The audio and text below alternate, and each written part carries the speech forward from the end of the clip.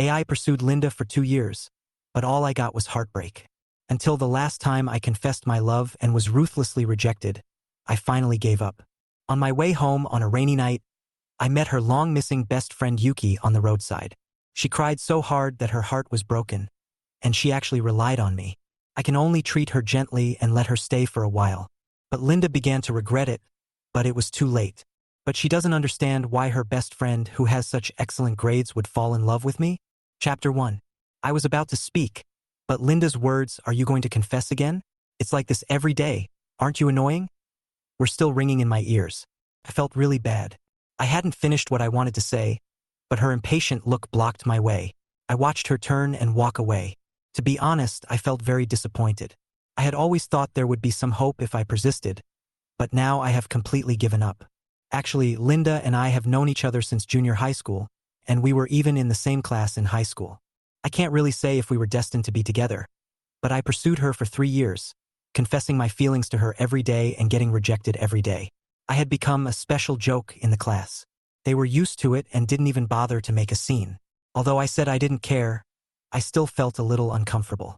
This time I really wanted to give up. My last confession ended in failure. I felt stupid. Sitting back in her seat, Jessica was chewing gum in her mouth, her school uniform hanging loosely on her shoulders. She put her arm over me with a smile on her face and asked me if I had failed again. I nodded without saying anything. She looked indifferent. She said, "Let's go to the internet cafe after school." She wanted me to take her to the qualifying match. I was in a bad mood at that time, so I frowned and refused directly. As a result, this guy coaxed me and acted like a spoiled child. He said he would treat me to a Coke and specifically emphasized that it was sugar-free. I thought about it and it was actually no big deal. I was in a bad mood anyway, so I might as well go to the internet cafe and play for a while. So I finally agreed. It was almost 9:30 when school was over. Jessica followed me into the internet cafe with a Coke. As soon as we sat down, she couldn't help but show concern for me and asked me how long I would like to confess my feelings. I was already in the 3rd year of high school. If I didn't go now, I would have no chance. I smiled bitterly and replied to her, "Today is really the last time. Who can hang on a tree forever? Not to mention I have been hanging for more than 2 years. She was a little surprised, but more relieved. She said that I would have time to play games with her in the future. I complained that she was overthinking it. If my mother knew that I was not studying hard and was playing games, my living expenses would be gone in minutes. We played until midnight before we were ready to go home. It started raining outside. We stood under the eaves at the entrance of the internet cafe, watching the rain create puddles on the ground. Only then did we realize that the rain had been going on for a while. I casually asked Jessica if she brought an umbrella. She nodded and said yes. I also brought one. We opened the umbrella and said goodbye to each other and walked towards our own homes. The streets were particularly deserted because of the rain, and the lights were blurred by the rain. I walked and recalled the scene of being rejected today, and I felt indescribably sad. In fact, Linda and I had a pretty good relationship in junior high school. Although I am not talkative, she often takes the initiative to play with me. I thought it was an opportunity when we became classmates in high school, but it turned out that even confessing my love became a trouble for her. I will probably never forget the impatient little expression on her face today. As I walked, I thought to myself that I should not bother her anymore. Maybe everyone has their own path and there is no point in forcing them. As I was thinking, I suddenly found a girl sitting on the steps under the street lamp in front of me. She was soaked by the rain. Her hair stuck to her face and her clothes were shiny wet. She kept her head down and didn't move. She had no umbrella or raincoat. She looked like something big had happened to her. She looked particularly shabby. I subconsciously stopped and felt a little curious and worried. Actually, I really didn't intend to pay attention to her. To be honest, I was brave enough not to be scared and run away when encountering such a thing late at night. But I stood there staring at her for a while, and I felt that she looked familiar. She seemed to be aware that I was looking at her. She suddenly raised her head and lifted her wet hair, revealing her face. Oh my, her peach blossom eyes were so beautiful. Her willow-shaped eyebrows were thin and curved. Her nose was pretty, and her mouth was as pink as a ripe cherry. Her whole face was as delicate as the heroine in a comic book, but her complexion was pale, and her eyes were full of suppressed grievance and sadness, and her tears mixed with the rain and fell down. I was stunned for a moment, staring at her blankly, and she was also stunned, her eyes full of surprise. We stared at each other for a few seconds, And then I came to my senses and couldn't help asking, "Yuki? Why are you here?" She lowered her head and said in a hoarse voice, "It has nothing to do with you." I said, "Oh," and nodded, thinking that since she said it was okay, why should I care? So I turned around and was about to leave. As a result, I had only walked out 10 steps when I heard her soft crying again from behind. I stopped suddenly, feeling confused, and I couldn't explain why I stood there in a daze for more than 10 seconds. She still had her head down, tears streaming down her face uncontrollably. The rain was making her shiver all over. The rain was getting heavier and heavier, pouring down like white silk. Suddenly, the raindrops on her head stopped. She looked up and found that it was me who had come back with an umbrella in my hand, just enough to shield her from the rain. There was no expression on my face at the moment, but I was actually feeling quite complicated. Yuki in front of me looked extremely desperate. Her face was as pale as paper, her eyes were swollen, and there were tears in her eye sockets, like newly emerged dewdrops that would fall off at the slightest touch. She wiped the rain and tears off her face with her hands, and said in a crying voice, What are you doing?" I replied to her coldly, "Minding my business." Chapter 2. "I have already said it has nothing to do with you." Yuki's voice was tearful. Tears couldn't stop flowing. She sobbed softly, and couldn't utter a complete sentence at all. "How can it be okay to see your class monitor crying in the middle of the night?" I took out a small packet of tissues from my bag and handed it to Yuki. She hesitated for a moment, then took the tissue and wiped away the tears on her face. Her eyes and nose were red and swollen, and her eyes were badly swollen. It was obvious that she had been crying for a long time, maybe even for a few days. Thank you," she whispered, her voice trembling. Her body was shaking, and I was dry. The cold wind was biting, especially her wet appearance. "My home is nearby.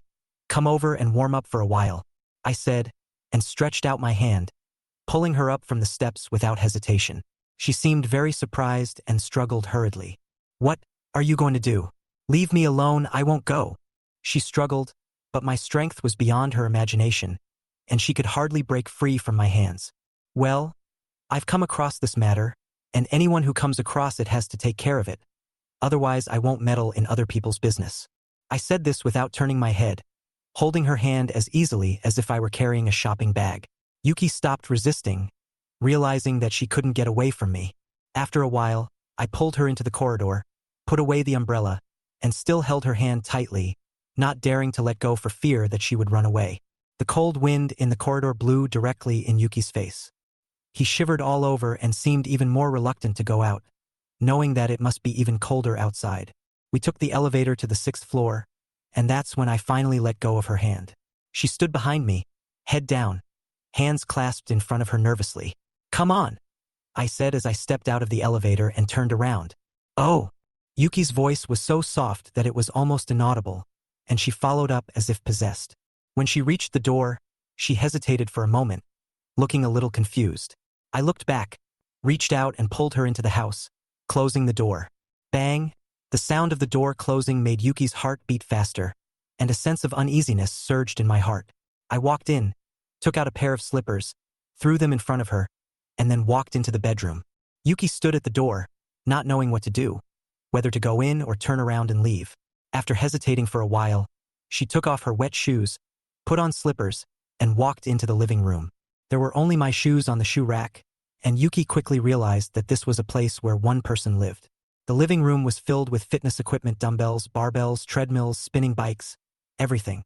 She finally understood why I was so strong. She always thought I was skinny when I was dressed, but she didn't expect me to be so strong. Although there were a lot of things in the living room, it was kept tidy. There was no coffee table in front of the sofa, but a white plush carpet on the floor. Yuki was soaking wet and didn't dare sit on the sofa, so she could only stand and wait. Not long after, I came out of the kitchen with a set of clothes, a towel, and a hair dryer in my hand. "Dry yourself first, blow dry your hair, and then put on this set of clothes. I don't have any new ones here. I've only worn this one once. You can make do with it. There's room to change in the bedroom." I handed her everything and went into the kitchen. Yuki looked at what I handed her, and she was conflicted. Although she wanted to refuse, the coldness in her body made her subconsciously decide to do it. She simply wiped her body and picked up the hairdryer to dry her wet hair. Half an hour later, she dried her hair and looked towards the kitchen, seeing that I was still busy. So she took the towel and clothes and went into the bedroom. Without turning on the light or knowing where the switch was, she took off her wet clothes in the dark and put on her velvet white top and matching pants.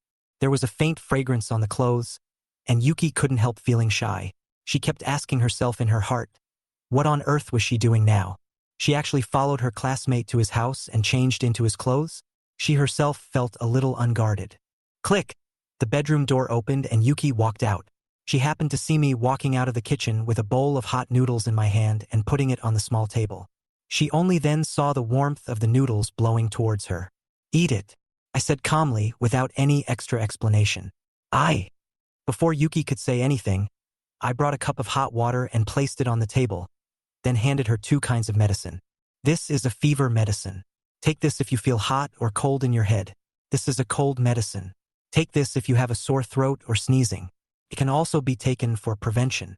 I simply put down the medicine, walked aside, sat on the sofa and said nothing more. The room was silent. Only Yuki picked up the hot water and began to drink the bowl of warm noodles. Chapter 3. Yuki sat at the table, his eyes fixed on the noodles, hot water and medicine in front of him, with mixed feelings. Although we were classmates, she was not familiar with me. Wearing clothes I borrowed and eating the food I cooked made her feel strange and uncomfortable.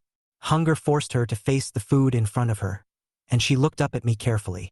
I was concentrating on my homework and seemed to be oblivious to her presence until I turned to her and said, "You are not such a reserved person, are you? Eat, and I will lend you an umbrella after you finish." Yuki didn't hesitate any longer, picked up her chopsticks and started eating the noodles. The hot food quickly filled her stomach, bringing her a long-lost sense of satisfaction. She concentrated on eating, trying not to make any noise. 10 minutes later, the noodles and hot water had been finished. She did not take the only remaining pill as she felt she was fine. She stood up and took out a $100 bill from her wet pocket and handed it to me. "Thank you." I looked at her in confusion. "What do you mean by giving me money?" She lowered her head and whispered, "I don't want to owe you." I didn't want to accept the money, so I turned around and continued to look at my homework. "If you don't want to owe me, don't give me money." Seeing that I didn't respond, she hesitantly suggested, "You're a good student, so I won't owe you anything if you teach me this big question." I casually tapped the big questions on the test paper. Yuki looked down and smiled. "It's so simple. What's there that you don't know?" I responded awkwardly, "Sorry, I can't even do such a simple question." She stopped talking and began to explain each step carefully. I listened very carefully, but I knew I was not as smart as her. After she finished explaining, she was ready to leave and stood at the door and whispered, "I will return your clothes and umbrella to you when I go to school." She was wearing a soaked school uniform with wet clothes in a bag. Suddenly, I realized that she hadn't been to school for several days. Linda was also unhappy recently, which might be related to her. I frowned and asked, "If you leave now, do you really have somewhere to go?" Yuki lowered her head and did not answer. Seeing this, I tapped the table lightly. "If you have no place to go, you can't leave. Did you bring your cell phone?" She whispered, "No." I took out my cell phone and said, "Give me your parents' number. I'll call them and ask them to pick you up." She didn't respond, just stood there with tears in her eyes. Seeing her tears, I was stunned. "You," she whispered. "My parents died in a car accident. It has been more than a week. I have no relatives and nowhere to go." Her voice trembled, expressing unspeakable pain. My heart ached, and I finally understood why Yuki was so silent. It turned out that she was suffering from great sadness. She had not been to school for several days, wearing a soaked school uniform, but no one comforted her. When she heard me ask her if she had a home to return to, her sadness became even greater and her face showed unspeakable pain. The air was filled with silence, and only her soft sobs could be heard. I sat there, feeling extremely uncomfortable, not knowing how to comfort her. Yuki is the class monitor, has excellent grades, a cheerful personality, and is a sunny girl in everyone's heart. But now, she burst into tears, with mixed emotions in her heart. At this moment, I knew I couldn't let her go. How could I let her go with a clear conscience after knowing what she had gone through? Besides, it was raining heavily outside. Thinking of this, I stood up, walked towards her, and gently took the bag from her hand. Chapter 4. When Yuki looked confused, I calmly put down the bag and said calmly, "You stay here first, and leave when you have a place to stay." Yuki suddenly came back to her senses, walked forward quickly, and said hurriedly, No, no, no. I'll leave right away. Before she finished speaking, I suddenly raised my head and glanced at her. Her eyes were not fierce, nor were they scary. But she felt that she could not refute it, so she subconsciously closed her mouth immediately. I looked at Yuki, took a deep breath, and lowered my voice. It's your choice. Stay here or call the police. I don't mind. She choked up, tears welling up in her eyes, and suddenly asked, Were you also so cold when you talked to Linda? I was stunned for a moment, and my heart sank. Yuki's eyes seemed to be mocking me, as if telling me, no wonder your confession failed. I don't know why, but my heart was instantly stabbed. I know that my emotional intelligence is terribly low. I'm like that even when facing boys, let alone girls. I lowered my head, my eyes were empty, and I instantly lost my aura. Seeing this, Yuki suddenly burst into laughter, tears flashing in the corners of her eyes. I looked at her smile, feeling a little complicated. Embarrassed, I almost managed to say, Just stay here, please.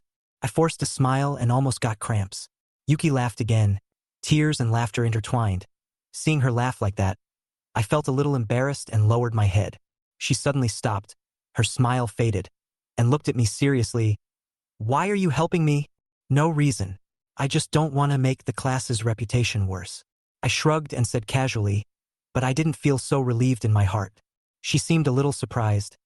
I haven't heard of you having any bad reputation in the class, except for your confession. For me, that's enough to be a bad reputation. She opened her eyes slightly and said, Aren't you afraid that Linda will be angry? Let him be. Anyway, I have nothing to do with her in the future. I curled my lips to show that I didn't care.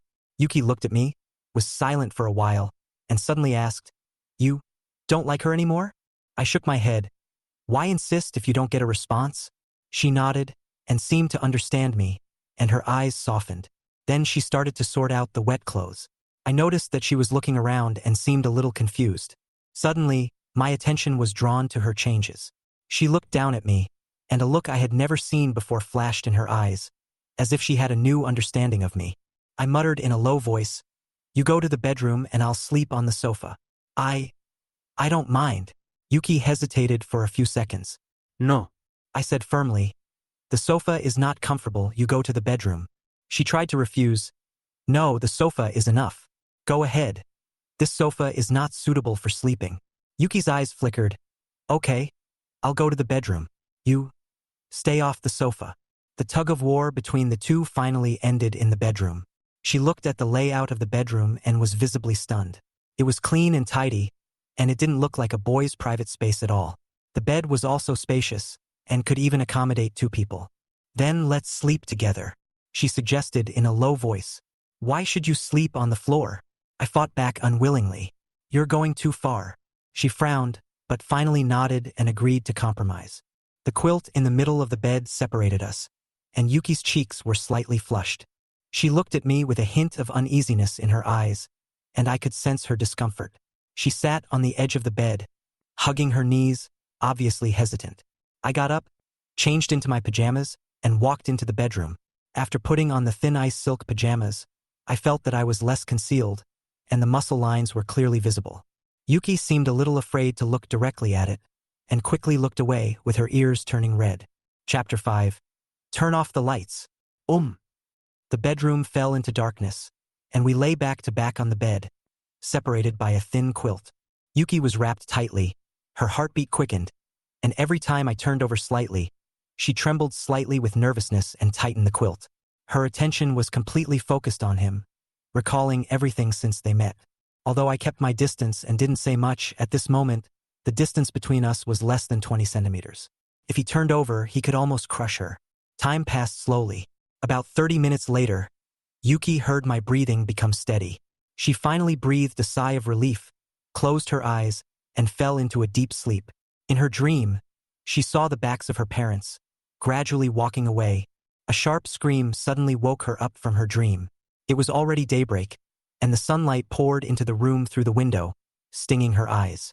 She was startled, and quickly recalled what happened last night, and then she realized where she was.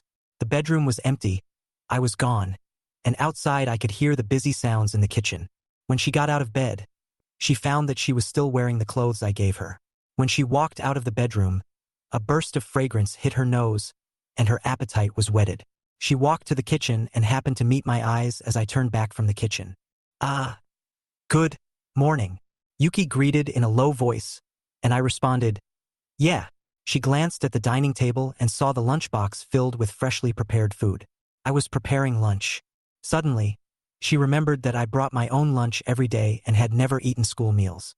She asked curiously, "Why do you bring your own lunch? Aren't school meals good?" I simply replied, "As a minority, we have dietary restrictions." "Really?" No wonder.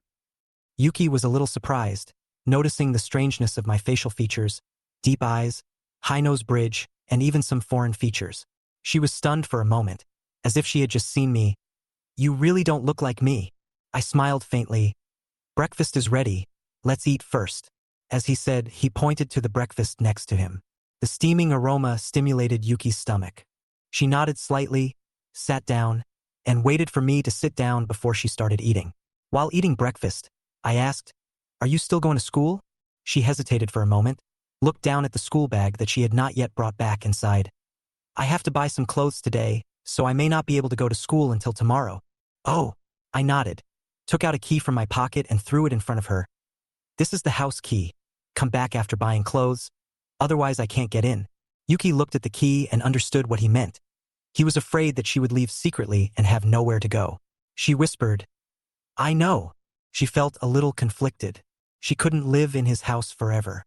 Although he didn't say anything, she couldn't just ignore it. Besides, she didn't have enough money to rent a house. Thinking about dropping out of school to work, my heart tightened. I was afraid that my parents' spirits in heaven would be restless, and the only person I could rely on was him. After breakfast, I hurriedly packed up and prepared to leave, closing the door as I left. The room became empty in an instant. Yuki stared at the empty room, feeling a surge of emotion in her heart. Am I so confident in letting her stay at home alone? She lowered her head, thinking about what she should do, and decided to tidy up the house to help me share some of the responsibilities and tidy herself up at the same time. She went to the bedroom to make the bed and open the window for ventilation. Then she went into the living room and started sweeping and mopping the floor. When she reached the fitness area, she stopped and saw the pile of dumbbells, which gave her a headache. She knew she had to move these away before she could continue cleaning. She took a deep breath, rolled up her sleeves, walked over, and grabbed the dumbbell bar with both hands. 1, 2, 3. Ugh. She pushed the dumbbell aside with all her strength. Her face flushed red, and she couldn't help cursing in her heart. "This thing is too heavy. If I had known, I would have participated in the tug-of-war competition last year." Some memories flashed through her mind. As the class monitor, her thoughts would always fly around unconsciously. She thought that she still had to go to school and couldn't give up. She sorted for about 20 minutes, and while wiping the cabinet, she caught a glimpse of a cardboard box next to it. She walked over curiously, opened the box, and found it was full of letters and small boxes. She squatted down, took out a letter, and when she saw the handwriting on it, a hint of shock flashed in her eyes. "Are these the love letters and gifts Jack wrote to Linda before?" she whispered to herself, with a complex emotion passing through her heart. Chapter 6. The class monitor hasn't come to school for a long time. What happened? I don't know. Yuki suddenly disappeared and I can't contact her at all. I don't know where her home is. What should we do? Should we look for the teacher? See if we can get information about her family from the teacher. I stepped into the campus and heard a few conversations approaching. The familiar tone made my heart tremble. It was Linda. Just as I was about to step into the classroom, she happened to walk out of the door with another girl. Her black hair shone in the sun, and her features were delicate. She was exactly the type I once loved deeply, but that was all in the past. When the girls saw me, their eyes lit up and they stared at Linda excitedly. Obviously, they all knew what I was thinking. Today was definitely the time for me to confess my feelings again. They were all waiting to see me get rejected. When Linda saw me, she frowned slightly, and a hint of impatience flashed across her face. She knew in her heart that I was here again, like a shadow lingering around. "Jack, I've already told you. Don't bother me anymore." She was about to speak, but before she could finish her words, she was interrupted by me. "Can you please move aside?" Her mouth slightly opened, and a look of surprise flashed across her eyes, as if her breathing was blocked. The girl next to her gently stepped away, and I walked straight to the classroom, leaving Linda standing there, stunned. The girl asked cautiously, "Linda, are you okay? I have something wrong." She suddenly came to her senses and whispered to herself, but her eyes unconsciously glanced at me. In her heart, the doubts grew deeper and deeper. I sat back in my seat, and my deskmate Jessica was spinning her pen in boredom and casually handed me a piece of gum. I took it, tore open the package, and threw it directly into my mouth. "We're going to play a game tonight. Are you going to go online?" she suddenly asked. "No, the monthly exam is coming up and I need to get a good grade." I sighed and took out a workbook from my bag. "The class tonight has the equipment you want. Are you sure you don't want to go?" She didn't give up. I stopped writing, turned to look at her, and said helplessly, "Jessica, you are responsible for my poor grades." She shrugged, with a hint of disapproval on her lips. "I'm playing with you too. You're in the top 20 in the grade, and I'm in the top 200. Okay, I'll help you get equipment tonight and wait for you to go online." "Thank you," I replied. At this time, Luke came over and patted my shoulder. "Jack, help me give this to Jessica." He handed. He gave me a love letter and then left in a hurry. I turned around and handed the love letter to Jessica. "Here you go. Luke asked you to keep it." She took it, didn't even look at it, and threw it aside. "I'm not interested in these." I was shocked when I heard this. Yesterday I was still upset about Linda's rejection, but today I heard Jessica's indifferent answer. "I really envy you for not being interested in these things." "Well, I feel that games are more interesting than these." I was suddenly a little dazed, thinking that if I were like her, maybe I wouldn't be upset by countless failures. The bell rang and I began to concentrate on the lecture. Suddenly, I saw Yuki's seat, which had been empty for a long time, and my heart tightened. She should be back today. I turned around and found Linda's eyes fixed on me. If it were before, I would feel a little happy, but today I felt different. She quickly looked away, and I felt an inexplicable emotion. After class, I was about to go to the bathroom, and just as I walked out of the classroom, Luke quietly followed me. "Jack, did you give the love letter to Jessica?" he asked in a low voice. "Yes." "What did she say?" "Not interested. She said it was more fun than games." Luke looked stunned and didn't react for a long time. Finally, he regained consciousness, caught up with her, and asked anxiously, "Then she didn't have any other reaction? Did you say I gave it to her?" "I told her, but she didn't even read it and just threw it away." Luke looked bitter. "What should I do? I like her like that. Do you know what she likes? Give up. Find someone else to pursue her." "No, I like her type. Short hair, lowly face, cool and cool," he said blankly. "I dreamed about her yesterday." "That's wrong." I glared at him. Luke quickly shut up, but my displeased look shocked him and he quickly changed the subject. "Buy her a 4090 graphics card as a gift. Buy it according to this standard." Chapter 7.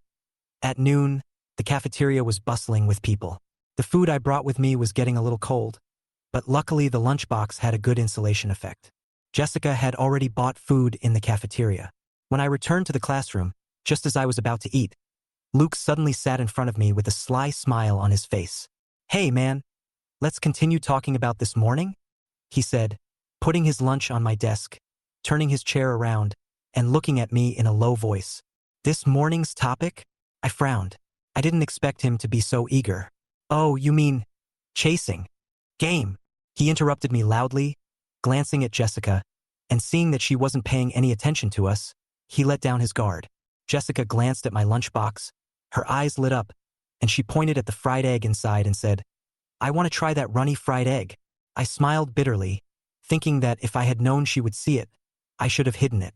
Reluctantly, I picked up the runny fried egg and handed it to her, and she nodded with satisfaction. "You two should continue to talk about games." I looked at Luke and said lightly. Luke was stunned for a moment, obviously not understanding what we were talking about, and tried to speak. What game are you playing?" Jessica and I looked at each other and answered at the same time, "We play everything." Jessica suddenly turned to me with a hint of provocation in her eyes. "Did you watch the game last week?" I knew they would lose. They played really badly in those two games. I nodded and continued. "Their jungle is really bad. They were directly exposed during those ganks. They used their ultimate skill like shit and completely forgot to use flash." Luke was confused. "Wait, what game are you talking about?" "Card game?" he suddenly asked. with a hint of uncertainty in his voice. Play, Jessica answered simply. She looked at me again, with a hint of inquiry in her eyes. There is a new OTK deck in the ladder recently. Have you seen it? I saw it, I responded. I was quite surprised at first. I didn't expect the other side to kill it so quickly. Luke suddenly became depressed, lowered his head and ate silently, obviously realizing that he had brought up the wrong topic. So what card game do you play? I asked. Landlords. Luke laughed dryly. That's playing cards, not a card game. I shook my head helplessly. Luke was silent, with a hint of embarrassment in his eyes. He obviously felt that he had done something wrong. He couldn't find a common topic with us about the game. At this moment, Linda on the other side suddenly caught my attention. She seemed to be eating absent-mindedly, and the chopsticks in her hand kept crushing the rice grains. I frowned slightly.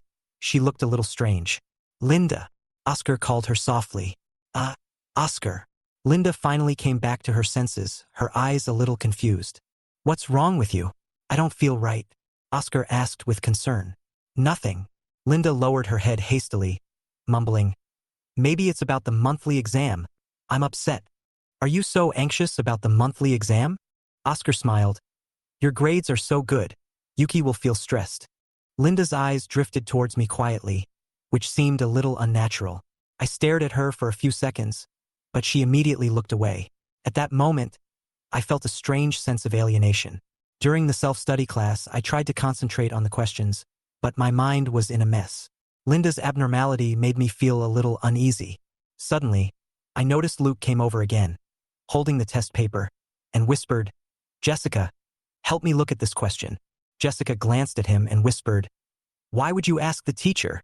But you are a good student. Doesn't the teacher say to learn from good students? My heart skipped a beat and I looked up at Luke. I'll teach you. I just learned it yesterday. However, Luke suddenly took the test paper away and whispered, Do you know that the drunkard's intention is not to drink? My heart sank, and I immediately realized that he was trying to be clever and take the opportunity to get close to Jessica. I was furious, but I said calmly, Don't mess with me again. If you do this again, I'll kick you out. Luke was about to retort, but was frightened by Jessica's cold look and dared not say anything, so he left in a hurry. Jessica came close to me and whispered, Linda has been peeking at you today. Is she uncomfortable with you not confessing your feelings to her today? I didn't look up, still concentrating on the questions. I don't know. Let her do whatever she wants. It has nothing to do with me anyway. Chapter 8. Linda, school is over. Let's go? Oscar walked to Linda's desk and saw that she had packed her things but was reluctant to move. I'll leave right away. Linda answered vaguely, but her eyes unconsciously swept to the other side of the classroom. The classroom was empty with only a handful of students left, and the atmosphere became somewhat quiet. As I packed up my things, I was still thinking about today's class, and it felt like time was passing by very quickly. I always walked the fastest after school, but today was different. I listened to the class carefully and packed my things in a hurry. After finally packing my bag, I stood up and prepared to leave the classroom. At this time, Linda also stood up, as if ready to leave the classroom. We stood up almost at the same time, and if nothing unexpected happened, we would meet at the classroom door. Humph. Damn, Jack. Don't say I didn't give you a chance, she muttered in a low voice. She noticed that I was walking a little slower, so she quickened her pace and finally stood at the door of the classroom first. She turned her head and pretended to tell Oscar to go away, but her eyes secretly glanced at me. I knew she was waiting for me to come over and say something, to confess my love to her like I did before. She wanted to take this opportunity to punish me because I wasn't as quick as usual today. I was looking down at my phone and didn't notice Linda standing at the door. As she was waiting for me to approach, I walked right past her without even looking up. Just like that, we missed each other. She stood at the door, her eyes full of disbelief, her mouth slightly open, as if she couldn't believe that I didn't see her. She must have felt a little lost, even a little stupid. Move aside. I heard Jessica's voice behind me. I turned around and saw her standing behind me. Jessica is my desk mate. Although we have been classmates for 2 years, we don't have much communication. She has good grades and I can occasionally see her going home with me. Linda began to wonder, could it be that Jessica and I? But she quickly rejected this idea, thinking that if I really liked her, I would have confessed my feelings long ago, and it would have nothing to do with Jessica. Linda, what are you doing? Let's go. Oscar came out of the classroom and saw me standing there in a daze. I came to my senses and looked at her. Arun, do you think Jack is a little strange today? No, I just think you're a little weird today. Oscar's words left me stunned. At this point, I was already on my way home. When I reached the steps where I found Yuki yesterday, I suddenly thought, should I leave her phone number? What if she's gone? But she seemed to have said that she didn't bring her cell phone. When I got home, I knocked on the door. Bang bang. Soon, the door opened and Yuki was standing at the door. She looked more energetic than in the morning. Wearing new clothes, her hair was much smoother, and there was a gleam in her eyes. You're back, she said with a smile. Well, luckily you didn't leave. Otherwise I would have to spend 200 yuan to unlock the door. I joked with a smile. She lowered her head and replied softly, I have already promised you, how can I leave? I walked into the house and found that it was tidier than in the morning, and there was a light fragrance in the air. Yuki actually washed the clothes I gave her yesterday and hung them there, and the room was like a housewife. By the way, did you really not bring your cell phone? I was afraid I couldn't contact you. I put down my bag, took out my cell phone and asked her. She turned her head away somewhat embarrassedly and said, a few days ago, I threw my phone into the river. You are amazing. I reluctantly put the phone back into my pocket. She looked nothing like the kind and gentle monitor I remembered. She looked more like a lost child I found. I walked back to the bedroom and after a moment I pulled out an old cell phone. You can use this first. It's old, but it still works. I'll give you my second card later, so I can contact you. Yuki took the phone, with a hint of surprise in her eyes. Why are you doing this to me? Is it because of Linda? She asked in a low voice. I was stunned for a moment, then sat down and looked at her, feeling a little confused. What did I do to you? That's why. Why are you so nice to me? Her voice became smaller and smaller, sounding a little unnatural. I was silent for a moment and finally shook my head and replied, I don't think this is good for you. It's just what I think I should do. Just like you helping me with the housework, it's not because you're being nice to me, it's because you think you should do it. And no matter what I do, it has nothing to do with Linda. Chapter 9. I lowered my head to do the questions. The silence around me made me feel a little uneasy. Yuki sat on the sofa, holding her phone. Suddenly, her eyes stopped at the album, and her fingers slid hesitantly. She instinctively wanted to leave, after all, that was my private space, and who knew if the things inside would be leaked. But her curiosity soon overcame her hesitation. She clicked on the screenshot and found that there was no photo of anyone, only chat records. It was Linda, it was her chat history. Yuki's heart sank, and she suddenly felt uneasy.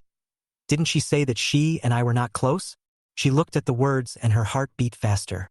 There was no ambiguity in them, just a simple conversation, like a tacit understanding between two people. However, the relationship revealed in those words was obviously more than just ordinary friends. Linda once gave me hope until she slowly closed the door. She turned to the end and saw a cold message. Yeah, my response to Linda was simple and empty, as if I had no expectations anymore. Yuki took a deep breath and suddenly understood my persistence. 2 years of hope, finally destroyed by my own hands. She lowered her head, and she felt contempt for Linda and deep sympathy for me. Silent anger spread in her heart. Then, she looked up suddenly and was startled. It turned out that I was looking at her quietly, holding a pen in my hand, with no emotion in my eyes. Her face suddenly turned red, and she froze in place. She lowered her head, and suddenly felt extremely ashamed. She had just peeked into my privacy, and her heart was filled with guilt.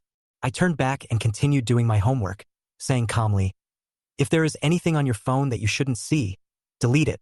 My voice was calm, but it made her feel guilty. She was stunned, feeling a little conflicted, thinking that although these screenshots were not precious, they at least recorded a certain past. But when she thought about it, it seemed that my attitude no longer needed these memories. Okay, she whispered, and began deleting the screenshots. Eventually, even the group photo of Linda and I was deleted, leaving only a blank memory. After deleting the messages, she was ready to put down her phone and decided to start studying. After all, she had to go back to school tomorrow and time waited for no one. Jack, can you lend me your notebook? She suddenly asked, her voice a little soft and a little nervous. I didn't look up and handed her the notebook directly. Here you go. She sat next to me, opened her notebook, and prepared to start studying. I felt her eyes sweeping over me from time to time, as if she was observing every detail of me. I ignored her and continued to do my own questions. It was 11 o'clock in the night, and the silence was suffocating. Suddenly, I started scratching my head and got stuck in a dead end. I had no idea how to solve the problem, and my mind was blank. The more I thought about it, the more anxious I became. What's wrong? Are you stuck? She stood up, walked over to me, and glanced at the test paper. Yeah. I know that in Yuki's eyes, this question is a piece of cake. She can't understand how I got stuck, because each step is so simple. But I am one of those idiots who can't figure out the answer even though I know it. Yuki pointed at the test paper and began to explain patiently. Wait a minute. What are you talking about? Is it something from the second dimension? I was completely confused by what she said, and her tone was a little teasing. Yuki was stunned for a moment, then burst out laughing. Her eyebrows curved into crescents. Stop messing around. I'm teaching you seriously. Can you be more serious? I swear, I'm listening. But I don't understand a thing you're saying. I raised my hands in surrender helplessly, feeling that I couldn't keep up with her pace at all. Chapter 10. Finally, with Yuki's patient help, I solved the problem. At that moment, I slumped in the chair, feeling as if I had been drained of energy. My head is like a clogged toilet, full to the point of exploding. Today's study really exhausted me. Math is simply an immortal boss. I feel awesome only when I pass it. He. Yuki saw how exhausted I was and laughed. Her laughter made me feel like a loser, but I didn't say anything. Now, the only thing that bothers me is how to improve my ranking in this exam. Suddenly, a gurgling sound broke the silence. Yuki's laughter stopped abruptly. She lowered her head and a blush appeared on her face. It was obvious that her stomach was growling. Have you had dinner? I couldn't help asking. Yuki hesitated. No. She hadn't eaten all day. She had the breakfast I made in the morning. But then she was busy until school was over. She thought eating out would waste time, so she decided to hold it in until now. But in the middle of the night, her stomach started to rebel. Wait. I stood up and walked straight to the kitchen, feeling a little impatient. No need to bother. Yuki waved her hand hastily, but I went into the kitchen without looking back. She knew it was useless to persuade me, so she simply lowered her head and kept silent. But her stomach still protested, and it became stronger and stronger. I heard the sound of a spatula in the kitchen, and the aroma began to fill the air. 10 minutes later, I came out with a bowl of hot fried rice. Eat it. Yuki was stunned for a moment, but when she saw the fragrant fried rice, she finally gave up. She thanked him in a low voice and began to eat voraciously. She was so hungry that she didn't know how fast she ate. After a while, she finished the whole plate of rice, stood up and went to wash the dishes. She began to think, if she could eat the food I cooked every day, would her life be easier? However, this thought flashed through her mind. After all, she was not someone who would stay here forever. One day she would leave, and on the day she left, she planned to pay some rent for the time she had lived there, which was not her style. After washing the dishes, Yuki walked out of the kitchen and suddenly froze. I was standing by the cabinet, staring at a cardboard box, which contained his love letter and gift to Linda. She knew because she had seen it this morning. Her heart suddenly tightened, as if she had been caught, and her palms were slightly sweaty. Did you see it? The voice was so cold that it made her heart skip a beat. Yuki waved her hands hurriedly, her tone a little flustered. No, well, okay, I saw it. But I didn't read it. I just saw a letter. I picked up a letter at random, glanced at it, and threw it back, muttering, "There's no point in reading it. It's just a joke anyway. I'll throw all of these away tomorrow morning." Are you really going to throw it away? Yuki seemed a little surprised. Of course. Apart from returned love letters and gifts, what could be more useless than them? Just a pile of garbage. I said lightly, but my eyes began to become deep. That box of love letters made my heart ache. Although I no longer had any expectations, the disappointment still could not completely dissipate. Yuki saw the change in my eyes and felt sympathy from the bottom of her heart. She knew that I had also imagined a future with Linda, but it was just an unfulfilled dream. I sealed the box, dragged it to the door, and put it together with the garbage to be thrown away tomorrow. Turning around, my face quickly regained its composure, and the disappointment just now seemed to be thrown away in an instant, and then I went to the bathroom to wash up. Yuki looked at me, feeling somewhat surprised. She didn't expect that I could recover from the loss so quickly. She thought silently, Maybe it's because I have experienced too much entanglement and pain over the years, so now I can let go more easily.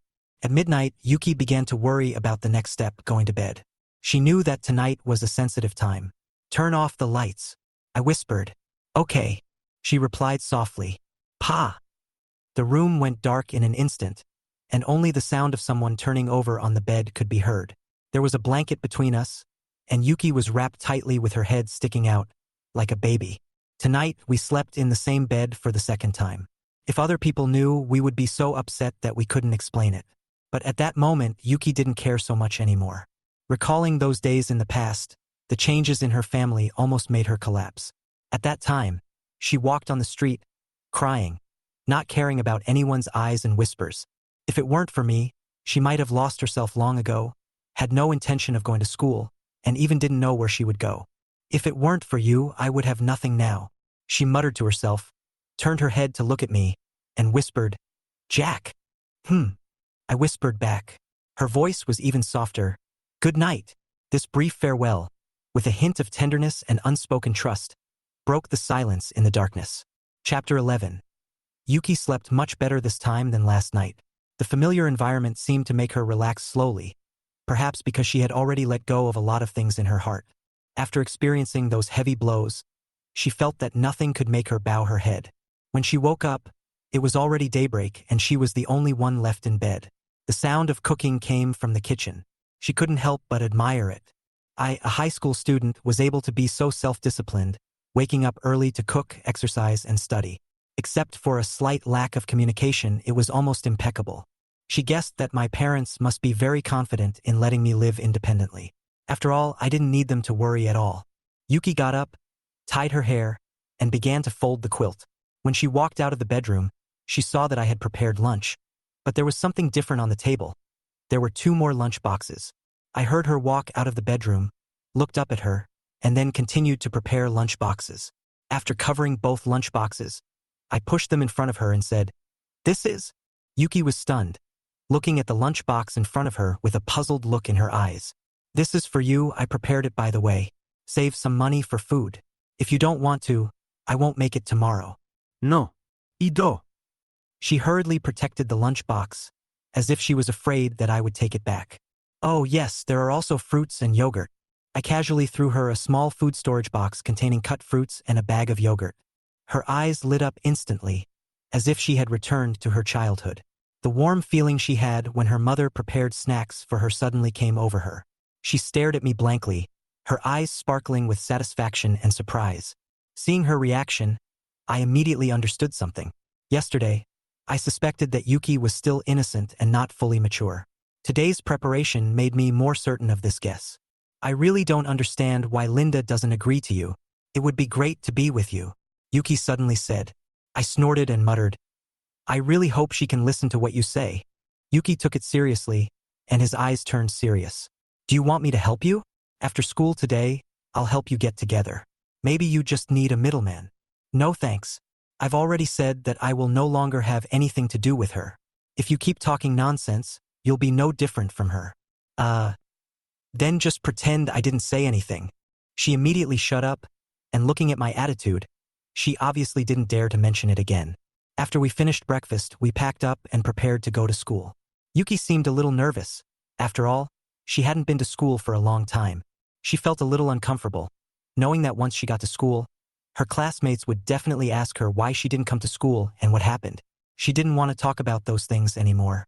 I walked in front and threw the cardboard box filled with Yuki's sad memories into the trash can without hesitation, just like throwing away a pile of waste paper, without even looking at it again. Do you think I have changed since I was in school a dozen days ago? Yuki asked suddenly. She didn't want her classmates to notice that there was something wrong with her, especially since her eyes were still a little swollen and looked unnatural. She was a little worried and didn't know how to face her classmates' questions. I glanced at her and looked at her for a long time. Actually, I don't have much impression of what you looked like in school. I can't tell that there is any difference. She was stunned for a moment, turned her head away helplessly, and felt a little annoyed. In the past, we had almost no intersection in school, and my impression of her was shallow, so naturally I didn't notice her changes. Walking to the school gate, Yuki took a deep breath and tried to calm down. Hey, class monitor. Suddenly, a voice came from behind. She turned around and saw several classmates running over. "Class monitor, you came to school. We missed you so much. Why didn't you come suddenly? We are all very worried."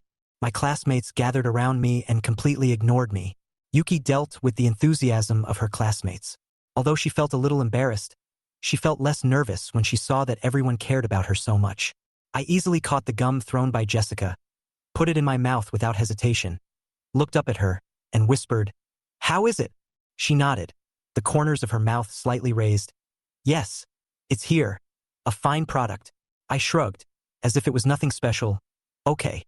Trade it to me later, and I'll ask you to go online some other day." We walked closer and closer, almost side by side, and the atmosphere around us changed quietly. Yuki's eyes were fixed on us, and I could even feel her eyes piercing me like a knife. She is always cautious and seems reserved even when chatting with me, but today, she looked at us with complicated eyes. She didn't hear what the people around her said, as if the world only had us in her eyes. "Is that Jack's deskmate, Jessica?" Chapter 12. Yuki, I've finally seen you. What happened to you? When Linda saw Yuki, she excitedly ran over and hugged her, as if she had found a lost relative. "Something happened at home, so I couldn't come in time." Yuki responded reluctantly, but her eyes secretly glanced at me and Jessica. The classmates in the class gathered around her, but Jessica and I sat in our seats and talked in low voices. The topics seemed endless. Yuki wondered why they were chatting so enthusiastically.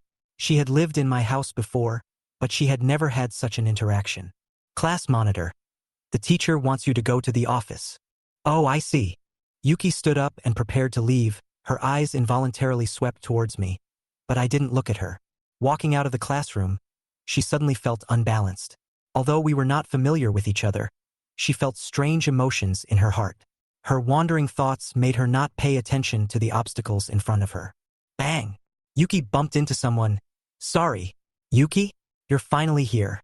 It was William, the class sports committee member, who had frequently shown concern for her but never received a response. "Are you okay?" he asked with concern. Yuki quickly took a step back and said, "The teacher asked me to go to the office, so I'll leave first." She left in a hurry, her heart beating faster.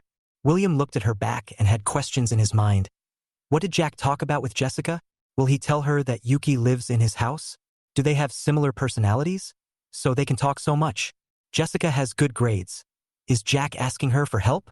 His doubts deepened. Yuki came back to her senses and found herself standing in front of the teacher.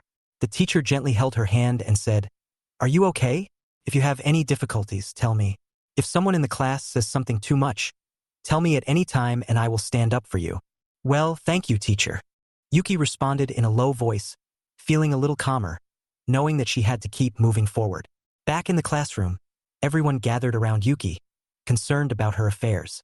It was obvious that she was very popular in the class, but she was shrouded in a haze, thinking about the relationship between me and Jessica.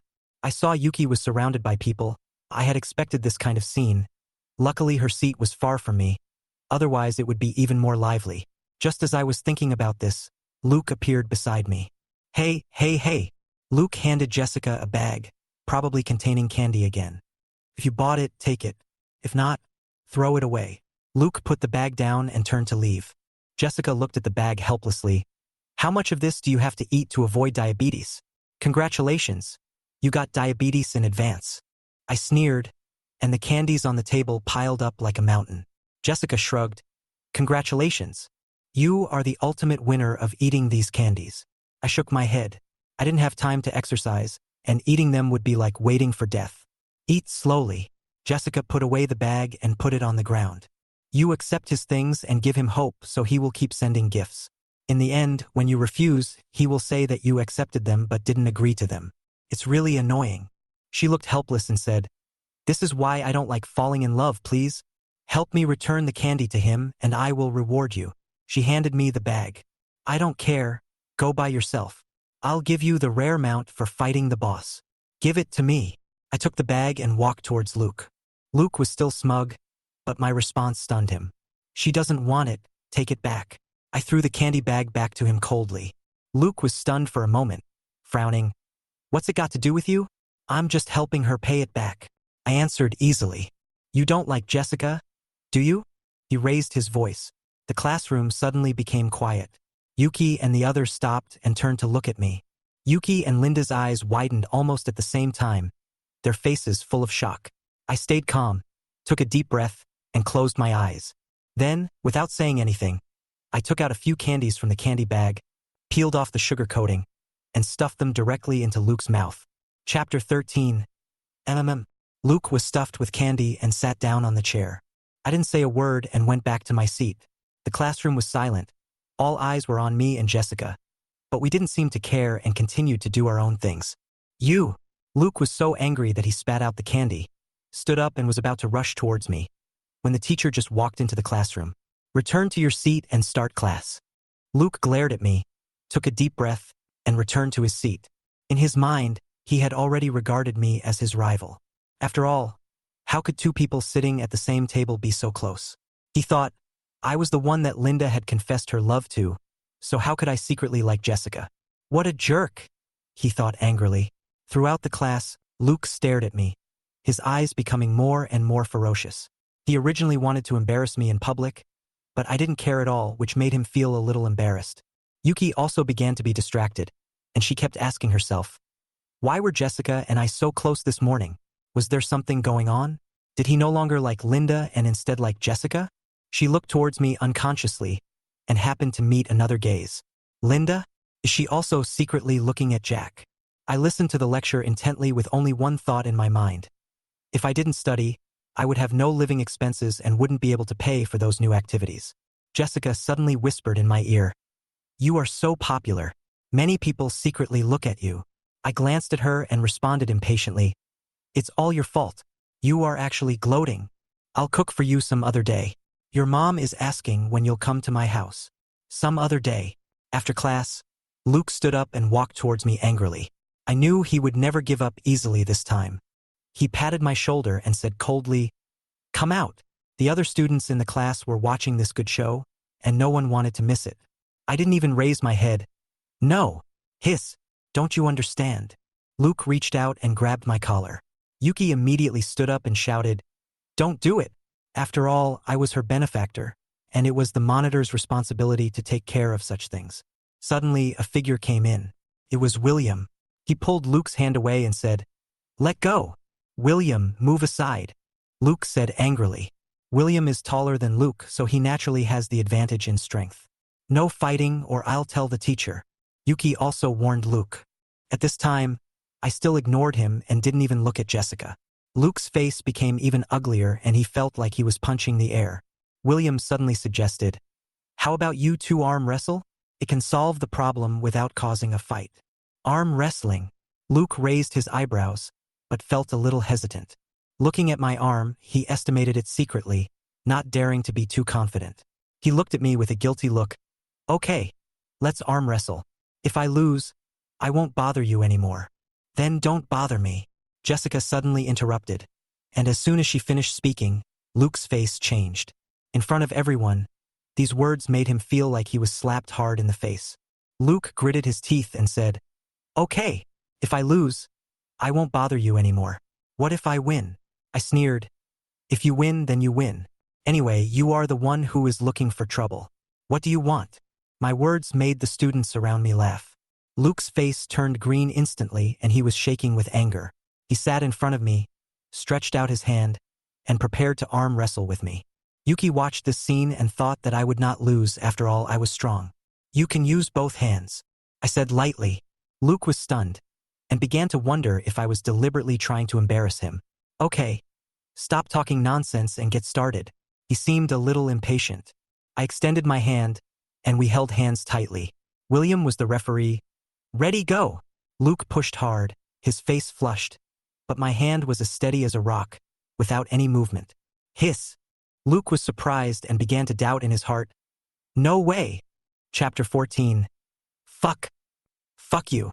Luke used all his strength, watching my arm press down little by little. His cheeks flushed, his heart beating wildly, almost exploding. He felt me starting to exert force, and his arm was about to collapse. He tried to resist, but he had no strength at all. I deliberately didn't use my full strength, for fear of breaking his arm in one blow. Luke's eyes widened, and seeing that he was about to be defeated and lose face in front of everyone.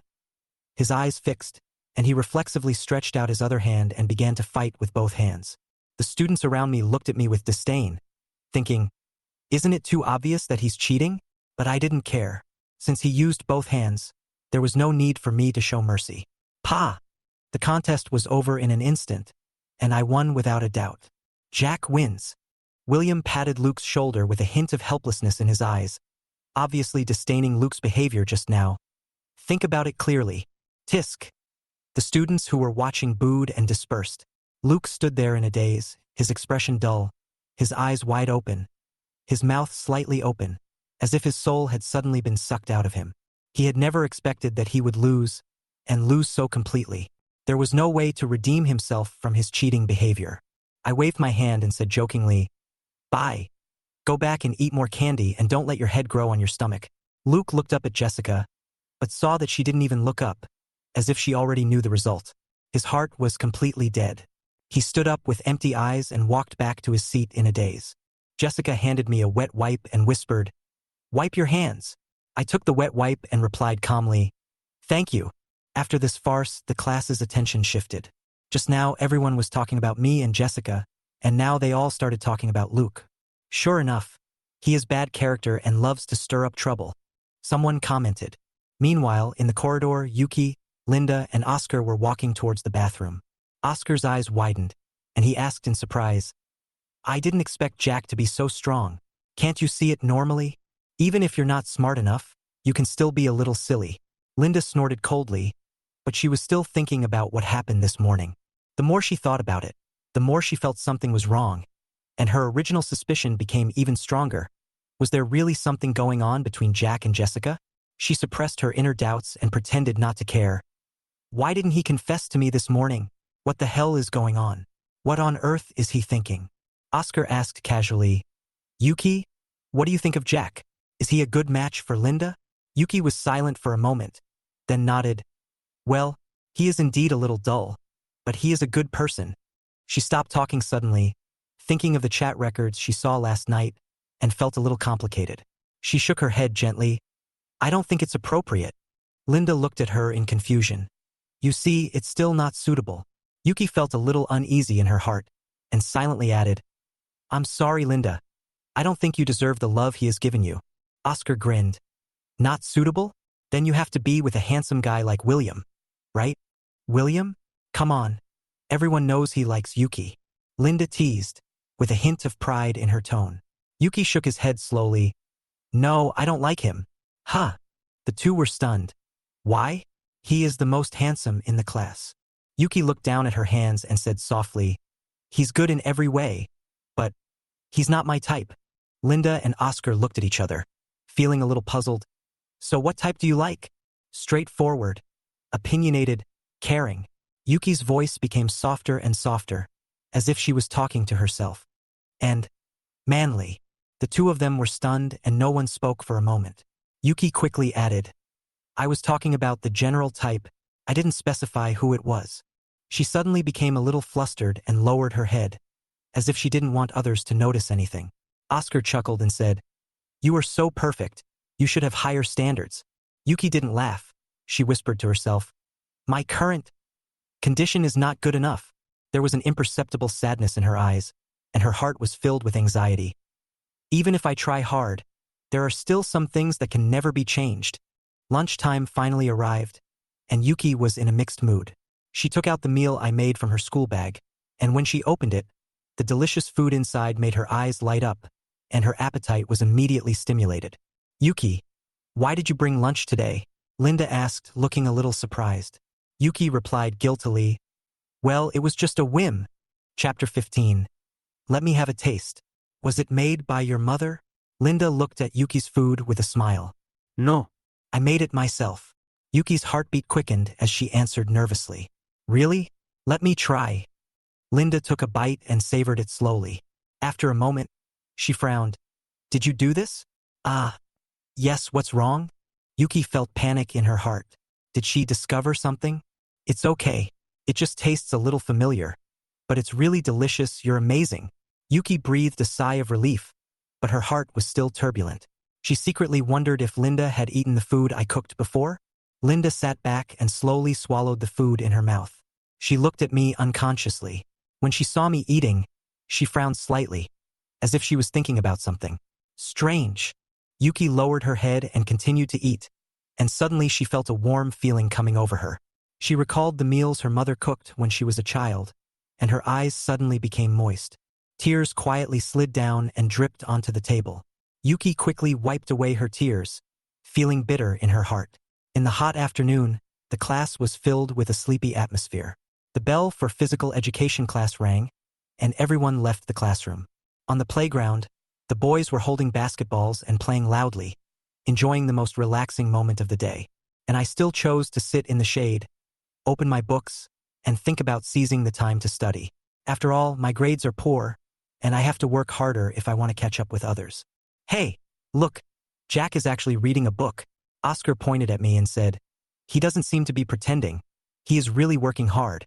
Yuki nodded slightly. Only she knew how much effort I had put in to catch up. But Linda didn't seem to care. She dragged them to watch the boys play basketball. "Let's go watch them play."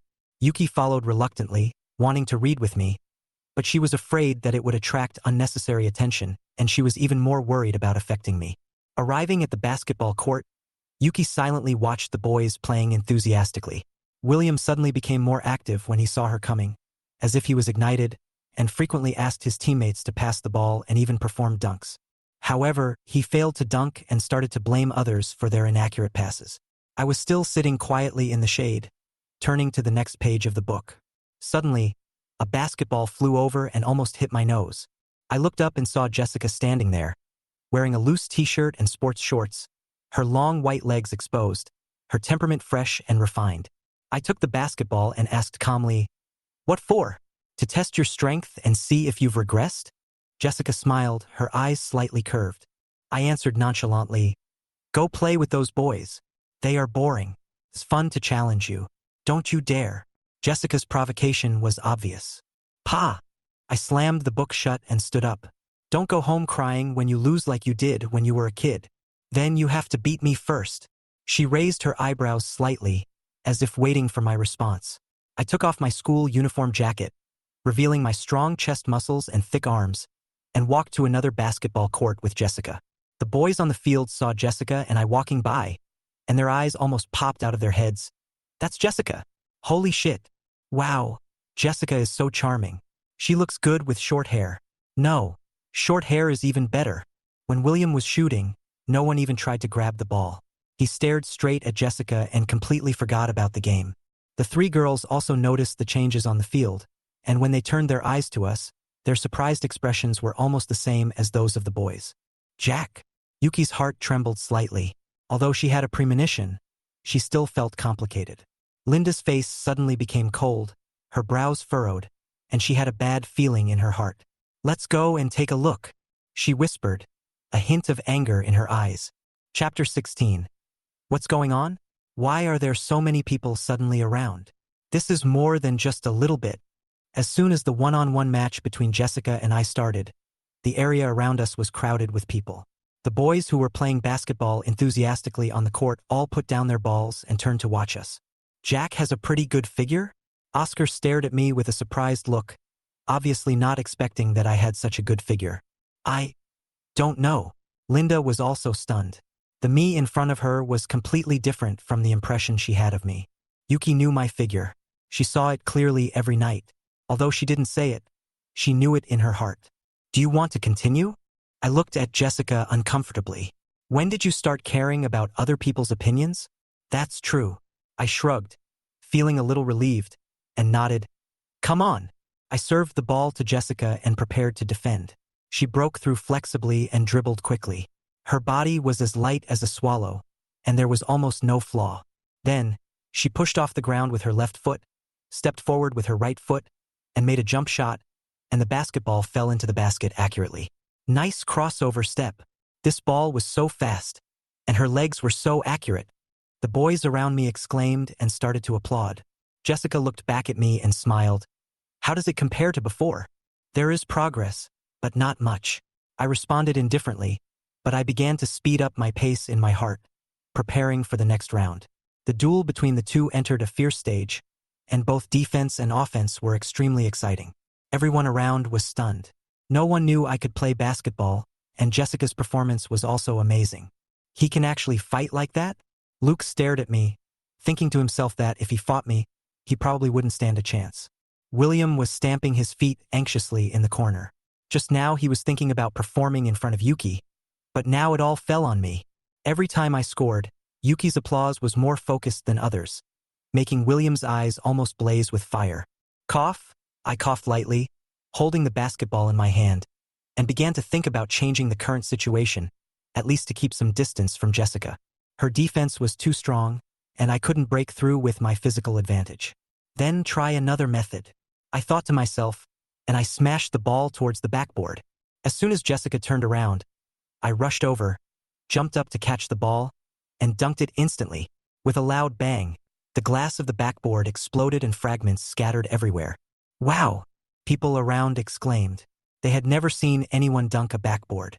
That's too much. What kind of amazing move is this, Jack? The girls were also startled and looked at me in surprise.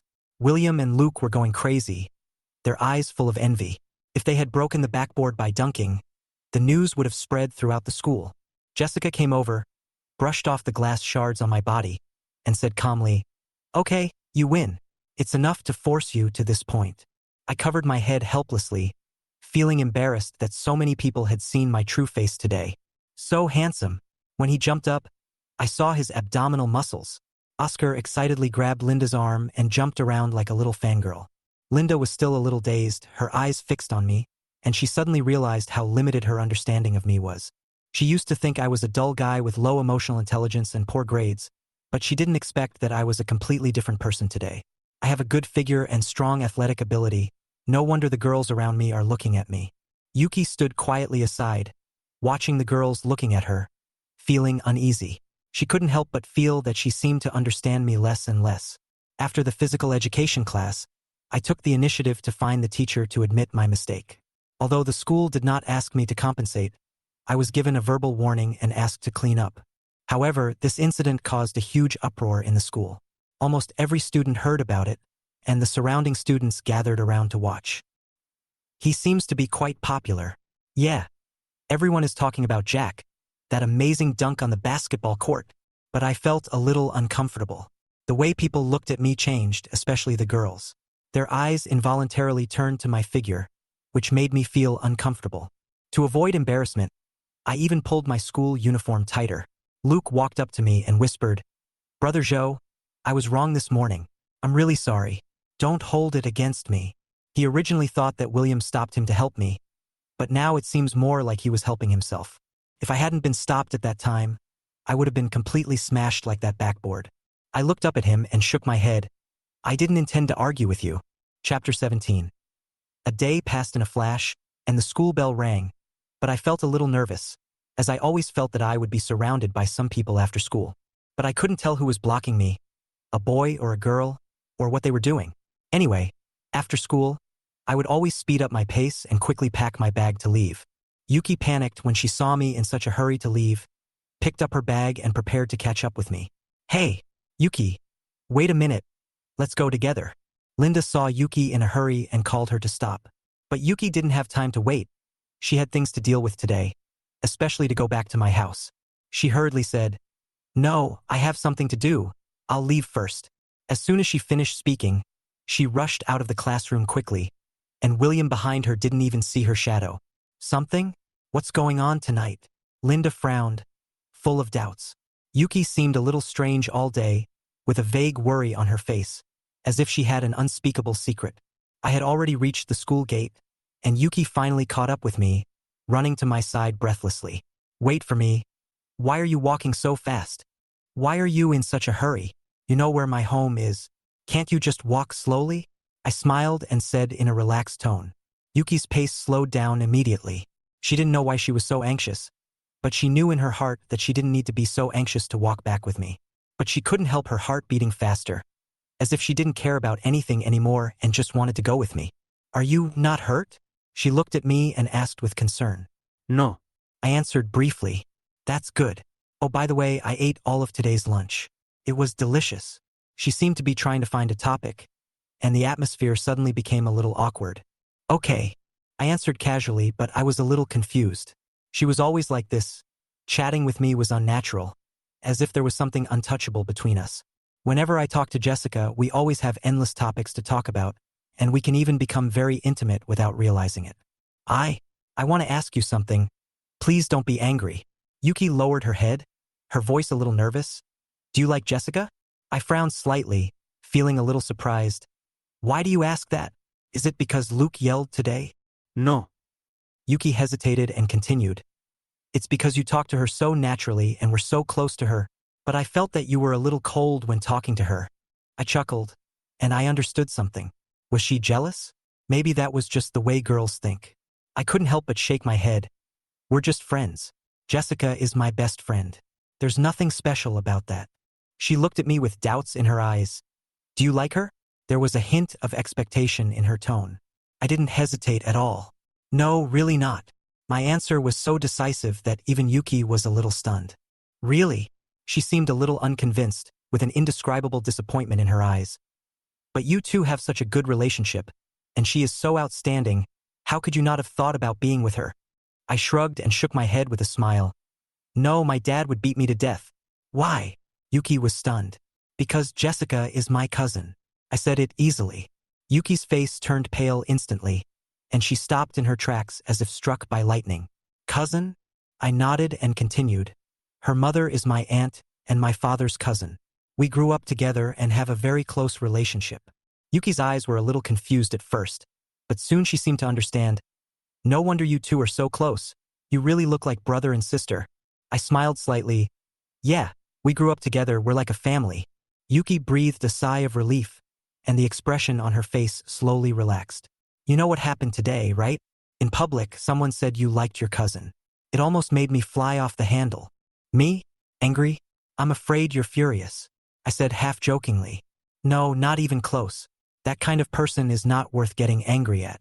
If I were angry, I would just slap him. A slight smile appeared on Yuki's lips. I looked at her and asked puzzledly, What are you laughing at? Nothing, just, I feel more familiar with you and we talk more. She said in a low voice with a bit of tenderness in her eyes. Chapter 18. Yuki and I returned home together. As soon as the door opened, she felt a strange sense of familiarity, as if this place had already been her home. Although I only lived here for 2 days, I felt like I had been used to it for a long time. Maybe the way I treated her reminded her of the old days, the home she was familiar with. I'll cook dinner. I don't have any appetite for the food in the school cafeteria, and it's become a habit for me to cook for myself when I get home. She seemed to like the food I cooked very much. She had a satisfied smile on her face while eating. I cooked and she was busy with housework. Although the house was tidy, she always found something to do. When we were eating, the atmosphere was somewhat silent. She tried to chat with me several times, but I was used to not talking while eating or sleeping, and I was always very focused when eating and finished my meal quickly. She also quickened her pace. After finishing, she took the initiative to wash the dishes, while I took off my coat and went to the bathroom. Just as I was about to enter the bathroom, I suddenly thought of something and turned to ask her, Do you want to take a shower? She seemed a little stunned, her face flushed. Take a shower? She carefully poked her head out, her voice trembling. No, I'll take a shower outside. She always dared not take a shower at my house, and yesterday she took a shower outside. Seeing her like this, I didn't force her and reminded her, The bathroom has a lock, you can use it. She nodded, her voice so soft that it was almost inaudible. I walked into the bathroom and heard her packing things. The sound of running water echoed in the bathroom, and Yuki couldn't help but imagine me taking a bath. The inverted triangle figure and wet skin actually made her heart beat faster. She shook her head violently, trying to dispel the image in her mind. No, I shouldn't think about this. She took a deep breath and forced herself to focus. But when she looked up again, I had come out of the bathroom in my pajamas, my hair soaking wet, and the water on my body still not completely dried. The pajamas were tightly attached to my abdomen, and my abdominal muscles were particularly prominent. Yuki's eyes unconsciously drifted towards me, but she immediately lowered her head, her cheeks slightly red. Her throat made an involuntary sound. She opened her eyes wide, her heartbeat quickened, and she was suddenly in a trance. Did I just swallow my saliva? She had never felt this way about anyone since she was little, especially me. She had always thought of herself as a nerd. So why was she suddenly so upset? I didn't notice her change. I just glanced at her briefly and went to blow dry my hair. Yuki patted her cheeks, forced herself to calm down, and told herself not to be distracted by these insignificant things. However, just as she was trying to concentrate, the phone on the table suddenly rang. She glanced at it unconsciously and saw a familiar name displayed on my phone screen, Linda. Linda. Her heart trembled suddenly. The name made her feel uneasy. Linda, the girl who always argued with me. Why would she suddenly send me a message? Yuki's curiosity was instantly aroused. She saw that the message said Linda, but did not see the content. Her hand reached for the phone, her heartbeat quickened, but she quickly pulled her hand back. She knew she shouldn't pry into other people's privacy. What if there was something in the message that she shouldn't read? She finally decided not to read it, although she was full of doubts. After a while, I picked up my phone and took a look, frowning slightly, then turned off the phone without replying. Yuki kept observing me, and she became even more curious. Why did Linda suddenly send me a message? Was she going to take the initiative to reconcile with me? This made her even more confused. At the same time, Linda was lying on the bed, her fingers gently sliding across the screen of her mobile phone. She had just sent a message. What are you doing? She hesitated for a long time before she decided to send these 3 words. In the past, no matter what time it was, I would reply to her quickly. But today, half an hour has passed and I still haven't replied. Linda couldn't help but feel anxious, wondering if I had seen the message. She typed, "Why are you ignoring me?" on her phone again, but her finger was hesitant to press it. A few minutes later, she deleted the message, lay back on the bed quietly, covered her eyes with her hands, and complained in a low voice. Really? Why does it have to be so complicated? Chapter 19. Turn off the lights. Okay. In the middle of the night, Yuki and I returned to the bedroom to rest. She was no longer as wary of me as she was at the beginning. Apparently, she had some understanding of me and knew that I was not someone who would act easily. The lights went out, and my thoughts emerged on the dark ceiling. Today, I was undoubtedly the focus of attention in school. My behavior shocked many people, and even Yuki began to re-examine me in her heart. What shocked her the most was probably the relationship between me and Jessica. Jessica, the girl who has been sitting next to me since she transferred to another school. She always seems to be alone and taciturn, just like me. Jessica? Doesn't she have any friends? Yuki's voice broke the silence. Yeah, I responded lightly. Then, if I take the initiative to talk to her, will she pay attention to me? Yuki was a little curious. She was obviously interested in Jessica and wanted to get to know her. I was silent for a moment and whispered, "Yes, but I don't recommend you to make friends with her." "Why?" She was stunned, as if she had not expected me to say that.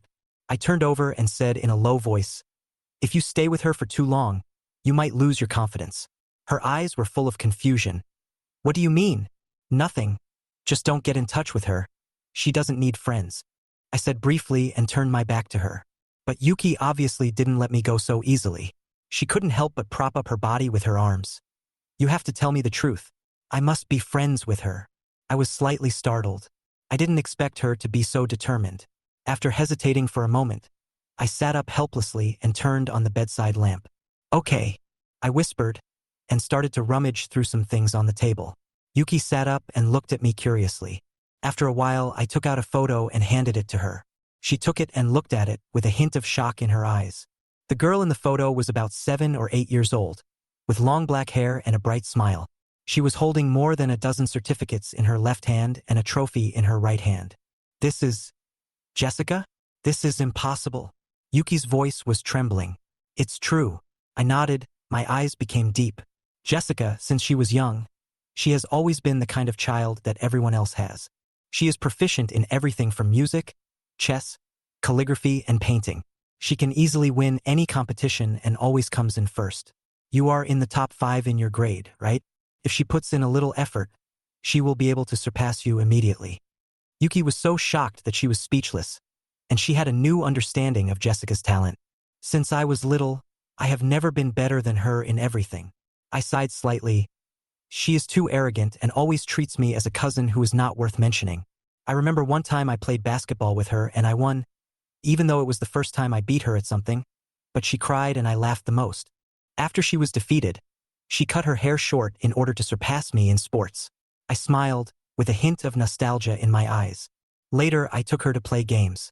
Although she was very talented, she could never catch up with me. It was not until she played very hard that she was on par with me.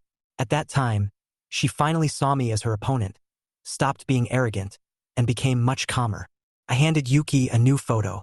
This time it was of Jessica and me, probably in junior high school, when I was celebrating my birthday and making a wish with my eyes closed, while Jessica was wearing a birthday hat and secretly eating cake.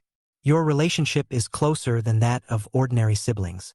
A hint of envy flashed in Yuki's eyes. I smiled and nodded. Well, she and I have never quarreled. I put the photo away and looked at her. So, do you understand? It's tiring to get along with people like her. There's no need to make friends with her, and she doesn't need it either. Yuki's eyes became firm. No, I want to make friends with her now. I hope to learn from excellent people like her so that I can improve. Chapter 20. Linda walked out of the house with heavy steps and pale face. Obviously, she didn't sleep well. She waited for my message last night until the early morning but didn't receive a reply. Feeling angry and frustrated, she decided to question me today. However, she changed her mind and thought that maybe I really didn't pursue her anymore. She used to be glad that she got rid of me, but now she felt empty inside. I don't like him, otherwise I wouldn't reject him, she whispered to herself, but this sentence did not soothe her inner confusion. On the way to school, Linda yawned and the road seemed longer than usual. She imagined that I would suddenly call her from behind and ask her to go to school together, but this was obviously just her fantasy. Just then, a familiar figure walked past her. It was me. Jack? She called out subconsciously. I glanced back at her, then turned and left, my eyes sweeping behind her, as if I didn't see her expectation. Hey! She was stunned and was about to say something when a familiar voice suddenly came from the side. Good morning, Linda. What a coincidence to meet you here. Yuki appeared beside her with a smile. Yuki? You're taking this road too? Linda was stunned. Why haven't I seen you before? Yuki nodded. Well, I moved and live over there, so I took a different road. Linda's heart was moved. Did Yuki also see what happened just now? You look tired. Did you not sleep well? Yuki asked with concern. Linda nodded. Well, I didn't sleep well last night. She felt a little uneasy, and Yuki seemed to understand something. The message she sent to me last night didn't get a response, which obviously kept her awake all night. When the two arrived at school, the classroom was already bustling. Yuki looked around curiously. What's going on?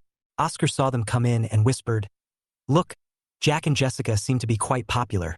Yuki and Linda looked at each other and then at the seats where Jessica and I sat. We were surrounded by people, constantly offering snacks, chatting and inviting us. Jessica, this is the snack I bought for you this morning. A boy handed it to Jessica with a smile. Jessica, do you want to play ball this weekend? Another boy asked. Jack, we are going to sing at the weekend. Are you going? The girls were busy inviting me. This scene stunned the two of them. Jessica and I seemed to be the focus of the whole class, but we showed impatience on our faces. Bang! I slammed the table, and the classroom fell silent instantly. The loud noise sent a chill down everyone's spine. Jessica and I didn't say anything, but her face didn't look good, and Jessica even looked annoyed. Go, go! The students next to them hurried back to their seats, and no one dared to say anything. Jessica and I heaved a sigh of relief when the surroundings quieted down. Oscar watched all this and couldn't help but sigh. They are really hard to get along with. No wonder no one wants to get close to them. Actually, they just want to be quiet. Yuki subconsciously defended us. It's not that they are difficult to get along with. They just don't like noise. Linda's eyes always stayed on me. There were many things she wanted to say, but she never had the chance. I used to be her focus, but now she was looking at me from afar. I went from being around her to being surrounded by others, and I felt complicated. She originally wanted to seek advice from Yuki and Oscar, but now it seems that asking them is pointless. If she wants to know, she should ask me directly. But Jack was so handsome yesterday. Do you think he would agree if I confessed to him? Oscar looked at the two of them expectantly. Yuki and Linda shook their heads almost at the same time, without hesitation. Oscar's face fell. How rude. At this time, Jessica and I were also in a bad mood. Yesterday we were in a peaceful world, but today it has become a chaotic battlefield. It's really annoying. Jessica muttered in dissatisfaction and spit out her gum. I looked at her and couldn't help asking, "What did we do wrong? It's just a game of basketball. Is it that serious?" Jessica spread her hands and said, "They probably just like the novelty. They're not familiar with us and want to get in touch with us. Why not just look for you? Why look for me? They have been making fun of me for 2 years." I glanced at Linda, the source of the joke. Linda suddenly found my eyes locked on her. At that moment, her heartbeat accelerated and nervousness quickly surged into her heart. She lowered her head hastily, a blush on her face, and her right hand unconsciously placed on her chest, muttering softly, "What is going on?" Chapter 21. The bell rang. Linda stood up quickly and walked towards Yuki. "Yuki, accompany me to the toilet." Her tone was a little nervous. Yuki was stunned for a moment, but still stood up and followed. The two walked side by side in the corridor, and Yuki vaguely felt that Linda seemed to have something to say. She had never invited him alone, and always acted in groups of 3. "If you have something to say, just tell me," Yuki said lightly, with a hint of curiosity in her eyes. Linda looked around and made sure no one was paying attention, then whispered, "Don't tell anyone. I said before that I didn't like Jack. But now I don't know why. The more I look at him, the more I like him. What's going on?" Yuki was stunned for a moment, with a hint of surprise in her eyes. Are you in love with him?" "Sure. Keep your voice down. Don't let Oscar know. She will definitely laugh at me." Linda's face instantly turned red, with panic in her eyes. She never thought that she would care so much about a man who had pursued her for 2 years. Yuki's heart moved. She saw Linda sent me a message last night, and she was not in the right state this morning. All these changes made her understand. Linda's mentality had already undergone subtle changes. "Are you sure he's just pleasing to the eye?" Yuki said with a hint of sarcasm. "Are you really in love with him?" "I'm not sure." Linda's voice was low and helpless. "If I say it's possible, will you laugh at me?" Yuki looked at her, feeling a little moved. "I won't laugh at you, but I think your idea is a little late. Jack is so popular now, and he doesn't seem to have taken the initiative to contact you for a few days." "Yeah, does he not like me anymore?" Linda looked at Yuki nervously, feeling more and more uneasy. Every day, my indifference made her more anxious. She had rejected him for 2 years, but now he was no longer taking the initiative. Yuki saw her confusion and sighed inwardly. Last night, she saw me read Linda's message without replying, and she had already made a judgment in her heart. She didn't dare to say it out loud. "I think he may no longer be interested in you." "Then what should I do?" Linda lowered her head, her eyes full of confusion and helplessness. Yuki hesitated for a moment and then gently suggested, "You can talk to him, at least give yourself an answer." Although she knew that Linda might not get a good result, she hoped that she could face reality. "Then help me," Linda said nervously. "I want to meet him on the stairs at noon. Can you tell him first?" Why don't you go find him?" Yuki asked in surprise. "I don't dare," Linda whispered, with a bit of uneasiness in her eyes. She was afraid of being rejected in person and being laughed at. "I'm afraid it will be too embarrassing. Can you go and tell them?" Yuki frowned and finally agreed. "Okay, I'll go talk to him, but I can't guarantee that he will agree." "Thank you." Linda hugged Yuki, showing a long-lost smile, then turned around and hurried back to the classroom. Yuki stood there and sighed, feeling a little complicated. As a friend, she certainly hoped that Linda could be happy, but she couldn't control some emotions in her heart. She even prayed in her heart that I would not agree to Linda. At this moment, a fragrance came. Yuki looked up and saw Jessica passing by her. "Jessica," she called out subconsciously. Jessica paused slightly and turned to look at her. "Huh." Yuki pointed to the keys in her hand. "You dropped something." Jessica touched her pocket and found that the key had fallen out. She walked forward and took it with a hint of doubt in her eyes. "Thank you." When Yuki handed her the key back, Jessica suddenly reached into another pocket and took something out and put it in Yuki's palm. "Thank you," she said softly, then turned and left. Yuki was stunned and looked down at the lollipop in her hand. She was a little confused. Jessica's action was simple, but it carried a profound meaning. She knew that it was not difficult to make friends with Jessica, but she couldn't rush. Jessica was like me, indifferent on the surface, but once she got familiar with me, she would show her special side. Yuki raised the corners of his mouth slightly, revealing a smile, put the lollipop in his pocket, turned around and went back to the classroom. Chapter 22. There was still some time before class. Linda winked at Yuki, signaling her to talk to me. Yuki looked around to see that there was no one around me, so she stood up and walked over. I glanced at her, feeling a little annoyed. She was the class monitor, popular, and no one dared to gossip about her wherever she went, except for one person, William. William sat in his seat, watching Yuki walk towards me, his eyes clearly nervous. He had seen that I was very popular, and he was already starting to get nervous. His heartbeat quickened, as he was afraid that Yuki and I would get too close. After all, if he saw us walking side by side, he would probably be heartbroken. But as he watched Yuki walk towards me, his expression suddenly became complicated. Something in his heart told him that if he didn't do something, he might completely miss the opportunity. "Jack, I have something to tell you." Yuki spoke softly, her voice a little nervous. I looked up, glanced at her, and responded coldly, I was annoyed early in the morning. Who asked these people to laugh at me for 2 years? I just wanted to concentrate on my studies and catch up. But this group of people became more and more clingy. I was in a bad mood and didn't want to pay any attention to her. If it was someone else, I would just ignore her. But she was different. Yuki wouldn't let me reject her completely. Jack, I don't know how to solve a problem. Can you teach me?" William suddenly ran over and interrupted her. "Ah?" Yuki was stunned, her thoughts clearly disrupted. She looked at William, obviously very dissatisfied, but she didn't know what to say. She must have something to say, but she was interrupted now, which made her feel very embarrassed. She definitely didn't want William to know those sensitive things, especially about Linda. William pretended not to interrupt. "You guys continue. I'm not in a hurry." I raised my eyes, looked at Yuki, who looked embarrassed, and then glanced at William, who refused to leave, feeling annoyed. I immediately stood up, grabbed Yuki's wrist, and took her out of the classroom. Yuki was completely confused and looked dazed as she followed me, with a hint of surprise in her eyes. I could feel her wrist trembling slightly in my hand. Linda witnessed all this, her eyes widened. Obviously, she couldn't believe it. William was also dumbfounded. His mouth opened wide and his eyebrows twitched violently. I knew he must be thinking, how dare I pull Yuki away in front of him? When we got to the stairs and no one was passing by, I let go of Yuki's hand and looked at her. "Okay, go ahead."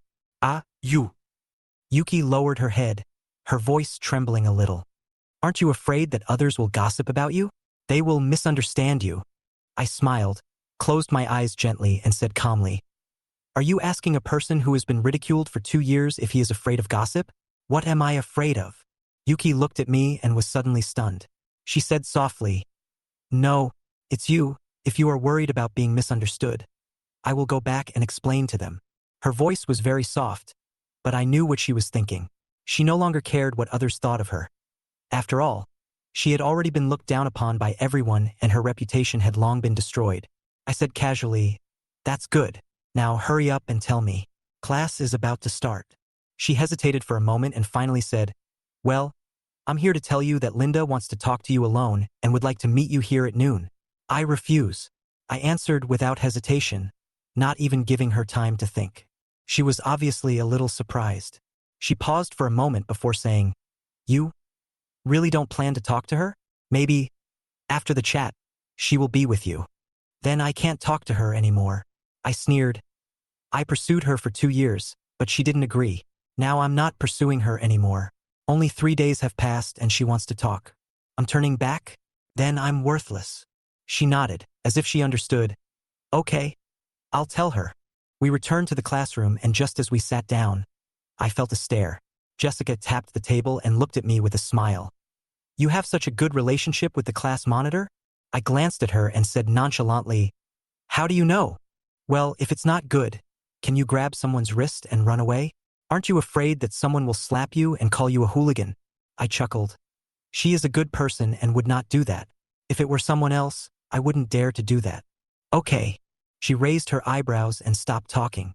"But I know that William is watching secretly and will definitely not let go of the fact that we just went out." His mind must have been full of questions, because he clearly wanted to intervene, but he didn't dare to follow. What bothered him most was that I grabbed Yuki's wrist, and Yuki didn't resist. Meanwhile, Linda was watching our every move, and although she was surprised, she knew what we were talking about, so she was just waiting for Yuki to bring her good news. Chapter 23. It was almost time for class.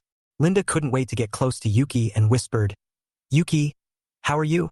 I could feel the expectation in her eyes, but there was something wrong with Yuki's expression. Linda's heart sank. "He refused, didn't he?" Yuki shook her head and said softly, "Linda, you should just give up. Didn't you say before that you and Jack are not suitable?" She lowered her head, her eyes slightly moist.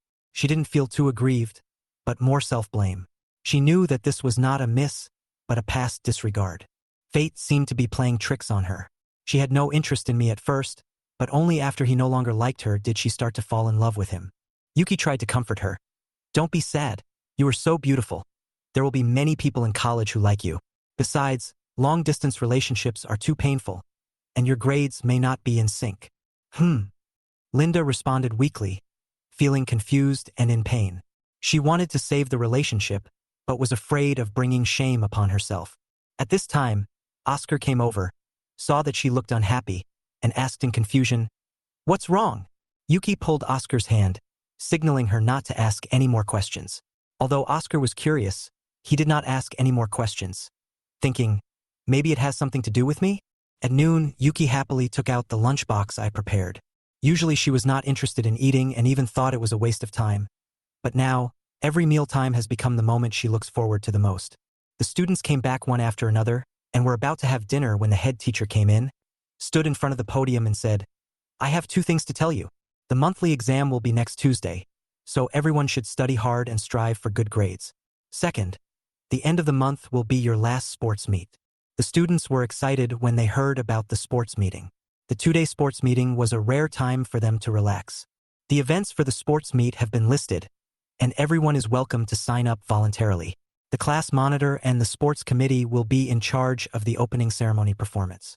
Class monitor, sports committee, this matter is left to you. Yuki took the form and the class gathered around. William also ran over immediately. After all, he was the sports committee member, so how could he miss such an opportunity? "Okay, everyone, be quiet." Yuki waved her hand to stop the noise. "The monthly exam is important, so focus on reviewing first. We'll talk about the opening ceremony after the exam." William agreed. "Yes, everyone go back to review, and come to me if you want to register." Jessica woke up dazedly and looked at me. "What's going on?" "There's a monthly exam next Tuesday, and a sports meet at the end of the month." I answered casually. "Can I take a leave for the sports meet? Let's just go online." Jessica yawned, obviously not interested in the sports meet. "I don't think so." I frowned. "Compared to the sports meet, I'm more worried about the monthly exam. How about I come to your place for tutoring on the weekend?" Jessica suggested. "No, I can't follow your thinking." I smiled bitterly. Every time Yuki explained the problem, I had to listen for a long time. Jessica taught me. She only gave me the answer and let me figure out the process myself. "Then go out and play tonight, since we don't have time anyway," Jessica said helplessly. "Forget it. Go home and play. I really don't have time." I rubbed my temples, feeling stressed. "Then I'll just help you log in and do the mission," she suggested with a smile. "Okay." I agreed, thinking that she might be more capable of handling this kind of thing. After school, I left the school and prepared to go home. Yuki didn't follow me immediately, but I knew she knew where my home was and would go back by herself. She went home from school with Linda and Oscar, and after saying goodbye to them on the way, she walked to my house alone. She knocked on the door and came in, and saw me making dinner. While eating, she suddenly asked, "Are you interested in the sports meet? You are so good at sports, why don't you sign up for an event?" I shook my head. "Not interested." "What about Jessica? Is she willing to participate?" She was not discouraged, remembering that Jessica was also good at sports. "Her? It's good enough that she didn't pretend to be sick and take leave. How could she sign up for the project?" Yuki was a little curious. "Oh? Why are you so sure?" I replied with a smile. "I can bet that if she participates, I will participate too." "Okay, it's a deal." Her eyes lit up and she agreed immediately. Chapter 24. After dinner, Yuki and I sat at the table to study. I was getting more and more immersed in it, and time seemed to be snatched away by me. But with Yuki's help, I no longer felt stuck and my learning efficiency doubled. Yuki checked the time and looked at me, as if she wanted to say something. After a few seconds of silence, she asked softly, Can I take a shower?" I was stunned for a moment, And then I responded casually, "Hmm? Of course. Just wash it off." She lowered her head, as if she was worried about something. It was her first time taking a shower at my house, and she didn't think of asking me. At that moment, I was a little confused, but then I was relieved. Of course she needed confirmation. She walked to the bathroom and closed the door. The quiet room made me feel a little anxious. Although the bathroom door was locked, I knew she was in there. Time seemed to freeze, and I couldn't concentrate. A few minutes later, Yuki walked out of the bathroom with wet hair and looked a little uncomfortable. I saw her sit down quietly and observe me secretly, as if to make me relax. I could feel her concern for me, but she didn't say it explicitly. She asked tentatively, "You have a computer in your room? Don't you usually play games?" I stopped writing, thought about it, and answered, "I have played, but now the monthly exam is coming up, so I don't have time."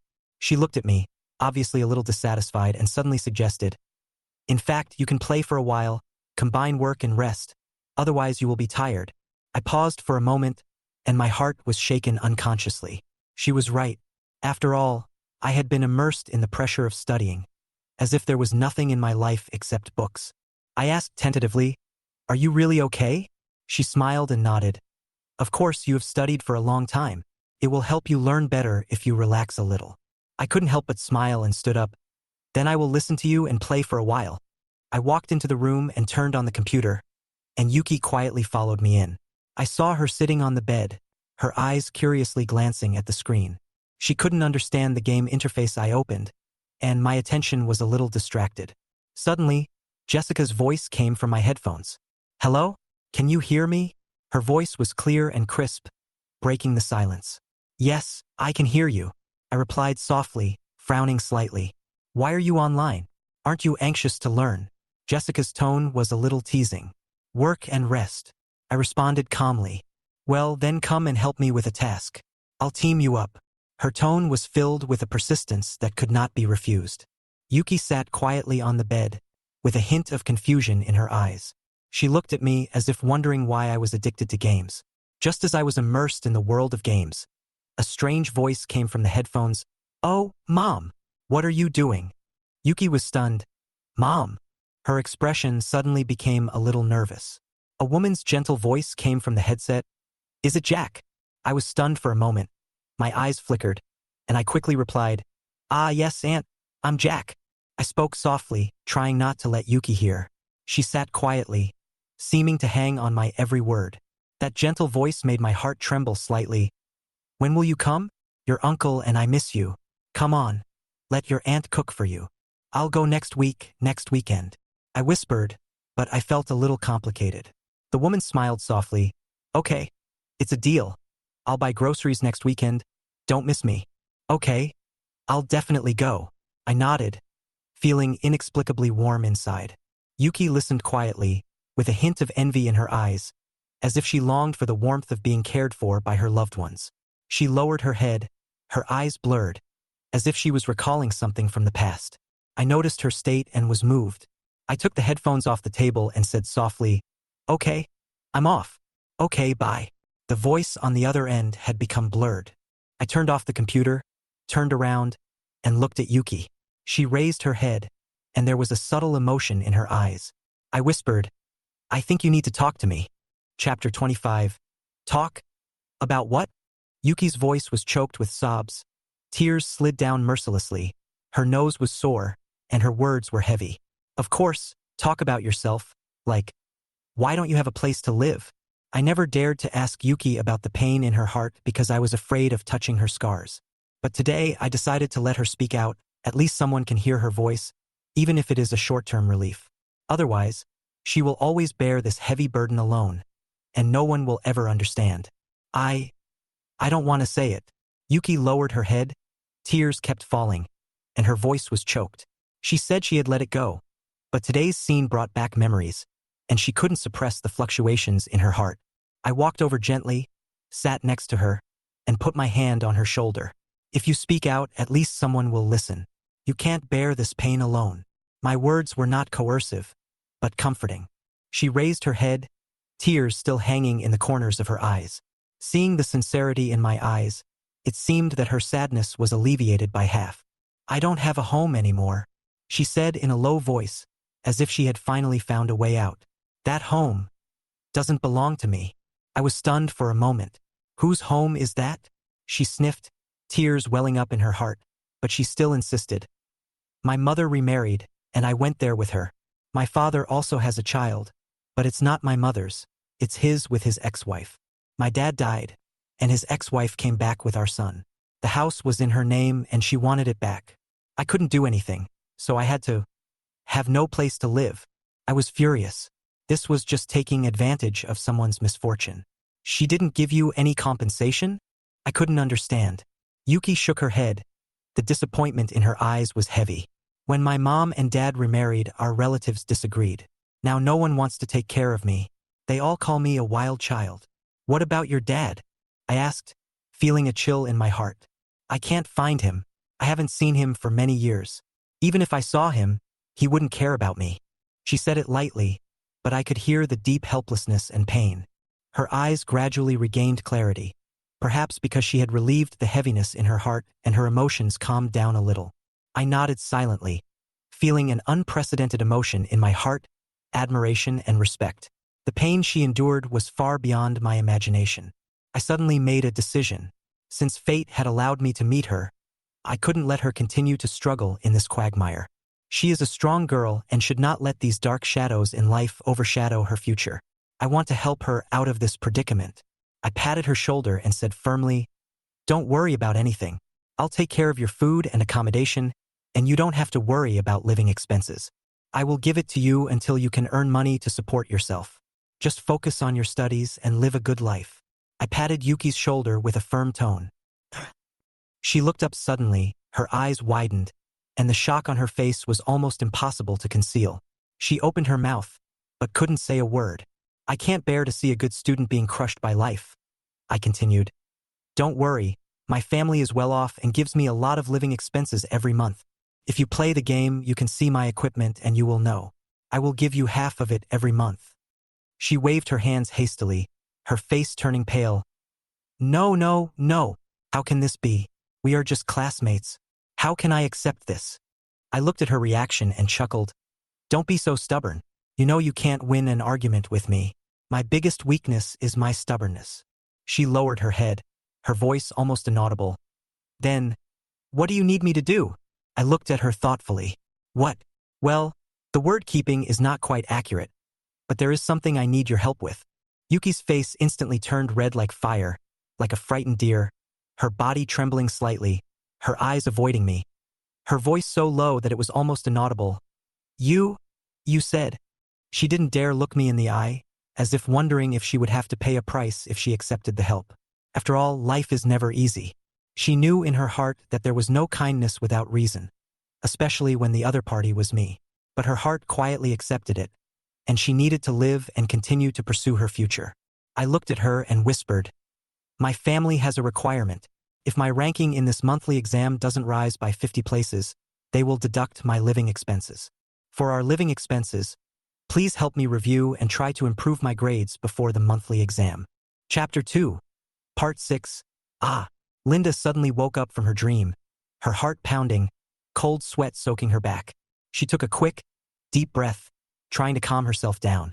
It was late at night, and the room was so quiet that only the ticking of the clock could be heard. She picked up her phone, but there were no new messages on the screen. "Dream, just a dream," she whispered to herself, but the image in her mind could not be shaken off. In the dream, her relationship with me was getting better and better, until Jessica showed up and everything was ruined. Linda's heart was in turmoil. "Can't you let him go?" She looked down at her unanswered message, her heart filled with determination. "Jack has been pursuing me for 2 years. Why can't I pursue him back?" A sneer appeared at the corner of her mouth. "Jessica is the biggest obstacle. She and I are so close that we are like two hearts connected. Whenever she sees us discussing problems together, she feels heartbroken. Jessica, the danger index is 5 stars. Then there are other girls. There are quite a few who are interested in me. The risk index is 3 stars. Oscar is an uncertain factor. Although she joked about confessing to me, what if? The risk index is half a star. It seems like a big problem. After thinking about it, she realized that her only ally was Yuki. She was kind-hearted and had nothing to do with me. I was her only support. Yuki, now it all depends on you. She prayed silently and told herself to face tomorrow in the best condition. The next morning, Yuki and I went to school together. She looked much better than the day before, as if a heavy burden had been lifted off her shoulders, with a hint of a smile on her face. Today is Saturday.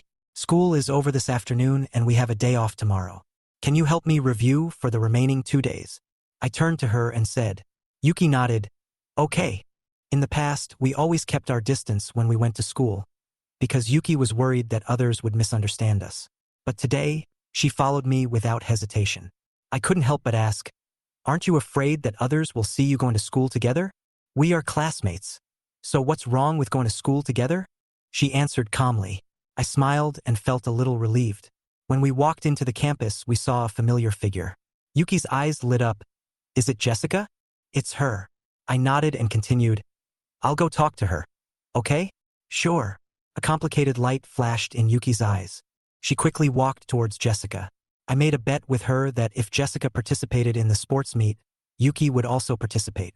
And Yuki seemed to have prepared some strategies to ensure that my cooperation with Jessica went smoothly. Yuki ran over to Jessica and whispered, Hi! Jessica was blowing bubble gum, and the bubble was as big as a fist. Yuki's greeting startled her, and the bubble gum burst with a pop, and the gum stuck to the corner of her mouth. Ah, sorry. Yuki apologized quickly. Jessica replied calmly, It's okay. She spat out the candy, wrapped it up and put it in her pocket. Yuki was about to say something when Jessica suddenly came closer, which frightened her so much that her words got stuck in her throat. Jessica's nose was almost touching Yuki's neck. She sniffed it lightly, then lowered her head to smell her hair. She frowned slightly and showed a meaningful smile. Yuki felt a chill in her heart and forced a smile. What's wrong? Jessica chuckled and said, How does it feel to live in Jack's house? I still feel. Yuki's voice was stuck. Her face turned pale for a moment, then turned red, and her heart stopped beating suddenly. How did you know I lived at Jack's house? She asked nervously, her voice trembling a little. Jessica smiled and answered easily. I guessed. Guessed? Can you guess so accurately? Yuki couldn't believe it. Jessica looked at her. Her tone still relaxed. Yes, you smell the same as Jack. Both are that men's shower gel. I was his desk mate, so I was close enough to smell it. At first I thought it was a coincidence, but your hair smells the same as his. You took a shower the first time you came? I guess you couldn't have that kind of relationship, but I guess you were staying at his house. Chapter 27. Just like that. You guessed it? Yuki was stunned, eyes flickering. How can you be so sure? What if it's a coincidence? Jessica smiled smugly. Then I'll apologize. Besides, even if I was lying to you, you admitted it. Her tone was like that of a child who had pulled a successful prank. Yuki's face changed, alternating between red and white, and she instantly felt the failure of intelligence. She understood that I was right, and if she stayed with Jessica for a long time, her self-confidence might collapse. All her objections were thrown into the air. She knew that it was useless to say anything. Jessica could always see through her and even beat her back. Sure enough, Jessica didn't intend to let her go and reached out to grab her wrist. Well, now that you admit it, tell me, why do you live in Jack's house? Jessica asked in a low voice with a smirk in her eyes. Yuki was stunned for a moment, lowered his head and replied softly, Yeah. Next, Yuki told Jessica how she met me and how she stayed at his house temporarily.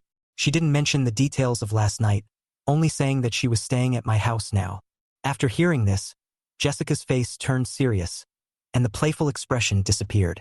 Is that so? My condolences.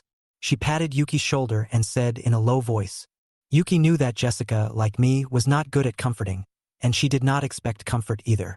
The two of them walked into the classroom, and the atmosphere became unusually silent. When I walked to my seat, I saw that Jessica's face was not right, and I couldn't help asking, What's wrong? She glanced at me and said in a low voice, So you are a beautiful woman in a golden house? Why don't you play games with me? I frowned slightly and instantly understood what she meant. Sorry, I don't take ridicule. Jessica smiled, still calm. Okay, I didn't ridicule you. I heard about the class monitor's matter. I support you. I stared at her for a few seconds and said calmly, Do you agree? If it were you, you wouldn't do it like me, right? Yes, that's very much your style, and I approve of it, but I wouldn't do it unless. She paused, looking past me. Unless you plan to be with her. I didn't answer, but turned to look at Yuki. She looked at me. Our eyes met briefly. She smiled, and then turned away. My thoughts gathered and I whispered, "So, I am me, you are you, and we are different." Jessica chuckled and leaned back in her chair. "Of course, there is no standard to judge right or wrong. Just do what you think is right." She added, "But I like her very much. She's silly, cute, and fun to tease." I sneered. "To you, everyone is stupid. By the way, you too, brother. Goodbye the way. Next time don't do it again. Call me by my name, or I'll really get goosebumps." Too much. We looked at each other. Jessica suddenly laughed, and I couldn't help but curl my lips slightly. Psycho. After class, Yuki walked out of the classroom alone, preparing to go to the office to deal with matters related to the monthly exam.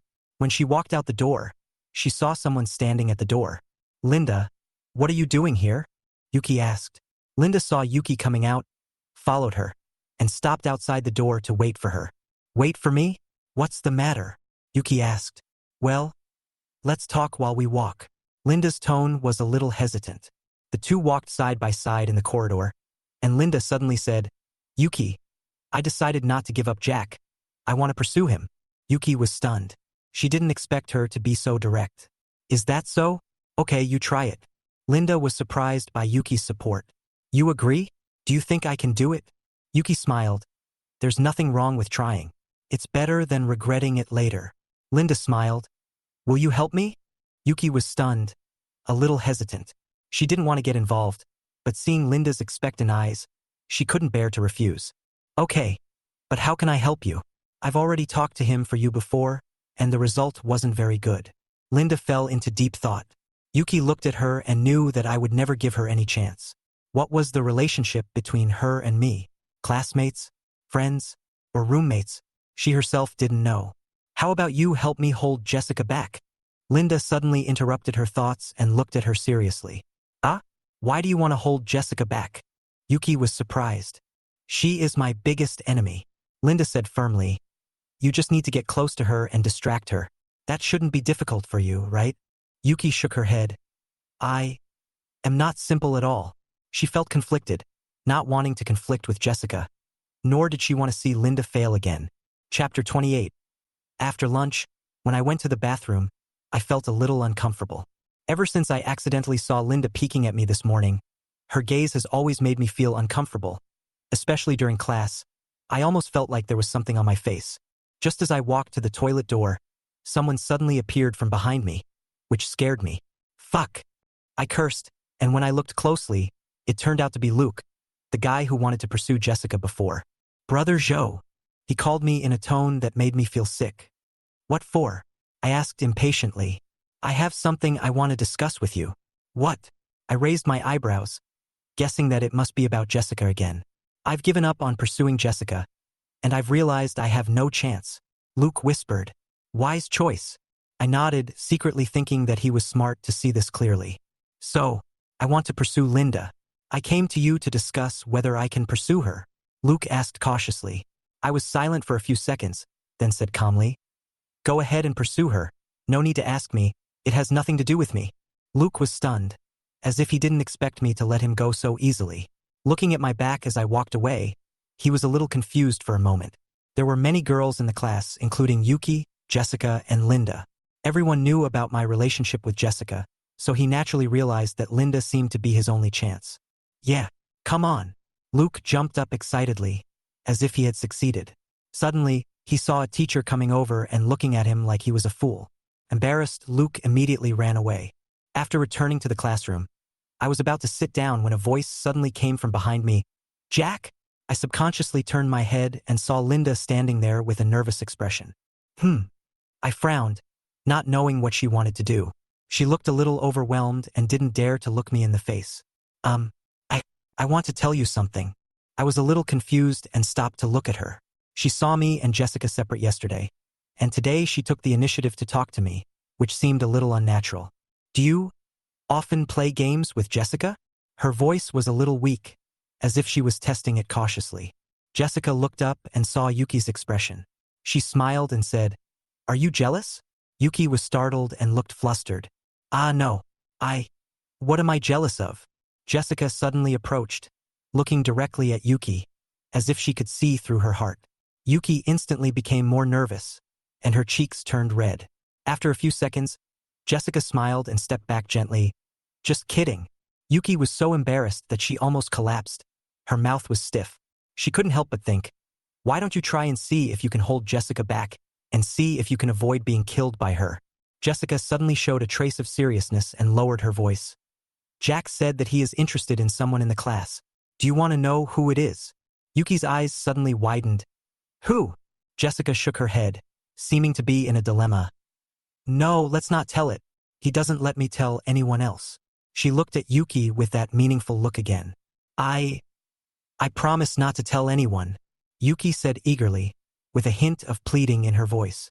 Jessica was silent for a few seconds and nodded. Okay. She waved her hand and asked Yuki to come closer.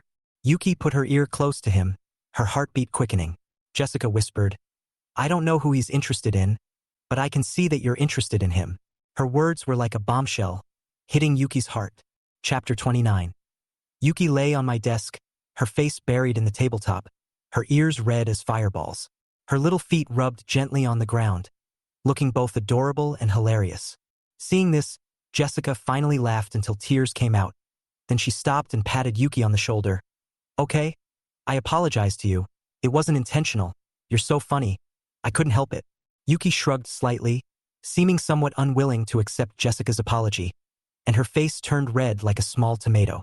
Seeing her like this, Jessica said gently, Don't be angry. I actually think Jack is interested in you, otherwise he wouldn't let you live in his house. If it were me who chose, it would definitely be you. Yuki was stunned, with doubt in her eyes. Are you kidding me again? Jessica answered seriously. No, this time it's real, I swear. There was a glimmer of belief in Yuki's eyes, and she seemed moved by Jessica's sincerity. But she felt a little uneasy inside, and suddenly realized that she was being tricked. Why did I admit that I was interested in Jack? Why should I be happy because of Jessica's support? She felt that she didn't fully understand her feelings at the moment. Jessica continued to ask, When did you start to be interested in Jack? Yuki was stunned, thinking back to every little detail of their lives. Was it the promise he made to her last night, or the tenderness he showed when he made lunch for her, or the care and concern he showed her when he brought her home? These feelings seemed to have always been there, just slowly building up until now they were impossible to ignore. Since the first day I lived in Jack's house, she finally confessed, without a trace of shame in her tone. Jessica raised her eyebrows. Oh, so are you really willing now? Her eyes suddenly became sharp. Yuki's heartbeat accelerated, and the tense atmosphere made her a little overwhelmed. Jessica continued, You know what you mean by coming to me now? Linda is out, and she has been peeking at Jack. When she saw me, she thought I was arguing with her about something. So, she asked you to come and talk to me to prevent me from running into them. Yuki was stunned. She didn't expect Jessica to be so direct. Seeing that she didn't respond, Jessica continued, You don't have to tell me what it is. It doesn't matter. After all, it's none of my business. I just want to help you, but are you really willing to do so? Yuki fell into deep thought after hearing this. Her heart was beating so fast that it was about to explode. The image of Linda and I standing together appeared in her mind, and she felt nervous and uneasy. At the same time, I was stopped by Linda in the corridor. She suddenly grabbed my sleeve and pulled me towards the stairs. I frowned, feeling annoyed. When she did this, I couldn't bear to push her away, for fear that she would fall. Hurry up and tell me. I lowered my voice, a little impatient. Jack? Linda spoke urgently, but there was a tremor in her voice. I couldn't help but frown, and my impatience grew. Her attitude struck me as strange, and the fear in her eyes made me feel inexplicably uneasy. She lowered her head and dared not speak, and finally whispered, I know I promised you that I would be with you, but I broke my promise. I shouldn't have done this. Now, nothing can make up for it, but I hope you can give me a chance to be friends like we were in junior high school. Okay? No. I didn't explain further. My voice was cold and direct. I was in no mood to analyze her emotions anymore. I turned around and prepared to leave, but she suddenly grabbed my arm and held it tightly. At that moment, my heart skipped a beat, and I felt annoyed and helpless. Then what should I do to make you forgive me? Her anxious voice made me feel a little annoyed. Just then, a familiar voice came. Ah, you are here. I turned my head suddenly and saw Jessica and Yuki standing not far away. Jessica walked straight over, grabbed my wrist, and pulled me aside mercilessly. I have something to talk to you about. Come with me. Linda was stunned, her eyes wide open, her mouth slightly open, watching us leave. I saw Yuki approach her and whispered, I'm sorry, Linda. I didn't stop Jessica. There was nothing I could do. At this moment, I finally breathed a sigh of relief and whispered to Jessica, Thank you. Jessica looked back at me and said lightly, No need to thank me. I just helped someone. I owe her. Chapter 30. At 4:30 in the afternoon, the school bell rang. I quickly packed my bag and prepared to leave the classroom. Worried about being restrained by those helpless girls again, I walked out the door without hesitation.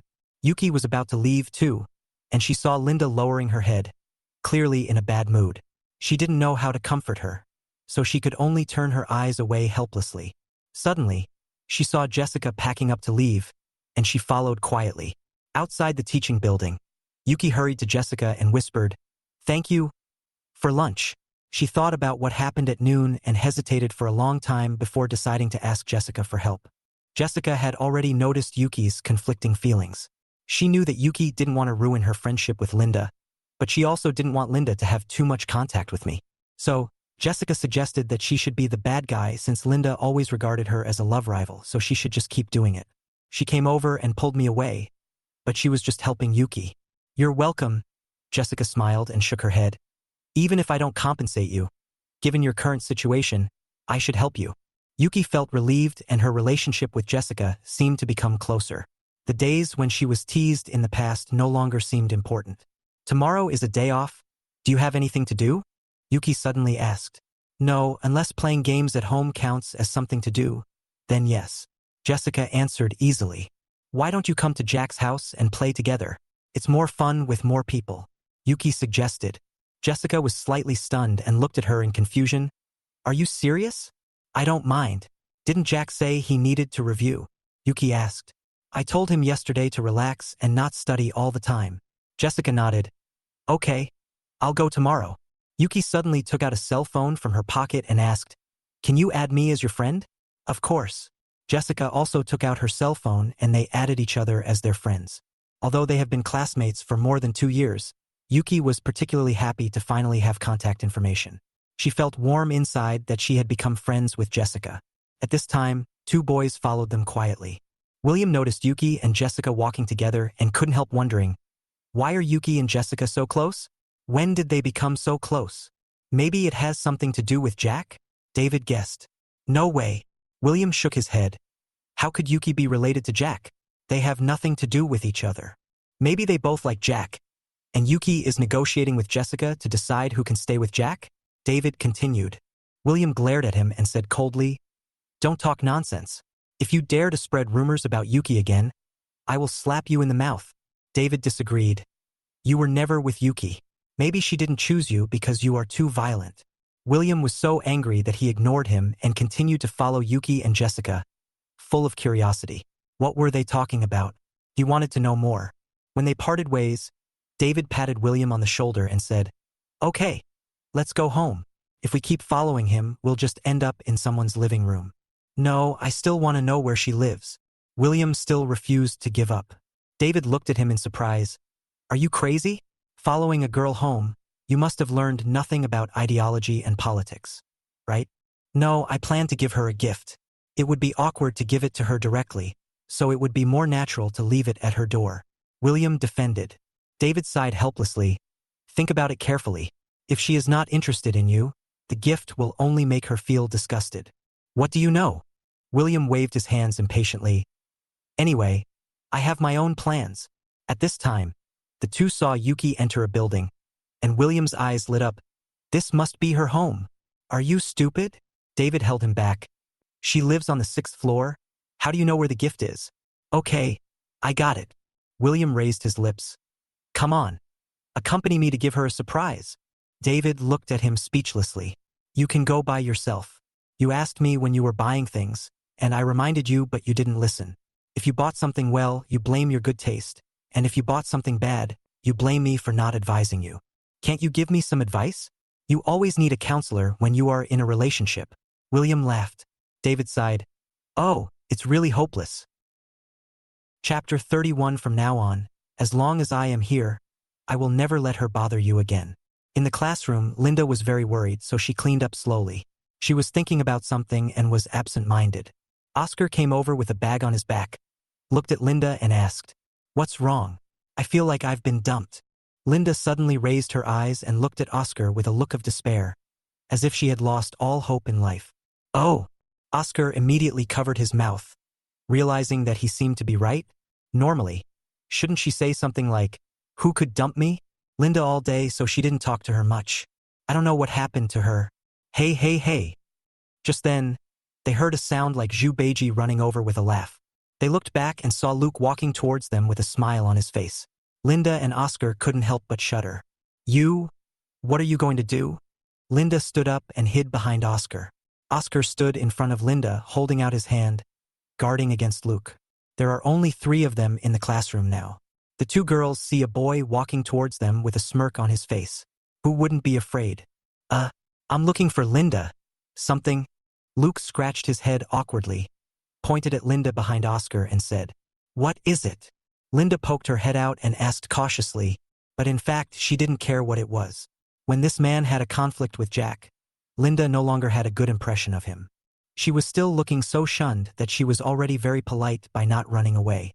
Can we talk alone? Just the 2 of us? Don't worry, I have no ill intentions and will not hurt you." "Huh. Go, go, go." Oscar directly pulled Linda out of the classroom. Linda just felt uncomfortable all over. Not to mention talking to him alone. Just listening to what he said now made her want to call the police. Luke stood there, his body instantly stiffened, as if he was petrified. He didn't know what was wrong with him and why everyone was avoiding him. Am I really annoying? Impossible. Luke immediately denied this. He couldn't possibly think that he was the annoying one. I haven't done anything wrong. It's true that I'm not that popular, but it's impossible for me to be hated, right? After figuring this out, Luke breathed a sigh of relief and left the classroom. In his heart, he thought that Linda was just a little inconvenient today, so he would tell her next time when he had the chance. Yuki got home. She saw the exercise book was already open on the table. It seemed that Jack had already started studying. Thinking about what happened today, Yuki felt full of guilt. She knew Jack didn't want to have any contact with Linda anymore. But I knew it but didn't say anything and even supported Linda. Jack finds out about this. He will definitely end up like Linda.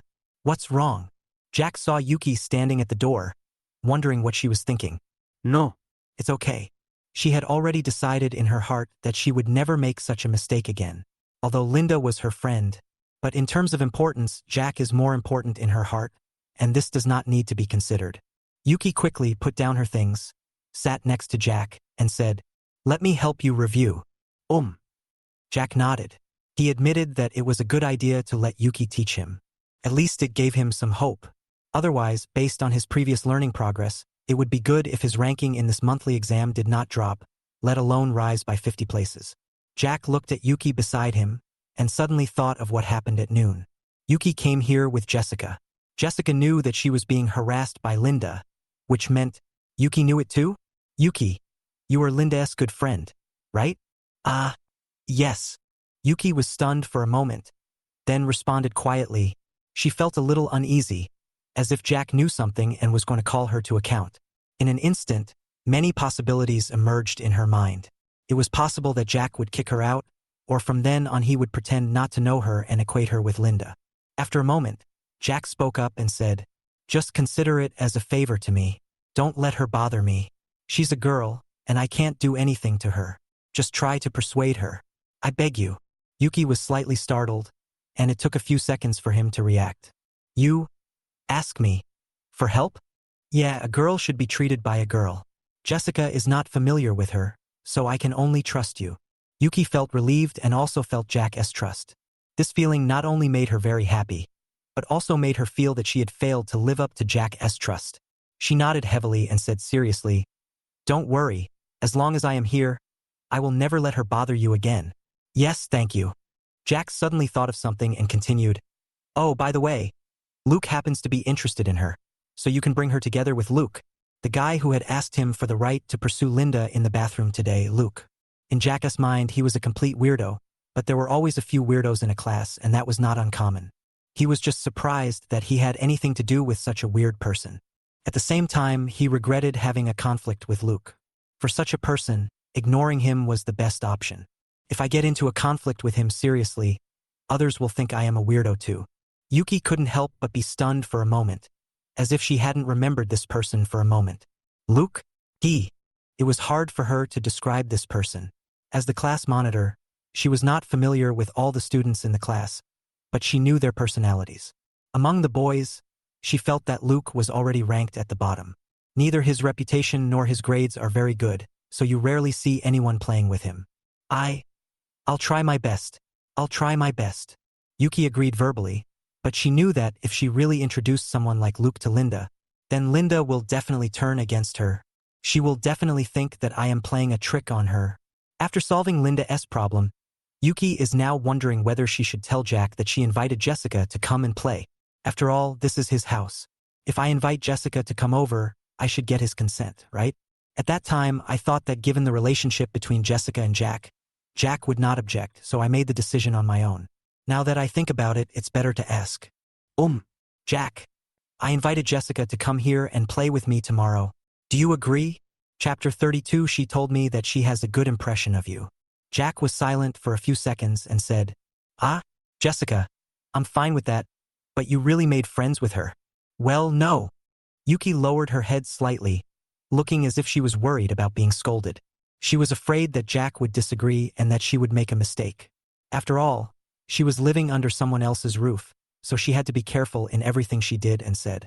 Jack turned around and continued writing, saying, Of course, I have to thank you. Thank me? Yuki was a little confused. What did she have to be thanked for? Jack nodded and explained. Yes, when she was in the first year of high school, her mother told me that she hoped I could help her make some friends so that she would have no one to talk to in school. But that really overestimates me. If I knew how to make friends, I would have made them myself a long time ago. That's why I've been hanging out with her for the past 2 years. Even though she may not seem to care much about you making friends with her, she should actually be very happy. No way. Yuki widened her eyes, somewhat unable to believe it. Was the truth really as exaggerated as Jack said? She only knew that she was very happy in her heart. But looking at Jessica's expression, she seemed to be indifferent? Well, she told me that she has a crush on you. Real. Yuki smiled brightly when she heard this, with joy flashing in her eyes. Jessica would dislike her, but now she felt relieved when she heard Jack say it himself. Yeah, really, so if she offends you in any way, don't take it personally. She just hasn't been around her friends for a long time. Aha! Yuki happily agreed. She was not angry about what happened today, nor did she feel offended. She just felt shy because her heart was seen through. Having resolved her inner worries, Yuki felt much better instantly. When tutoring Jack, she always had a smile on her face. By around 7 in the evening, they were both a little hungry. Jack put down his pen and stood up. I'll go cook, etc. Jack turned his head and looked at Yuki in confusion, wondering why she called him. Yuki stood up and said, Well, let me do it. Don't you need to study hard? Can you cook? Yes, I will. Yuki nodded firmly, and then added, I just don't know if it will suit your taste. It's okay, just try it. Jack didn't care because he really wanted to make the most of his time to study. If Yuki wasn't here, in fact, he just wanted to cook some instant noodles to eat, since he was alone. But now that Yuki is here, he can't deal with it that way. Knowing that Yuki can cook, he is of course willing to let her do it, which can save him a lot of time. Yeah, okay. Yuki came to the kitchen and started cooking. She remembered that when she was at home, she often cooked for her parents. It's a pity that there is no such opportunity anymore. Half an hour later, the fire was on in the kitchen. Although Jack wanted to learn more at this time, but his attention would still drift to the kitchen from time to time, because he had never seen Yuki cook. Worrying that she might make a mistake, that the food she prepared might not be edible, or that something might happen accidentally, etc. Fortunately, the process went smoothly. After about an hour, Jack smelled the fragrance coming from the kitchen. Yuki brought the food to the table and called Jack. Okay, you can come and eat now. Yes, here I come. Jack put down his pen, went to the dining table and saw the food on the table. First of all, the steamed rice looks fine. The grains are plump and the hardness should be normal. The 2 dishes were also delicious and without any flaws, which made Jack feel relieved. It looks pretty good. Try it. Yuki smiled and motioned Jack to sit down. Jack picked up the chopsticks and took a simple bite. He frowned slightly at first, then nodded silently and praised. It's delicious. Really? Just eat it if you like. Yuki's heart was relieved immediately. She was confident in her cooking skills. But I was still worried that Jack might not like it. Now that I'm qualified, that's more important than anything else. Yuki also sat down, ready to eat, and said, "If you like, I'll do it from now on.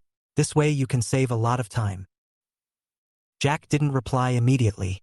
He looked up at his fitness area. He hadn't exercised for a long time. It is true that time is too short for me now. After school every day, I have almost no time. It is simply impossible to squeeze in an hour or two to exercise. If Yuki cooks, it can save me time and allow me to exercise or do other things. But in his heart, Yuki is a guest after all, so how can he let a guest cook? After hesitating for a moment, Jack spoke.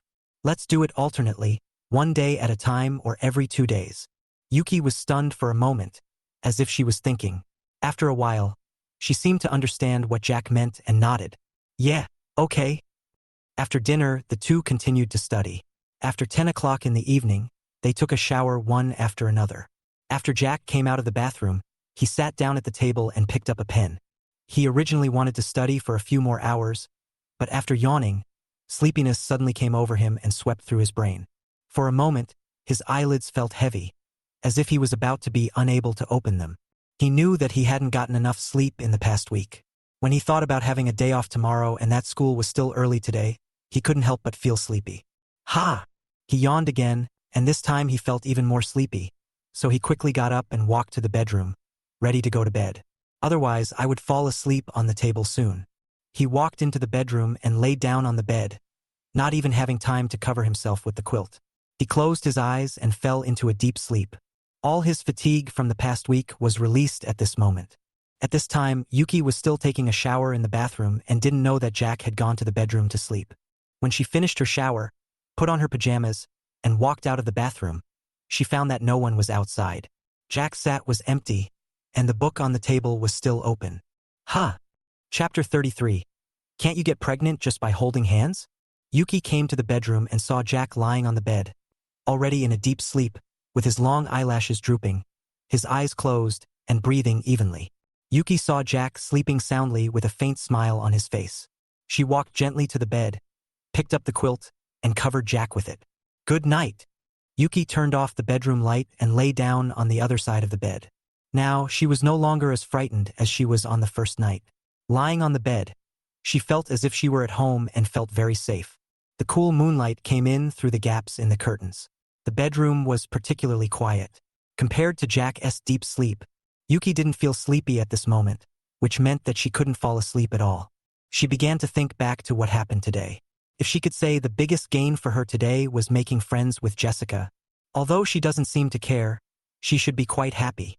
Yuki still finds it a little hard to believe what Jack said to her. Would Jessica, who gave her classmates the impression of being unapproachable, be happy to be friends with her? Yuki took out her phone, opened it, and looked at the chat interface with Jessica. At this point, nothing has been discussed, only a verification message. She opened Jessica's circle of friends and found that, like Jack's, it was empty. If you open Linda's moments, you can see a lot of her photos, including the food she shared and the beautiful scenery she took when she went out to play. Yuki thought, Jessica should not be asleep yet at this time? She had the idea of sending a message to Jessica. Anyway, I have nothing to do now, but she should be playing games now, right? Is it okay to disturb her? After hesitating for a moment, Yuki decided that a simple hello would be enough. If she was busy, she probably wouldn't reply. Yuki sent a greeting emoji and then turned off her phone. There is a hint of anticipation, and also some nervousness. Because Jessica was someone she couldn't figure out. She had no idea whether she would reply or how she would reply. About 2 minutes later, Yuki's phone rang. She quickly opened it and found that it was indeed a message from Jessica. What's wrong? Shouldn't you be sleeping with Jack in your arms now? How come you have time to send me a message? Yuki widened her eyes and looked at the message on her phone in disbelief. She quickly glanced behind her to see if Jack had woken up. If he saw what she said, she would be so embarrassed. What do you mean by hugging each other while sleeping? We sleep separately, with a blanket between us? Huh? You two really slept in the same bed? Hiss. Yuki realized that she seemed to have sent it to the wrong person and shouldn't have told Jessica about this. She only knew that she lived in Jack's house, but she didn't know where she slept. Isn't this just self-destruction? Jessica sent another emoji to express her surprise. Yuki knew that there was no point in explaining, so she told Jessica the truth. She originally planned to sleep on the sofa, but Jack wouldn't let her. They pushed each other and then they both slept on the bed. I have lived here for several nights now, and I have gotten used to it. Since you're already sleeping together, just confirm your relationship right away. Ah? How do I confirm the relationship?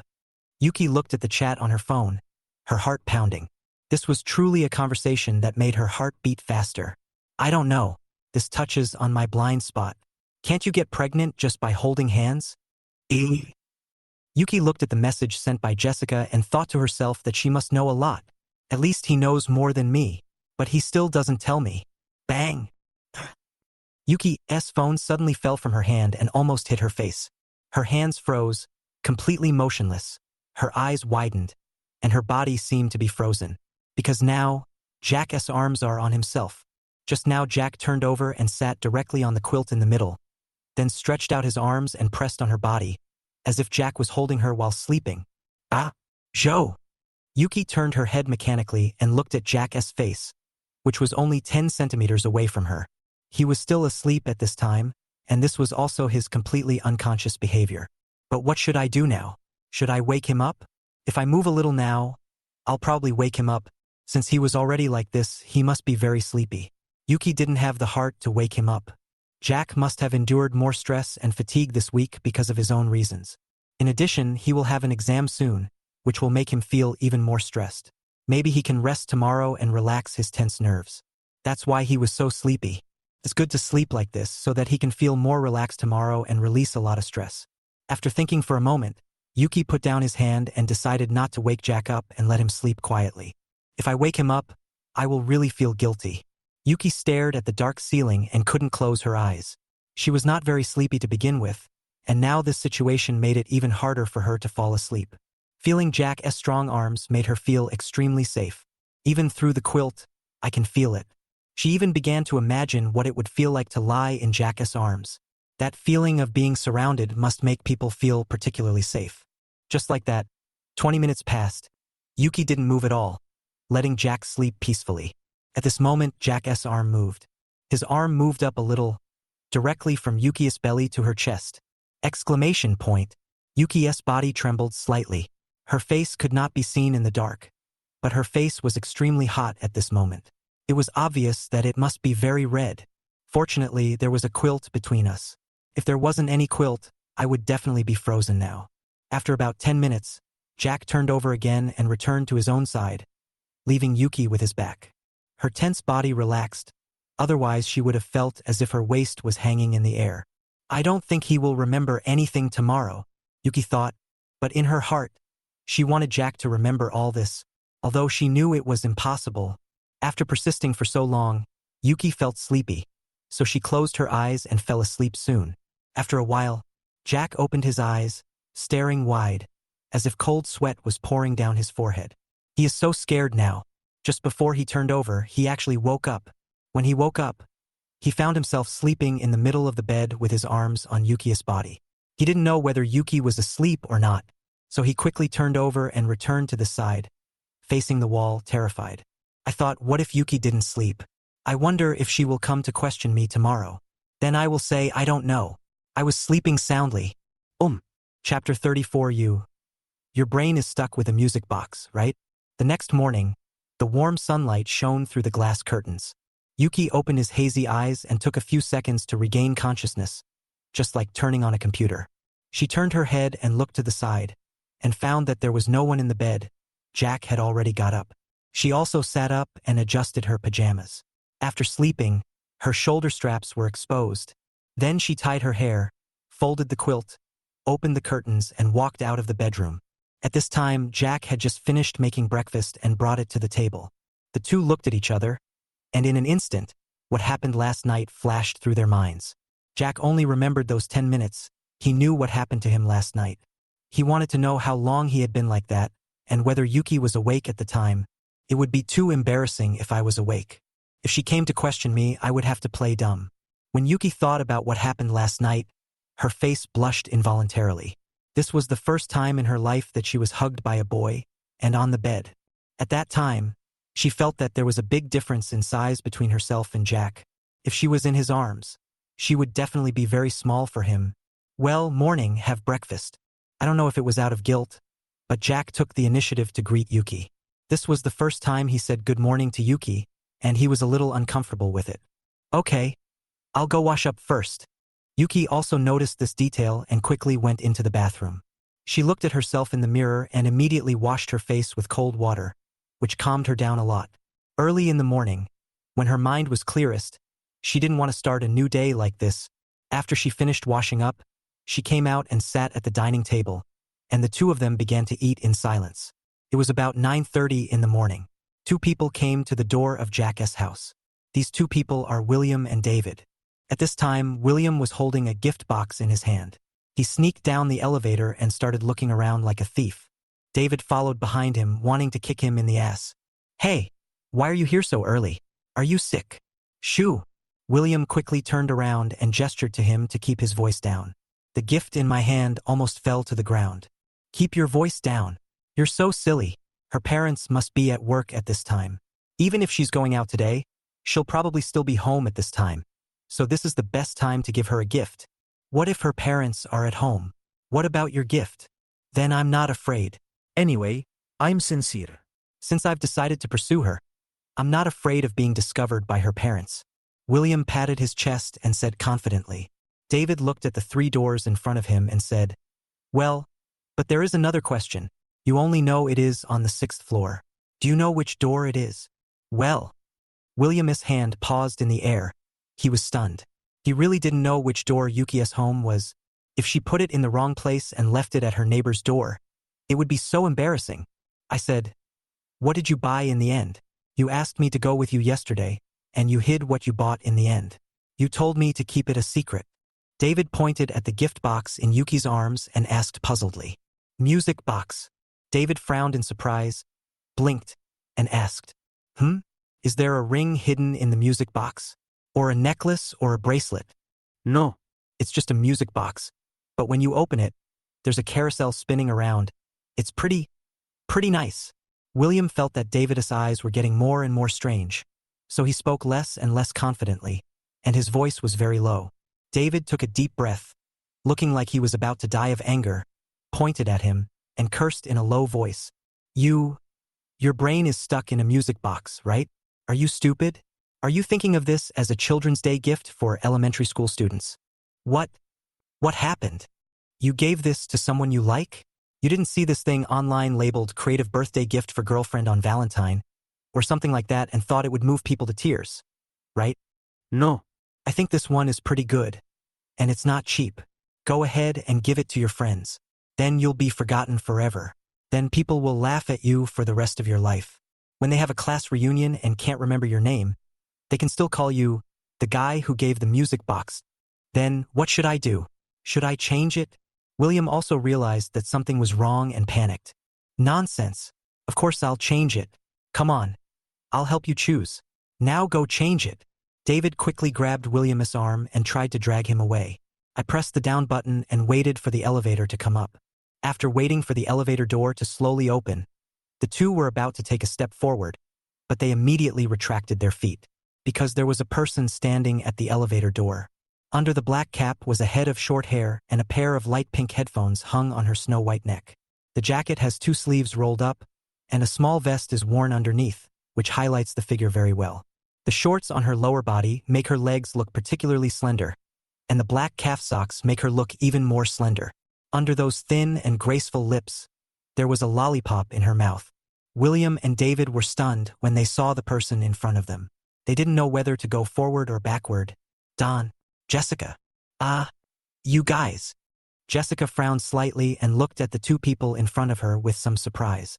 But when she saw the gift box in William's hand, she seemed to understand everything. Are you here to give Yuki a present? How did you know she lives here? Jessica took 2 steps forward and stepped out of the elevator, forcing William and David to step back. Jessica here. Was she here to look for Yuki? David glanced at Jessica's hand, which seemed to be holding something. When he saw that thing, his eyes widened and his eyeballs almost popped out. PS5. Is Jessica here to play games with Yuki? Two girls? Playing PS5. William didn't know what it was. He was panicking. If Jessica knew that she followed Yuki yesterday and found out about this, if she told Yuki, then I would be completely finished. In a hurry, he blurted out, I asked. Linda. Yes. She told me. She said Yuki's house is here. Oh. Jessica tilted her head, frowned, snorted and sneered, and asked indifferently. You said you asked Linda, and she told you that Yuki's house is here? Are you sure? Chapter 35. No, I don't accept his gift. Sure. Aren't they good friends? It's normal that she knows where Yuki's home is. William felt that he had gotten away with it, breathed a sigh of relief, and was also glad that he reacted quickly enough. Jessica snorted coldly, turned her head, glanced at the gift in William's hand, stretched out her hand, and said, Give it to me. I'll help you bring it in to her. Oh no. This. Why? Are you going to send me off or not? Jessica raised her crescent-shaped eyebrows, with a slightly contemptuous expression on her face, as if expressing her contempt for them. William can't stand the most, especially when a girl shows it. He was so angry that he gave the gift away and said, Okay, then you can leave it to her. David on the side stared at William with eyes wide open in disbelief. Didn't he listen to what I just said? Jessica took the gift and walked towards the door. David wanted to say something, but William didn't give him a chance. He pushed him into the elevator and prepared to leave. He was afraid that when he opened the door, Yuki would see him, and he wouldn't be able to explain why he knew about her family's affairs. Bang, bang. Jessica knocked on the door, and then heard footsteps from inside. As the door opened, it was Yuki standing at the door. Jessica? You're here. Yuki saw Jessica. She smiled and was very happy. Well, where's Jack? He's studying. We just finished breakfast. Jessica entered the room and saw Jack studying at the table. She put down the other things in her hands, walked over with a paper bag, and placed it on the table. Jack looked up and asked in surprise, What is this? My mom knew I was coming to your place, so she asked me to bring you some food. I'm so depressed. Jessica stretched her sore shoulders. She was exhausted carrying all these things over here. Jack took a look at the bag and saw all kinds of food inside, including fruits, cakes, melon seeds, peanuts, and 8 treasure porridge. Well, thank my aunt for me. Jack put the paper bag on the ground and continued studying. Jessica glanced at the exercise book on the table and said, Yuki and I are going to play first. We won't wait for you. Go play first. Jack waved his hand. He saw Jessica brought the PS5. Although he wanted to play it, the most important thing now was to review. Then strictly abide by the rules of combining work and rest, and then go play for a while. Yuki didn't know what it was. It looked quite big, but she saw a box next to it. That box looks like a gift box. Did Jessica bring it? Who is it for? This is. Yuki picked up the gift box, looked at Jessica and asked. Jessica looked up and replied, That. I met 2 scammers at the door, and one of them gave it to you. Fraud. Yes, one is the sports committee member of the class, and the other is the life committee member. What? Yuki didn't react for a moment, and after a moment he asked, William and David? Are they liars? No. Were they just at the door? Well, the sports committee member is full of lies. He said he found out from Linda that you lived here. I think he must have followed you. Jessica showed a look of disgust on her face. Such an obvious lie really made her sick. If this is really Yuki's home, she might believe this lie. The key point is that this is not the place. This is Jack's house. How could Linda know that Yuki lives in Jack's house? Isn't this obviously treating people as fools? Following someone to their doorstep and then secretly delivering gifts. If this happened to her, she would really call the police. Yuki looked at the gift in her hand and couldn't help but frowned. She didn't expect William to be such a person.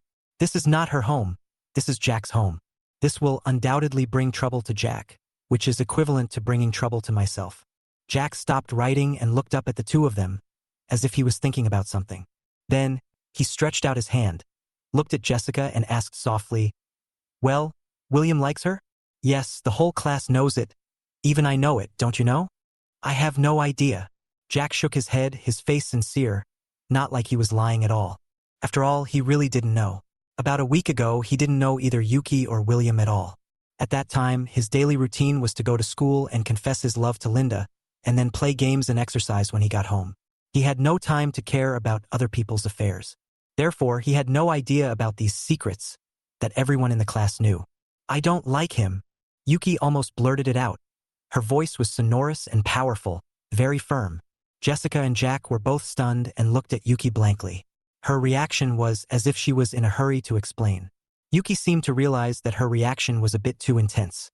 2 blushes suddenly appeared on her cheeks, and the redness spread from her cheeks to the corners of her eyes and eyebrows. Ah, okay. Jack nodded and answered hesitantly. In his opinion, Yuki must really hate William for reacting like this, which is why she is so anxious to explain. Jessica shook her head and said, "Don't worry about that for now. Just open the presents and take a look." "No, I won't accept his gift. Even if you want to throw it away, you should open it and take a look, right?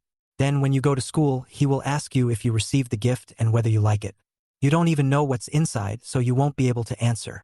If you are like us and don't care about other people's opinions and views, then you can do whatever you want. However, aren't you the class monitor? You have to maintain good relationships with others." After hearing what Jessica said, Yuki hesitated. She certainly wasn't going to accept it, but what Jessica said made some sense. As the class monitor, it was important for her to maintain the relationships in the class. If there was a split in the class, it would be her dereliction of duty. If it's your turn, I'd say you should just take a look at it. If you don't like it, you can return it to him when you go to school. If you return it after you've looked at it, it means you don't like the gift, and he can't say anything. Okay. Yuki nodded and agreed with Jessica's suggestion. At this time, Jack couldn't sit still anymore, so he stood up and walked over. He also wanted to see what gift William had sent, how it compares to the gift he bought for Linda before. If the gift you buy is very good, he can also learn from it. Chapter 36. He is asking you if his action just now was cool. Yuki slowly opened the gift box. Jessica and Jack both stretched their necks and looked at it curiously. After opening it, something that looked like a small carousel appeared in front of the 3 people. Jack and Jessica both frowned in confusion, and Jack asked directly, "What is this?" "It seems a music box, right?" Yuki took out the things inside and held something that was about the size of her palm. It was delicately made and colorful. "Is this a gift?" Jessica frowned slightly, her face full of confusion, as if she thought she had seen it wrong. Yuki held it in her hand and felt a little ashamed for some reason, as if she was holding something shameful. She had seen the gifts Jack gave to Linda, a whole box of love letters and gifts. Thinking about it now, she was filled with envy. But this thing can't even be compared to the gifts that have been thrown into the trash. When she thought of the gifts Jack gave to Linda and then looked at the thing in her hand, she was so ashamed. Open it and see. Maybe something will pop out. Jack really couldn't understand it, but he didn't jump to conclusions so early. According to his thinking, this thing might have some mechanism, and there might be some surprise after opening it. "Oh!" Yuki turned on the music box. As the soft and beautiful music came out, the carousel began to turn slowly and the colorful lights lit up. But the 3 of them just stood there waiting for about half a minute, and there was no change in the thing. Jack opened his mouth slightly, raised his hand, pointed at the thing, and asked in a low voice, "It's just a music box, right? It's hard to judge. Let me help you check what the meaning of giving a music box is." Jessica also turned her head, took out her cell phone, and pretended she hadn't seen it. Jack was also very puzzled and frowned. Then he thought for a while and said, "Giving gifts also varies from person to person. Some people just like these things. Do you like these little things? He gave them to you because he likes them?" No. "Oh, then just ignore what I said." Jack regretted helping him make up for it, which not only made him look stupid, but also made himself look stupid. He was thinking of learning from William's ideas, but now it seems that this idea is really unnecessary. If this thing is given to ordinary friends or classmates, even younger brothers and sisters, parents, etc., it is fine. It was a bit too hasty to give it to someone you loved. At least Jack couldn't understand it. Unless you are trying to please them, or they really don't care about gifts or anything like that. After all, if 2 people like each other, they can give each other anything and the other person will be very happy. Yuki turned off the music box and put it aside. She was so helpless now. "I shouldn't have opened it and read it. I still feel upset after reading it. This is..." Yuki lowered her head and found that there seemed to be something else in the gift box. She took it out and found it was a letter. When I opened it, it turned out to be a love letter. However, the content was really… She couldn't bear to read it. She had read Jack's love letter to Linda, and this was far from it. After reading only 1 or 2 lines, she stuffed all the things back and swore that she must return them and not keep any of them. It feels very humiliating to keep it, as if I have gladly accepted this gift.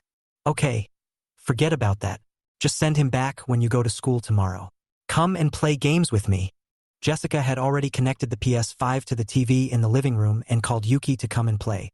Well, okay, but I'm not very good at playing games. It's okay. I'll teach you. The 2 girls sat on the blanket in front of the sofa, watching the TV in front of them. Jessica enthusiastically introduced to Yuki how to play. Jack could only sit at the table, facing the test questions that he could not understand, and forcing himself to concentrate on studying. TSK. Hearing the happy voices of the 2 people and the sound of games coming from the living room, he felt anxious. I was so itchy that I couldn't stand it anymore. I started shaking my legs and spinning my pen. Anyway, I couldn't concentrate on studying. Call. He took a deep breath to calm himself down, then calmed down and forced himself to focus on the book. He firmly believed that he could do it with his own willpower. Then, he picked up the pen and worked on the questions carefully, constantly comforting himself in his heart. Studying is great too. Don't play around now. You can have fun after the exams are over. About an hour later, Yuki came to Jack and asked softly, "Do you want to take a break? Play some games." Okay. Jack didn't hesitate for a second. He threw the pen in his hand away, and as if there was a spring under his butt, he took off and ran straight to the living room. Yuki snickered. She knew Jack couldn't wait any longer, so she came over to greet him. Yuki picked up Jack's exercise book, glanced at the questions Jack had just finished, and nodded silently. It is obvious that Jack has made great progress. A few days ago, he would not have been able to solve some of the problems here. But now, the accuracy rate is much higher. Yuki returned to the living room, sat on the sofa, and watched Jack and Jessica play. She saw that Jack was a completely different person, visibly happy. As expected, you can only see him in this state when playing games. At this moment, she suddenly thought that she seemed to have never seen Jack smile. Even though it was obvious that he was very happy, I couldn't see his smile. This was something that made her feel very strange. Yuki was staring at Jack's face the whole time, trying to catch the moment when he smiled. Nice! At this time, Jack's mouth corners slightly raised, although it was only a small arc, but Yuki still saw it. He suddenly turned his head, looked at Yuki, and asked, "How is he? Is he handsome?" Yuki couldn't help but be stunned for a moment. Her throat moved, her thin lips slightly opened, and she responded in a low voice, Yeah, cool." Jessica glanced at Yuki and muttered, "He was asking you if his operation just now was cool." "Ah." Yuki reacted and blushed, lowering her head, looking extremely embarrassed. "Was I wrong?" And Jessica saw through it. "What were you thinking when you answered just now?" "It seems like I am thinking about Jack's raised mouth corners." Chapter 37. How about a punishment for whoever loses? Jack only played for about half an hour and then continued to review. There were still 2 days before the exam, so he didn't dare to slack off. It was around 1 p.m., and none of the 3 had eaten yet. While playing, Jessica felt a little hungry, so she called out to Jack at the other side of the table. "Jack, I'm hungry. when will you cook?" "Hey, let me do it." Let Jack concentrate on reviewing. Yuki quickly got up, put down the game controller, and prepared to go to the kitchen to cook. After all, the meal she cooked yesterday had been approved by Jack, which gave her confidence.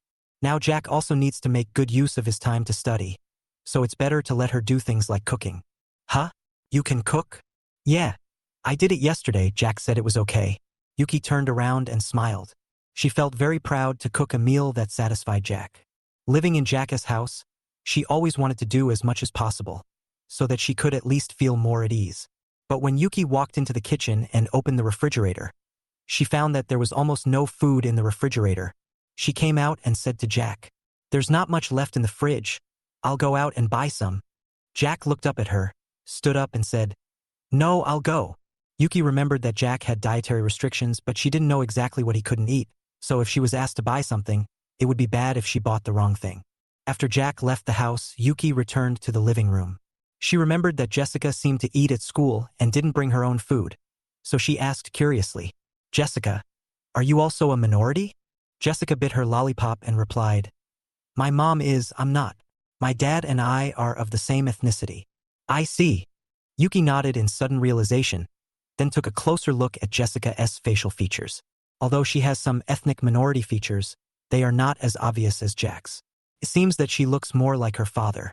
Yuki's eyes moved downwards, looking at Jessica's figure, thinking that she was indeed a figure that was worthy of regular exercise. The body shape is very standard, but Jessica is very thin, so it seems like she doesn't have much flesh. But if you look closely, you can see that her skin is tight, with almost no excess fat and clear lines. Ah! Yuki suddenly remembered that she and Jack had another bet. Jessica is invited to sign up for an event in the sports meet. Jack will also participate. As the monitor of the class, she also has to consider the class honor carefully.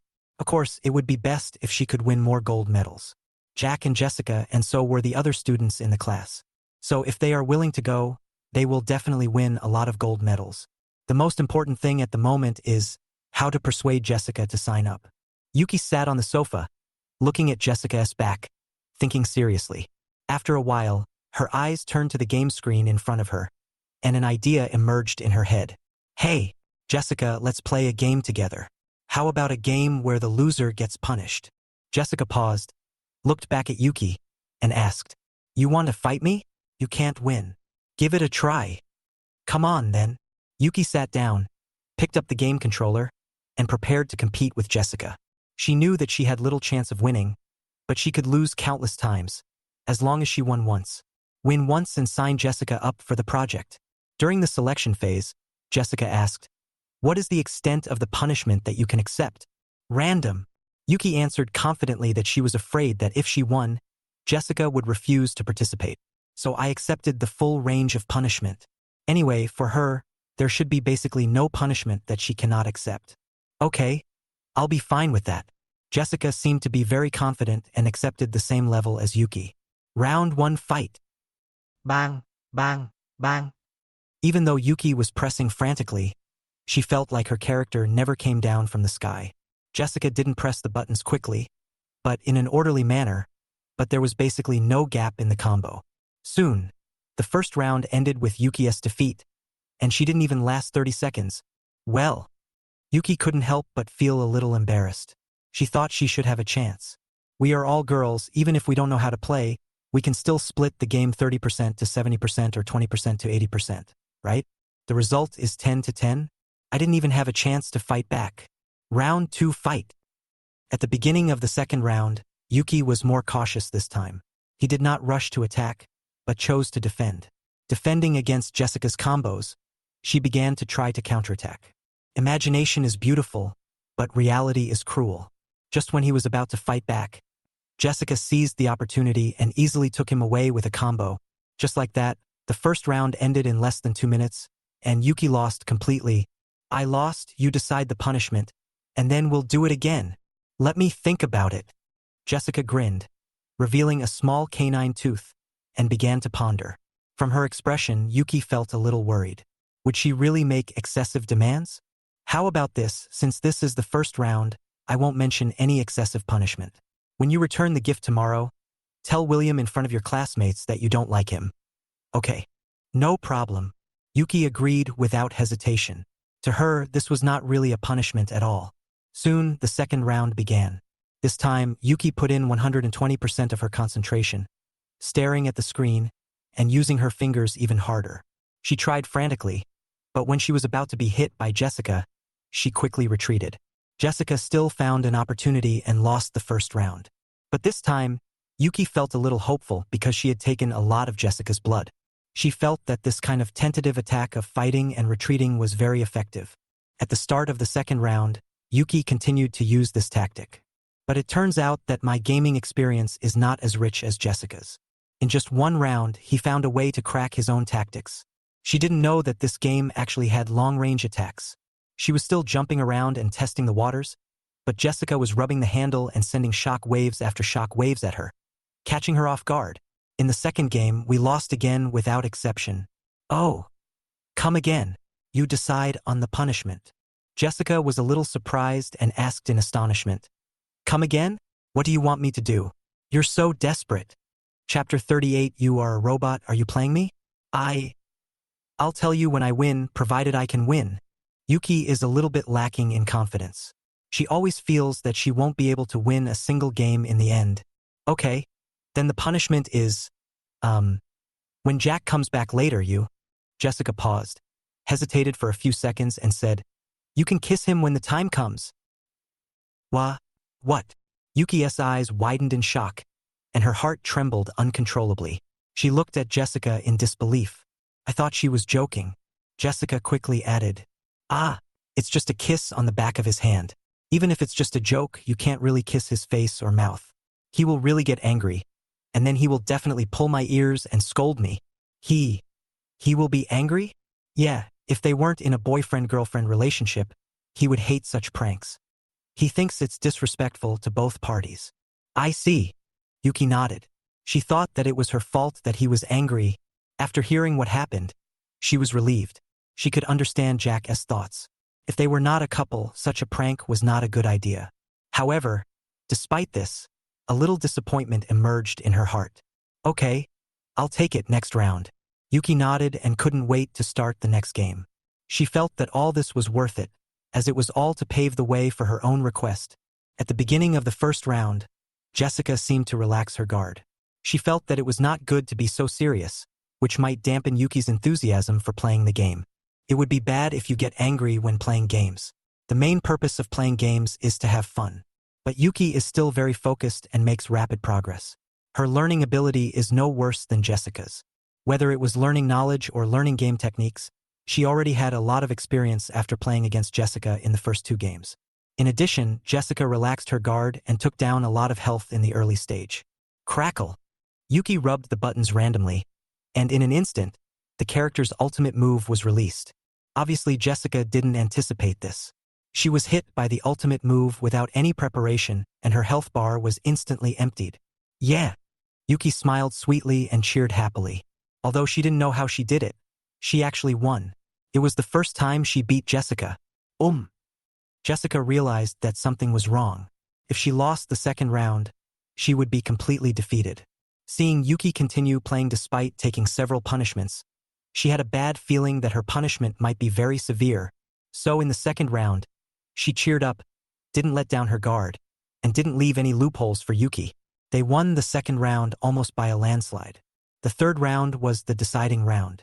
Yuki could only feel her heart pounding and her hands shaking with nervousness. I am now the closest to victory. If I miss this round, I may not have another chance. At the beginning of the round, she took the lead in attacking. She knew that she had won the first round by luck, but luck probably wouldn't work if she wanted to win this round. So her idea was to gain a little advantage first and then buy time. When the time is up, as long as you have more health than Jessica, you win. In the exciting duel, Yuki gained a slight advantage, then quickly retreated and began to defend to delay the game. Jessica also realized what she wanted to do and did not use some unstoppable attack methods as she wished. Yuki didn't panic. She knew Jessica was not that easy to deal with. The main thing now is to lose less blood, and when the time is almost up, go all in. 24, 23, 22. Yuki counted down in her heart, and in the last 10 seconds or so, she stopped defending and started attacking, pressing her fingers at a very fast speed. Gah! At this time, the door was opened, and Jack came in from outside, carrying the vegetables he bought. I'm back. At that moment, Jessica glanced at Jack and was distracted, and Yuki seized the opportunity and hit him once more in this short half-second. Time is up. Yeah, I won. Yuki jumped up excitedly. Her heart was about to jump out of her chest because it was almost impossible to tell who had more health bars. Fortunately, the goddess of luck was on my side, and I won by a very small margin. Well, Jack was stunned for a moment, not knowing what Yuki was cheering for and why she looked so excited. Is she such a game lover? I didn't see it before. Why is she so happy after winning? I actually lost. I feel bad. Jessica leaned on the sofa, looking up, with a helpless look on her face. If she hadn't deliberately let up in the first round, she wouldn't have lost. The main reason was that she was too embarrassed to beat Yuki again, for she was afraid that she would get angry after playing for a while. But it was obvious that she didn't understand Yuki. Yuki had already made up her mind that even if she kept losing, she would not give up and she had to win a game. Okay, you tell me the punishment. Seeing Yuki so happy, Jessica's mood wasn't too bad. This is what she thinks is the meaning of playing games. As long as you have fun, winning or losing is not that important sometimes. Punish. Jack put his things on the table and walked into the living room. Yuki can finally reveal the conspiracy she has been planning for a long time. Then, just sign up for the sports meet. You can sign up for as many events as you want. Ah! Jessica opened her mouth in surprise and looked at Yuki in disbelief. She was still guessing what kind of punishment Yuki would tell her, but she never expected it to be this. This is really a real punishment for her. No. No, wait, I don't understand. What are you doing? Jack was completely confused. He just went out to buy some groceries, so why did things seem to go wrong? Afterwards, Yuki told Jack about the game they played and the punishment for losing. She lost the first 2 rounds, but she won this one. The punishment she proposed was just now. When Jack heard that Jessica had lost, his face was filled with surprise. He stared at Jessica and said loudly, "Jessica, you actually lost? You're a robot? Are you playing me?" Chapter 39. Then you just eat the candy this time and watch me run. Ah? What does it have to do with you? Jessica looked at Jack and asked in confusion, with a hint of dissatisfaction on her face. Jack looked very helpless at this time, covering his forehead with his hands. He knew why Yuki made such a request. The reason was because of the bet he made with her. He had said in person that if Jessica signed up, he would sign up too. Yuki was very happy at this moment, looked at Jessica and asked expectantly, "Are you willing to accept it?" Jessica didn't take her first 2 punishments seriously and probably thought they were just a joke. As a result, he dropped this bombshell, which completely shocked Jessica. Jessica glanced at her, smacked her lips and muttered, "If I had known you were going to do this, the punishment I told you would be a little more difficult." "Well, it's okay, you can refuse it. After all, the punishment you told me about is not as severe as mine." Yuki was a little embarrassed. After all, what the other person said was completely different from what she said. It's like someone is just joking, but you take it seriously, which is really not good. She wanted Jessica to participate, but she was also considering it from the perspective of the class.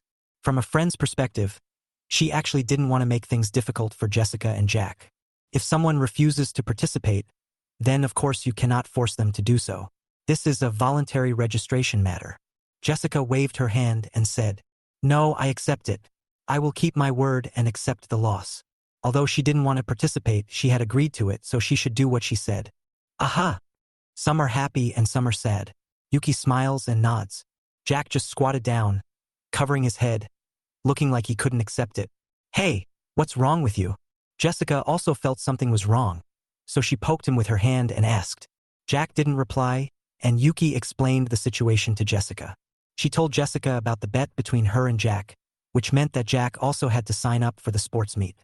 Obviously, he didn't expect Jessica to sign up in this way, so he didn't expect that he would participate. Oh, in other words, he has to sign up too. Jessica raised her eyebrows and immediately became interested, with a sly smile on her face. Well, that's more like it. It makes me feel much better." Jessica nodded with satisfaction. The most uncomfortable thing for her was to be laughed at by Jack. If you don't perform well, Jack will make fun of you.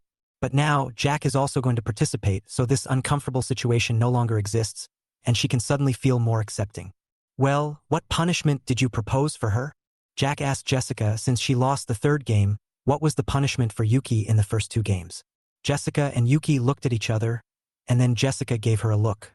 Yuki immediately understood what he meant and knew that he had to complete his punishment. She came in front of Jack, and when Jack was completely confused, she slowly took Jack's hand.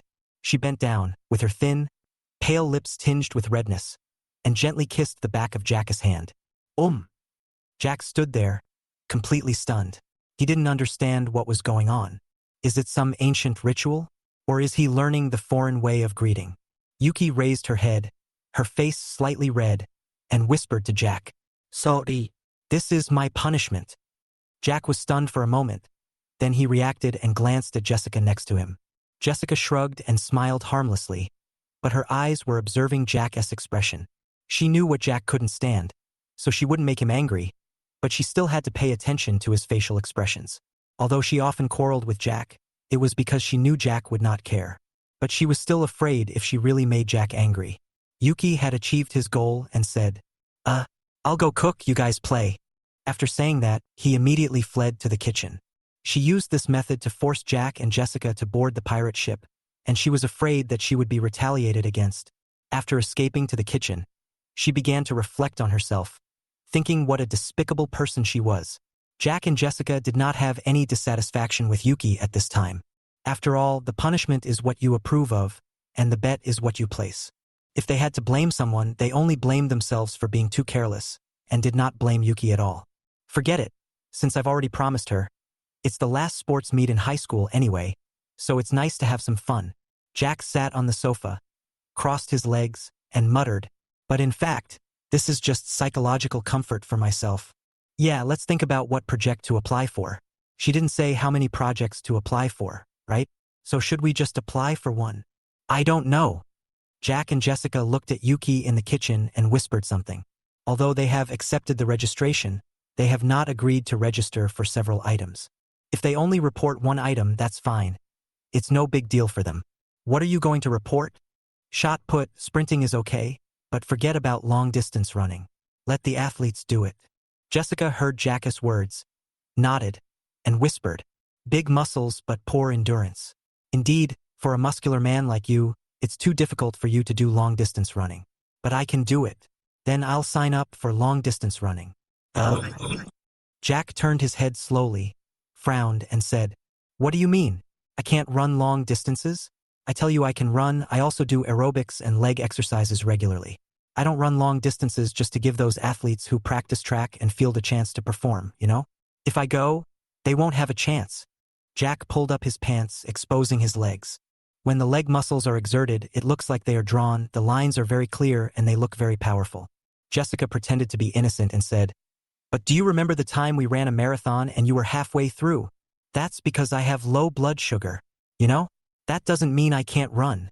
Jessica took out a lollipop, put it in Jack's palm, and then put on a meaningful smile on her face. Oh, I see.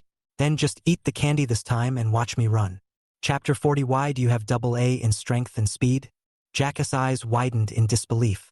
Then he raised his hand, pointed at Jessica with his lollipop, and said, I really want to sign up for the long-distance race. 1,500 meters. Okay? Just wait and see. If you don't take first place, I will dismantle all the equipment in my account. Jessica took the lollipop, tore open the candy wrapper, and stuffed it directly into Jack's mouth. Brother, don't try to be so stubborn. I'm not saying you can't do it, but that's the truth. You have big muscles, so you must consume a lot of energy. How can you get AA in strength and speed? You should just throw the shot, put honestly, and don't get involved in long-distance running. You! Jack was speechless for a moment, and his anger rose even more. The next second, he calmed down, spoke slowly, and said in a strange tone, that's right. At least I can guarantee victory in the shot put, but you can't guarantee victory in the long-distance run. Don't cry if you lose. I won't be able to explain to my aunt. Jessica's face changed. She crossed her arms and complained, Jack, you only beat me once in basketball when we were kids. Why is it so important now? Then why do you challenge me so often? You know you can't win, and I don't want to say it, but you just won't admit defeat. Jack spread his hands, looking extremely proud of himself as if he had won the argument. Jessica immediately stood up from the sofa, stared at Jack with a frown, and whispered, okay, then I'll sign up for both events and win 2 gold medals. I want to see how you can still be so proud of yourself then. Tisk, are you kidding? I'll sign up for 3. I have 4 items. In addition to signing up for the project, I will also perform a show at the opening ceremony. What's wrong with that? TSK, are you the only one who can perform? I've won more art awards since I was a child than you have achieved in the game. You're really bragging. Yuki was busy cooking in the kitchen and had no idea what was going on in the living room. The sound of the range hood prevented her from hearing anything in the living room. After she finished cooking, she served the food and invited the two to eat. Okay, let's eat. When Yuki looked towards the living room, she saw Jack and Jessica standing face to face. It was like they were confronting each other with enemies, with serious faces and sharp eyes. What are you doing? Yuki thought Jack and Jessica were arguing, so she walked over and stood between them, but she didn't dare to get too close. After all, if these two people really quarreled, she would not be able to persuade them. Jack suddenly turned his head to look at Yuki and said, Yuki, For the men's group at the sports meet, as long as there is no time conflict, you can sign me up for as much as you can. Me too. By the way, please ask the school if I can participate in the men's competition. I want to win the game against someone myself, and let him know that being good at basketball doesn't mean you're good at all sports. Ah. What are you two doing? Yuki stood in the middle, confused. What happened to these two people? She was already satisfied that she could get these two to sign up with her cleverness. I was thinking that if they each signed up for one event, they would at least win 2 gold medals, which would be enough. But while I was cooking, why did the two of them seem to get into a fight? Oh, right. Has the performance for the opening ceremony been decided yet? I'll sign up for a performance, martial arts. I'm also applying for dance. At this point, the two were no longer satisfied with competing in sports events, but were thinking of performing at the opening ceremony. Yuki was also in a dilemma. After all, these decisions were made by her as the class leader. But each class can only perform one show. So, can you two arrange a show together? No. Yuki's suggestion received a tacit and unified response from Jack and Jessica. This gave Yuki a headache. It was really not easy to invite the gods, and it was even harder to arrange for the gods. How should I arrange things for these two land immortals to satisfy them? If they are not satisfied, won't these two people's resentment be transferred to me? I'll think about it. You guys calm down. Let's eat first. The sports meet is still a long time away. Yuki reached out, took one person's wrist with one hand, and led them to the dining table. She could only use a delaying tactic now and put off arranging their problems for the time being, delaying it for as long as possible. Maybe they changed their minds in 2 days. Now Yuki regrets letting them sign up. If she had known this would happen, she would not have dragged them into this. After pulling them into the water, the two of them actually pushed themselves to the bottom of the water like crazy. All right.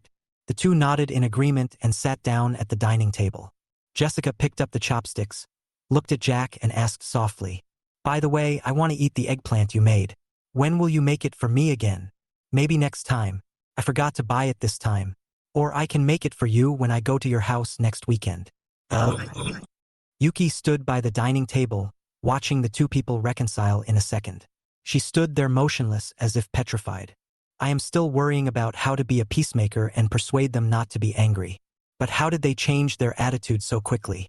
They made up in the next second? Why? Aren't you angry anymore? Jessica and Jack raised their heads, looked at Yuki, and said, "We are like this.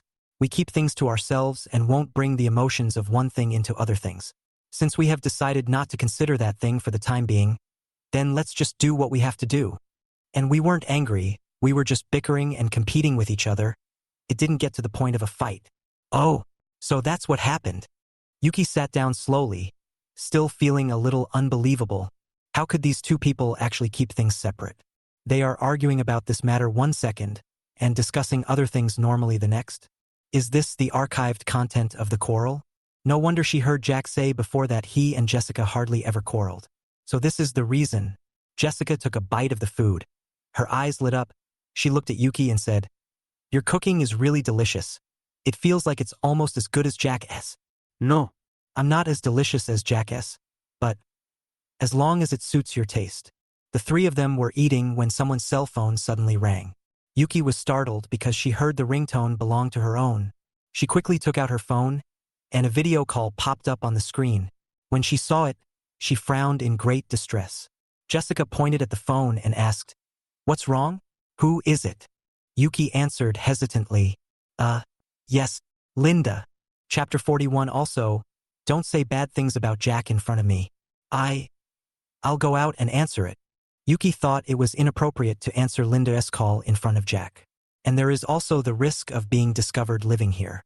So Yuki subconsciously stood up and went outside to answer the phone. But before she stood up, Jack waved his hand and said, "It's okay. Just answer it here. We won't make any noise." This. Yuki stood up and sat down again. "Since Jack has already said so, I will just take it from here." Yuki clicked the answer button, and then Linda's face appeared on the screen. "Yuki, what are you doing?" I'm at home, what's wrong?" Yuki answered calmly, but glanced at Jack and Jessica unnaturally. Linda seemed to be lying on the bed, looking bored, holding her phone. "I'm so bored. Do you want to go out and play? Let's go shopping?" No. I have to study hard these 2 days because the monthly exam is coming soon. Really? You still need to review? Xinjuan, what are you going to do with us? Of course I have to review. It's not like I have a photographic memory. By the way, let me tell you, yesterday after school, there was a pervert in my class. I don't know what he wanted to do to me. It was so scary. I feel like if Oscar hadn't been there, I would have been killed. Pervert? Who? Luke. Throat. When Jack heard Linda say this name, he almost choked on his rice. He didn't know why, he wanted to laugh. What's that sound? Do you have pigs at home? Jack narrowed his eyes and twisted his eyebrows into a knot. It's me. I just burped. Yuki bit her lip and quickly explained that she didn't want Linda to find out that she was with Jack. If she broke up with me and had a quarrel, it would be a small matter. What if she talked nonsense to others and affected Jack? By then, Jack will put the blame on himself and he will be forced to leave. By the way, what on earth did Jessica want to do? Jack and I were still chatting, and she came over and dragged Jack away without saying a word.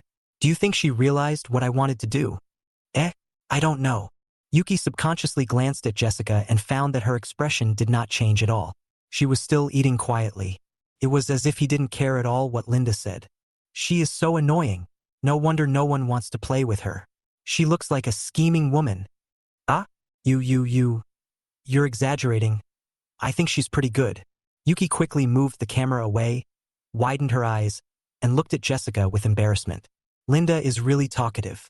Jessica is right next to her. Jessica just paused for a moment and frowned a little, but still didn't react much. Yuki couldn't help but admire Jessica. She was really able to keep her composure and really didn't care about other people's gossip. If I said this to myself and I heard it, I would feel like I would burst into tears the next second. Okay? Stop it, Yuki. Didn't you see her like that when she was playing basketball? She showed her arms and legs. She did it on purpose, flirting and making Jack and those boys crazy. All right, stop talking about her. Linda, it's not nice to say bad things about people behind their backs. And I don't agree with your opinion of Jessica. Yuki interrupted her immediately, raising her voice several degrees, her eyes wandering, and she felt cold sweat pouring down her face. Because she had already seen a flash of cold and sharp gaze in Jessica's eyes. She really regretted answering the call in the house now. Okay, let's not talk about her, let's talk about Jack. What do you think he is up to? Is he playing hard to get with me? Linda, I advise you to stop pestering Jack. You are really not suitable for him. Speaking of Jack, Yuki thought of Jack once told her that he wanted her to help him. Let me persuade Linda to stop pestering him. And he swore to himself that as long as he was around, he would never let Linda bother Jack again. No. I just want to be with him. Help me think of a solution. Linda started rolling on the bed, holding her phone, and started to act coquettishly towards Yuki on the other side of the phone. Yuki is also at her wit's end. When the other person was pursuing you for 2 years, if you had agreed once, would you still be troubled like this now? If you have to wait until someone's patience is exhausted and they no longer like you before trying to win them back, who can win them back? And you still want me to find a solution? I am now being kept by Jack. What can I think of? Linda, you really should stop pestering him and consider someone else. If that doesn't work, get to know Luke. Maybe he's a good person. Yuki finished speaking. Jessica at the side began to hold back her laughter, covering her mouth, her face turning red. She was almost amused by Yuki, and she would definitely give full marks for this move. Don't joke with me, Yuki. Oh, by the way, do you think this trick will work? Jack must be feeling that he is very popular and that someone likes him, so he is getting cocky. Then I can just pull him down, right? What do you mean? Yuki frowned slightly, having a bad feeling in her heart. I can spread some rumors to make his reputation worse so that no one will care about him anymore. When he is particularly helpless, I will appear. I promise that I will be like an angel to him at that time. It is absolutely feasible. You're going to spread rumors about Jack? And ruin his reputation? What are you thinking? When did your heart become so dirty? Yuki's expression became serious, and even a hint of anger appeared between his eyebrows. Linda didn't know Yuki's position at the moment. For Yuki, Jack's existence was incomparable to others. He saved me and gave me everything I have now. It is not an exaggeration to call him a lifesaver. But her friend in front of her said that she had to treat her savior in such a dirty and shameless way just to be with him? She would never allow it. What's wrong? Anyway, only you and I know about it and no one else knows. To be honest, I can only trust you now. I don't even dare to trust Oscar. And this method is definitely feasible. Although Jack has strong limbs, he is simple-minded and stupid. He definitely won't know that this is my plan. Linda, I really misjudged you. If you dare to do this, we will break up. Also, don't say bad things about Jack in front of me. Chapter 42, if you don't mind, you can play with me in the future. Beep. Yuki shouted angrily and then hung up the call. She really couldn't stand Linda anymore. Linda was an okay friend. But how can one be so shameless in being a human being? If she wanted to treat others like this, Yuki would simply despise her and dissuade her. But if she treated Jack like this, Yuki would absolutely not be able to tolerate it, and might even break up with her and never have any contact with her again. Yuki hung up the phone. She looked up at Jack and Jessica awkwardly. This really irritated them. Linda insulted and cursed them on the phone, and complained. They heard it clearly. I am still her friend. They won't vent their anger on me. Well. Yuki looked at the two people in front of him, and they seemed to be extremely stable. They were eating and chewing quietly, and even their expressions didn't change at all. It seemed like I was the only one who roared and gasped in anger. At this time, Jack put down the bowl and went to the kitchen. When he came back again, he had a cup of warm water in his hand and pushed it in front of Yuki. Drink some water and calm down. There's no need to get angry with that kind of person. It's not worth it. Ah, ok. Yuki held the water cup with both hands and took a sip. But her inner anger was almost gone. Because she actually heard Jack comforting himself in such a soft voice. She originally wanted to comfort Jack and persuade him not to be angry. But how come? He comforted himself instead. Oh, and Jessica. Linda just insulted Jessica quite a bit. Yuki turned his gaze towards Jessica and tried to explain so that she wouldn't be angry. Jessica looked up at Yuki, as if she could see through her thoughts. Jessica patted Yuki's shoulder gently and said, "You just made the wrong friends. It has nothing to do with you. Don't feel burdened." Ah, okay, got it. Yuki nodded blankly. She didn't expect Jack and Jessica to be so emotionally stable. Aren't you angry or upset at all? Jack said, if you really think she's not worth getting along with anymore, then just break up with her. She's really not a good person. If you're friends with her, it's lowering you. Yuki lowered her head, nodded slightly and said, yes, I know. This time I really see her for who she is. I won't be friends with her anymore. Although she is the most popular one in the class, but there are very few friends who can play together. Most people just maintain a friendly and kind attitude towards themselves. But if you play with yourself, you have to think about it. I am suitable to be a good class monitor, but I may not be suitable to be a good friend. In the class, the only people I play with are Linda and Oscar. But Oscar still likes playing with Linda more. If he breaks up with Linda, Oscar will most likely stand on Linda's side. At this moment, Jessica looked at her and said lightly, if you don't mind, you can play with me later. Real? Yuki suddenly raised her head. Her face suddenly filled with joy again, and her eyes were shining again. Jessica nodded and continued, well, it's just that my reputation is not very good. You heard it too. Most of the girls in the class probably think the same of me. That's what they think. I don't care. Yuki doesn't care whether Jessica has a bad reputation or not, because she knows what kind of person Jessica is. Those people just don't understand Jessica, that's why they think that. Okay, if you don't mind that your reputation will be ruined by being with me, then I can be your friend. Jessica nodded and said softly. Jack looked at Jessica's face. Although she didn't show any emotion when she said this, but Jack could clearly feel that Jessica was happy. Yuki should be happier, although there should be no distinction between high and low among friends. But Yuki always felt like she had upgraded her weapon to a new one. At this time, in Linda's home, she was lying on the bed in the bedroom. Looking at the hung-up call on the phone, he was a little puzzled, with confusion and bewilderment written all over his face. Yuki's yell and the angry emotion just now were still echoing in her mind. But the more she thought about it, the less she understood. Strange. Is she angry? What is she angry about? Did I say something wrong? Linda didn't understand why Yuki suddenly got angry. What I talked about with her didn't offend her. Did I? I was only talking about Jessica and Jack? What does it have to do with her? Why should she be angry? Alas, what a pity. She is obviously the best person to carry out this plan. I designed this plan for her. Linda put down her phone and put her arm on her forehead. She originally wanted Yuki to help her and become the one who spread the rumors. Because Yuki is very popular in the class, and what she says is also convincing. Jack in the class, no one in the class would disbelieve it. No matter how outrageous the rumor is, it will become true if it comes from Yuki's mouth. By then, I will have successfully isolated Jack. She firmly believed that Jack ignored her at this moment, but was just praised by those people and became arrogant, thinking that he was good enough to attract better people. As long as I let him face the reality, I can immediately narrow the distance between him and me. When he was particularly helpless and at a loss, I appear next to Jack again. Jack will realize how good and considerate I am. Yuki doesn't help her now. She doesn't intend to give up this plan.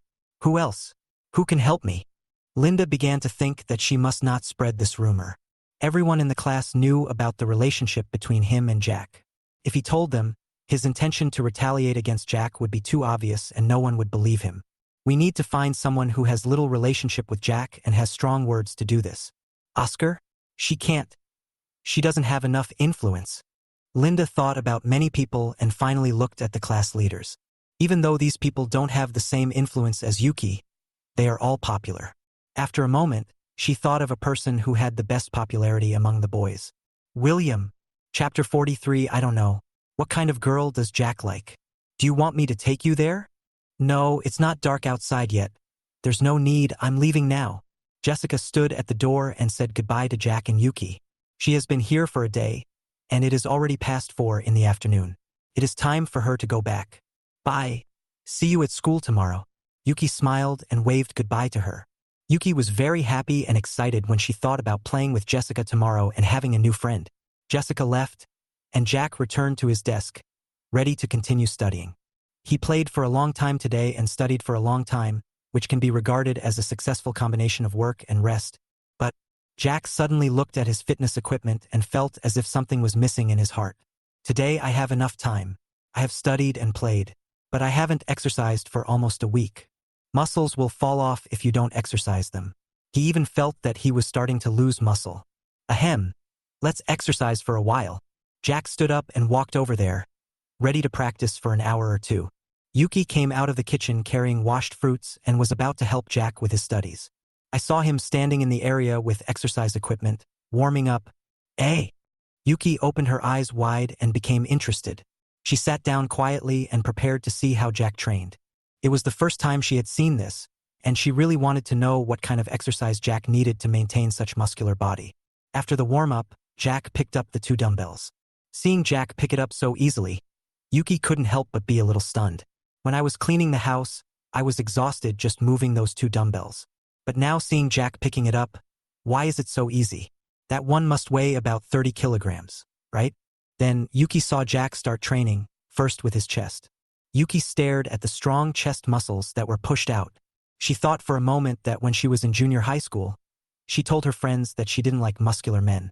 I think those with fair complexion, tall and thin skin are pretty good looking. But now she thought about it.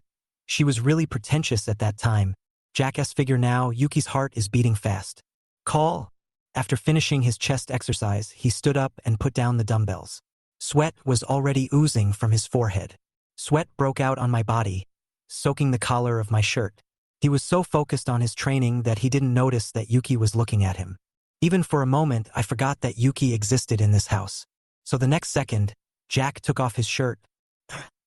Yuki's eyes widened, her pupils trembled slightly, and she immediately covered her mouth with her hands, her face full of surprise. She looked at Jack's muscular figure and the clear muscle lines. He also maintains his body fat percentage very perfectly, with very little fat, neither fat nor thin, and looks particularly beautiful. At least in Yuki's eyes, it is very beautiful. Because at this moment she didn't even blink. She was staring at Jack's body. After training his chest, Jack started training his back. Repeated bent-over dumbbell rowing stimulated Jack's back muscles, and it seemed that each time, the lines became clearer. Jack happened to have his back to Yuki, so she could see everything clearly. For a moment she was so fascinated that she didn't know what to do. She just sat there and watched in silence.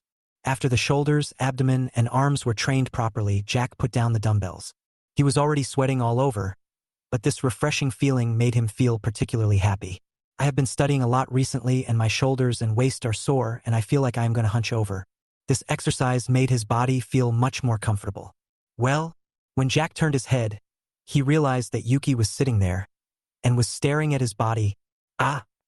Yuki also came to her senses. She didn't realize that she had watched Jack finish his exercise. She quickly turned her head away, blushing, pretending that she had only seen it accidentally. After resting for a while, Jack went to take a shower to wash off the sweat on his body. At this time, Yuki went to where Jack was exercising, put the things back in place, and simply tidied up. Even the ground was covered with Jack's sweat. Seeing this, Yuki admired Jack very much. Despite such great study pressure, he still finds time to exercise seriously.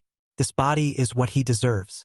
After packing up, Yuki looked at the other equipment such as the spinning bike, treadmill, etc. She should be able to use these, and she was thinking, should she also do some exercise? Because today she saw something she usually doesn't see. Jessica's figure under her school uniform. The tight skin and the curves of the body made her very envious. They were the result of exercise and were very beautiful. Now that she is friends with Jessica, she must cater to her preferences, right? Whether it is playing games or exercising, you should try it yourself. Otherwise, Jessica will invite me to play games, or invite me to play basketball or exercise. If you are totally unable to keep up, then you will definitely regret not practicing well in the first place.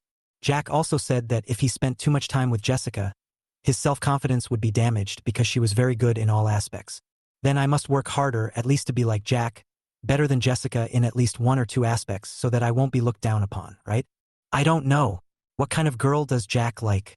Is he a sporty type? Or an artistic type?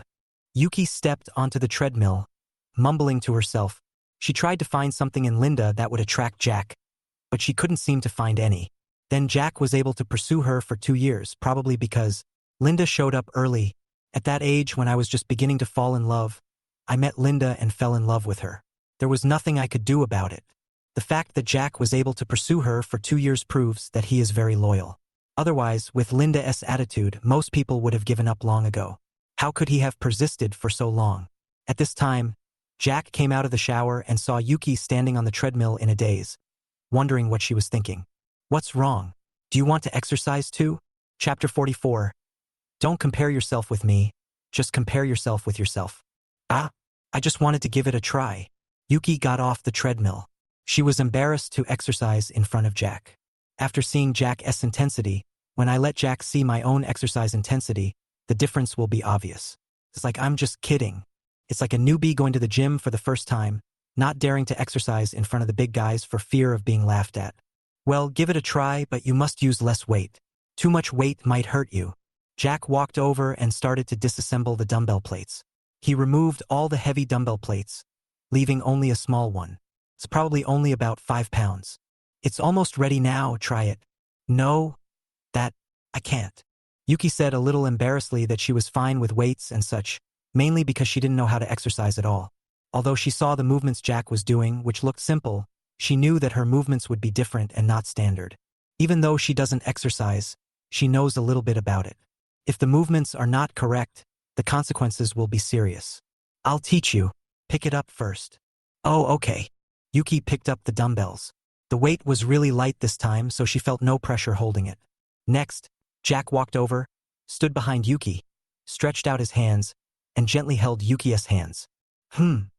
Yuki couldn't help but hum softly, and her body trembled slightly. She could clearly feel Jack's strong body pressed against her from behind, so close that she could even feel Jack's heart beating. And when her hand was held by Jack's hand, she felt particularly safe at that moment. Take it slow, feel where the force is coming from, and breathe evenly. Then, Jack lifted Yuki's body and asked her to do the movements slowly. Yuki's heart was not feeling the strength of her muscles at all. It was already very difficult for her to stand still. Jack pressed against her body. He had just finished a shower and exuded a faint fragrance. This was the closest Jack had ever been to her. How could she concentrate in such a situation? Once you are used to the movements, that's all. If the movements are not standardized, you must adjust them in time, otherwise the trapezius muscle will not compensate well. After Jack finished instructing Yuki, he stepped back and let her try it herself. Yuki did a set by herself. Jack helped her adjust the movements. After doing 2 sets, Yuki put down the dumbbells. She felt her arms were sore and couldn't lift them anymore. No. I can't carry it anymore. Yuki looked at Jack a little embarrassedly. All in all, she had only worked for about 10 minutes. To Jack, her own strength was indeed pitifully low. but she had no other choice. She is a girl, and she is a girl with poor physical fitness and is relatively weak. She can't compare with girls like Jessica at all. She feels like she will have a muscle strain tomorrow and won't be able to lift her arm. I thought Jack would express his disappointment in me, or laugh at me for being too weak. But Jack didn't do that. Instead, he encouraged and comforted her.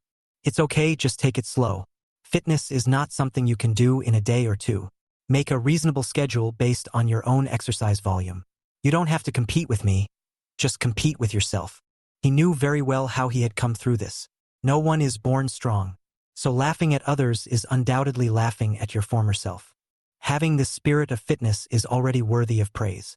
At this moment, Jack would only silently admire Yuki and would not have any thoughts of looking down on her. After hearing Jack's words, Yuki seemed to have received the best encouragement.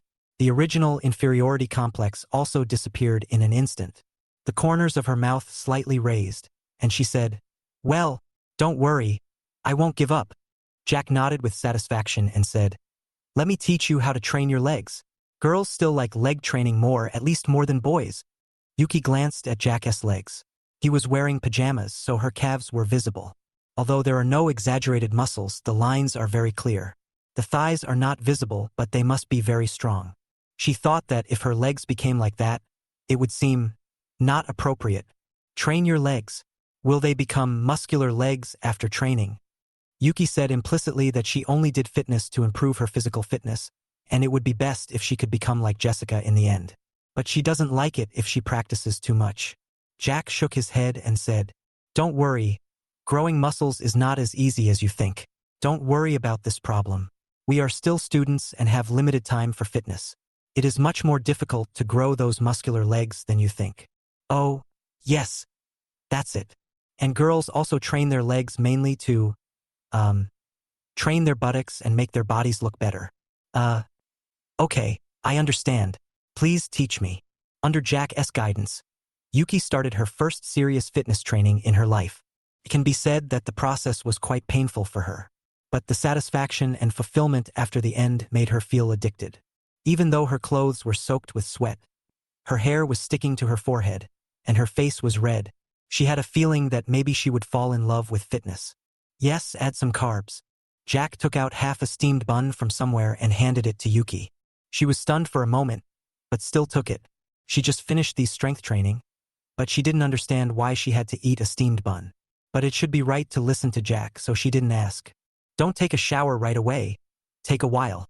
Jack reminded her again that she had just finished exercising, and although she was sweaty, it was not appropriate for her to take a shower right away. Yuki nodded blankly while eating a steamed bun. She knew that her image at this moment must be very different from usual, but she really liked this feeling.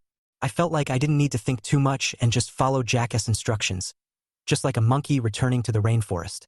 After a vigorous exercise, there was a hearty meal. At night, Yuki took a bath, sat next to Jack, and taught him to study. Jack taught her fitness, and she could teach Jack, which made her feel that the relationship between them, which helped each other, was very comfortable. She didn't feel that she was useless, especially when Jack's academic performance improved little by little. She felt that she had gained a lot of confidence. It was not until late at night that the two returned to the bedroom and prepared to go to bed. Yuki thought about what happened last night and felt a little complicated, but she still wanted to know if Jack still remembered what happened last night. She looked at Jack and whispered, "You seemed very sleepy last night and slept very soundly." Chapter 45. It's okay. I said I don't care. Heard Yuki mention what happened last night, he immediately recalled, "After I woke up last night, I seemed to be hugging Yuki." He didn't know how long he held her, nor did he know if Yuki was awake at that time. After waking up, he did not open his eyes, but immediately turned over. Now Yuki brought it up again. Jack immediately looked away awkwardly and replied, Yes. I was so sleepy yesterday that I fell asleep right after I laid down on the bed." He felt that it was not appropriate for him and Yuki to sleep in the same bed anymore. When he is sleeping soundly, he will turn over. What if he turns over and falls on Yuki? Will he be kicked off the bed? After thinking for a while, Jack pointed to the door and said, "Or, I'd better go to sleep on the sofa." "Ah!" Yuki was stunned for a moment, her mouth slightly opened, looking a little surprised. She didn't know why Jack suddenly wanted to sleep on the sofa, even though they had been sleeping like this for almost a week. "Forget it. Sleeping on the sofa is not comfortable. Yuki shook his head and whispered back. This was the first day they argued about this, and they hadn't even decided who would sleep on the sofa. Now she didn't want to let Jack sleep on the sofa. Well, okay. I'm just worried that you'll find it too crowded. Jack lay on the bed and moved to the side, and the quilt in the middle also moved a little bit. This will give Yuki more space. But Yuki thought this was a bit ridiculous. She and Jack were so different in size that it didn't matter if she slept in a smaller space. If Jack had a small sleeping space, it would be too cramped. He wouldn't even have room to turn over, and it would be easy for him to hit his head against the wall while sleeping. So Yuki moved the quilt back, making her own space a little smaller and Jack's space a little more spacious. Jack felt very complicated. He felt that he had done something wrong and should apologize. It is wrong to hope for luck and get away with it. He shouldn't escape either, this is not his character. Yuki, you slept late last night, didn't you? Jack spoke slowly, causing Yuki to purse her lips. After a few seconds of silence, she nodded and said, Yeah, I was too sleepy last night, and I didn't sleep well. I think when I turned over, I fell asleep on your side, and even put my arm on you. I'm sorry. Yuki had her back to Jack. When she heard Jack's words, her eyes suddenly widened. She didn't expect Jack to remember this incident. She thought Jack was unconscious at the time. It's okay. Who can control themselves when they fall asleep, it's okay. I don't care about these little things at all. Yuki quickly responded. Her voice was gentle, and her eyes slightly raised. She really likes Jack's personality. He is very straightforward, and she also hopes that she can be like Jack. If it was me, I would have bitten myself to death. I was unconscious and sleeping at the time, and I had no idea what was happening. Because she felt it would be embarrassing to say it out loud, she was too embarrassed to do so. This is her weak point and she hates it.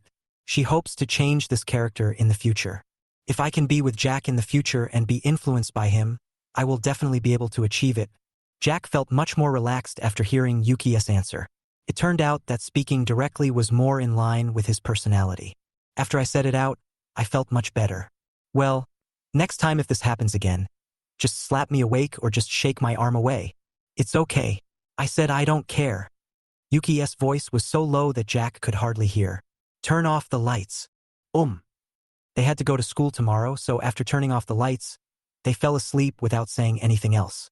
The next morning, Jack woke up first, quietly walked out of the bedroom, and prepared to make breakfast. 5 minutes later, Yuki woke up. She opened her hazy eyes, rubbed them, prepared to stretch and got up. Ais. Before she could stretch out her arms, the pain in her body forced her awake. She gasped in pain, frowned, and didn't dare to stretch her arms or use her legs, although she had a feeling that she would be sore the next day after working out so hard last night. But I didn't expect my condition to be so serious. It seems like even waking up has become a problem. It seems that I haven't exercised for a long time. Yesterday, my exercise intensity was far lower than Jack's, by a huge margin. I didn't expect that it was still so serious the next day. This is enough to prove that my physical fitness is very poor. She insisted on sitting up, getting up from the bed. Then she folded the quilt despite the pain and walked out of the room. Jack was making breakfast when he saw Yuki walking out of the room. He was about to say good morning. But seeing how she was struggling, Jack immediately realized what was going on with her. I remember when I first started working out, I also went through a phase like this. It was really difficult for me to get dressed and go to the toilet, let alone go up and down the stairs. Are you okay? Well, a little bit. Yuki showed a slightly bitter expression and gave a bitter smile. She can only walk slowly while holding onto the wall. If she walks faster, her muscles will be strained and it will hurt. It's always like this at the beginning. Your muscles are adapting to the intensity of your exercise. It won't be like this if you stick with it. Jack was a little worried that Yuki would give up fitness, even though it had nothing to do with him. But he still hopes that Yuki can share the same hobbies with him. I can tolerate loneliness when I exercise alone, but it would definitely be best if there is someone to accompany me. Yes, I will. Yuki never thought of giving up. When she thought about how she would have to endure the same pain when she trained again, she no longer had any thoughts of giving up. Yuki went to the bathroom to wash up, then came out to eat breakfast. After packing up, I prepared to go to school with Jack. She put the gift William gave her into her school bag and prepared to go to school to return it to him. Jessica gave her yesterday, which was to say, I don't like you to William. This was not a punishment at all for her. It was just a statement of her true thoughts. I should have done this a long time ago, but I was weak-willed before, so I pretended not to know and not to understand. Now she is determined to change herself, and this is the first step. Yuki wanted to carry the bag, but the soreness in her muscles made even this trivial task difficult. By the end, she already had an expression of pain on her face, but she still hadn't put it on her back. At this moment, Jack suddenly came over, stretched out his hand and took Yuki's bag. I'll get it for you.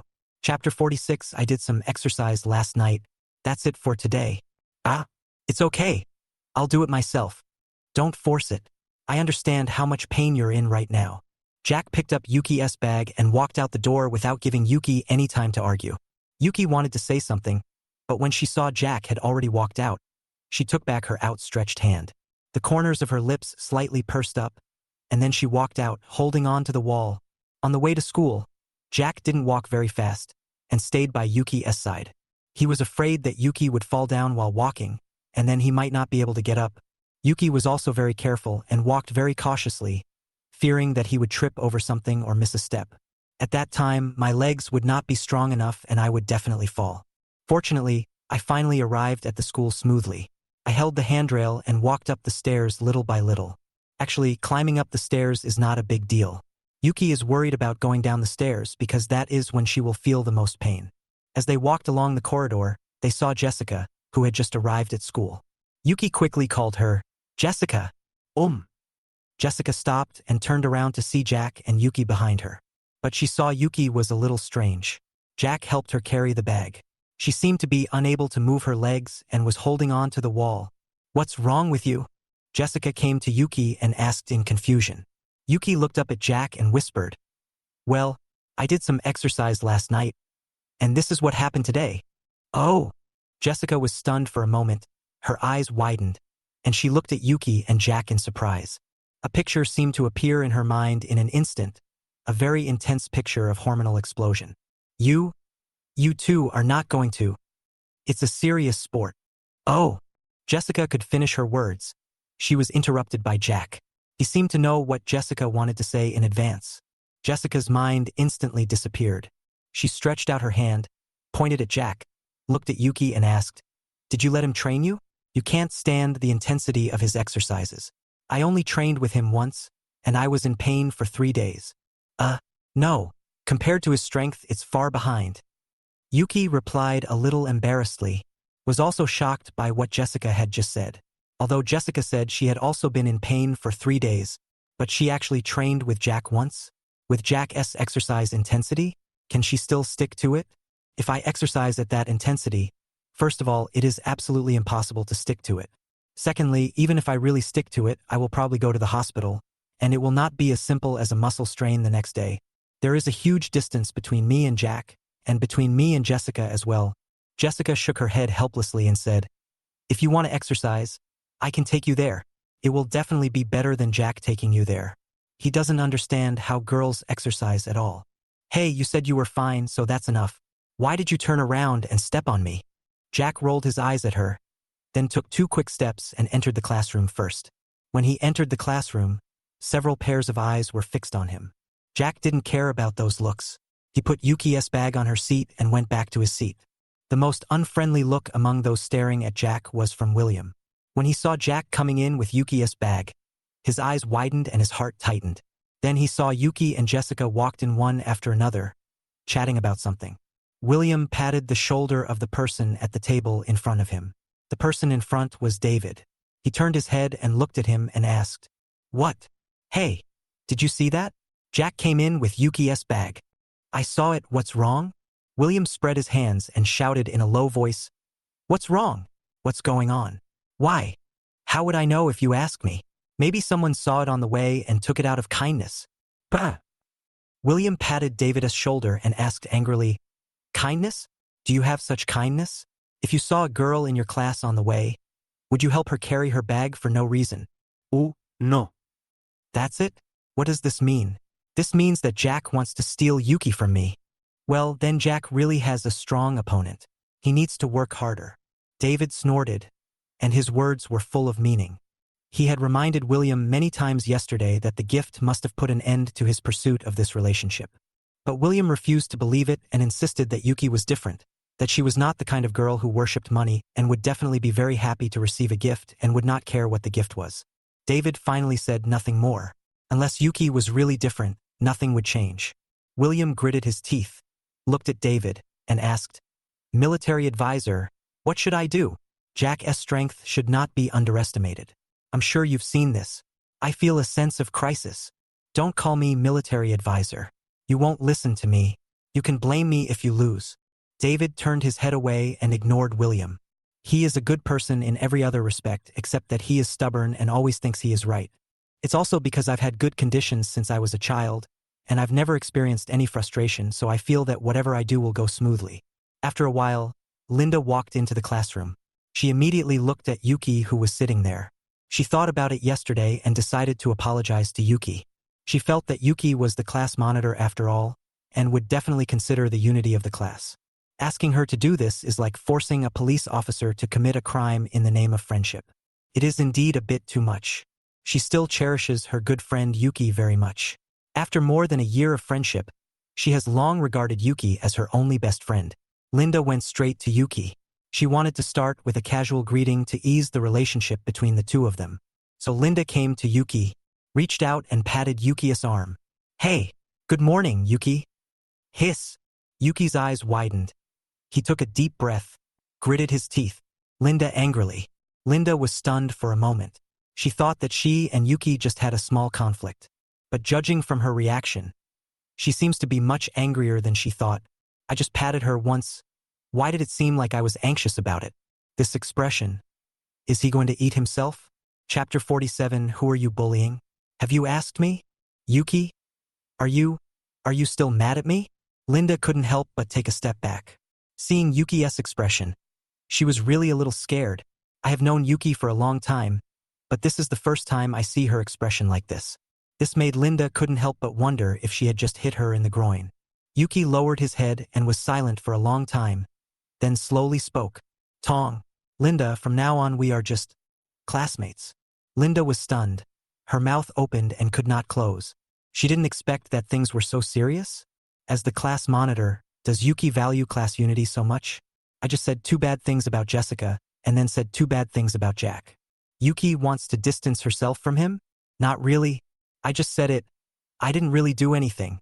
Don't you even give yourself a chance to admit your mistakes and repent? No. Yuki, I know I said the wrong thing yesterday. I swear I won't say that again, and I won't do anything. Please don't be like this. We have a good relationship. Linda's tone softened. She really didn't want to lose Yuki as a friend. They had such a good relationship before, and they could talk about anything. But why, after Yuki hadn't been to school for more than 10 days, he seemed like a different person when he came back. My relationship with her has changed, and we are getting farther and farther apart. Now I even want to break up with her. She had never thought about these. After hearing Linda's words, Yuki also felt her submissive attitude. There was even a moment when Yuki softened her heart, but she still couldn't tolerate what Linda said yesterday. So she chose not to reply, but lowered her head and chose to remain silent. Linda became anxious and quickly reached out to grab Yuki's shoulder and said anxiously, "It's true. Yuki, you must believe me." Hiss. Yuki gasped again when he was caught and looked at Linda with a particularly scary look. Linda was startled and immediately withdrew her hand. "Hey!" At this moment, William, who had been watching secretly, moved. He saw that Linda seemed to have a conflict with Yuki, and then Linda touched Yuki and made her react violently. He knew this was his chance to make his debut, so he first shouted at Linda to stop her behavior, then immediately stood up and walked over. "Linda, what are you doing? Why are you touching me? Can't you see that Yuki is very uncomfortable?" William stood in front of Yuki, looking like a hero saving a beautiful girl.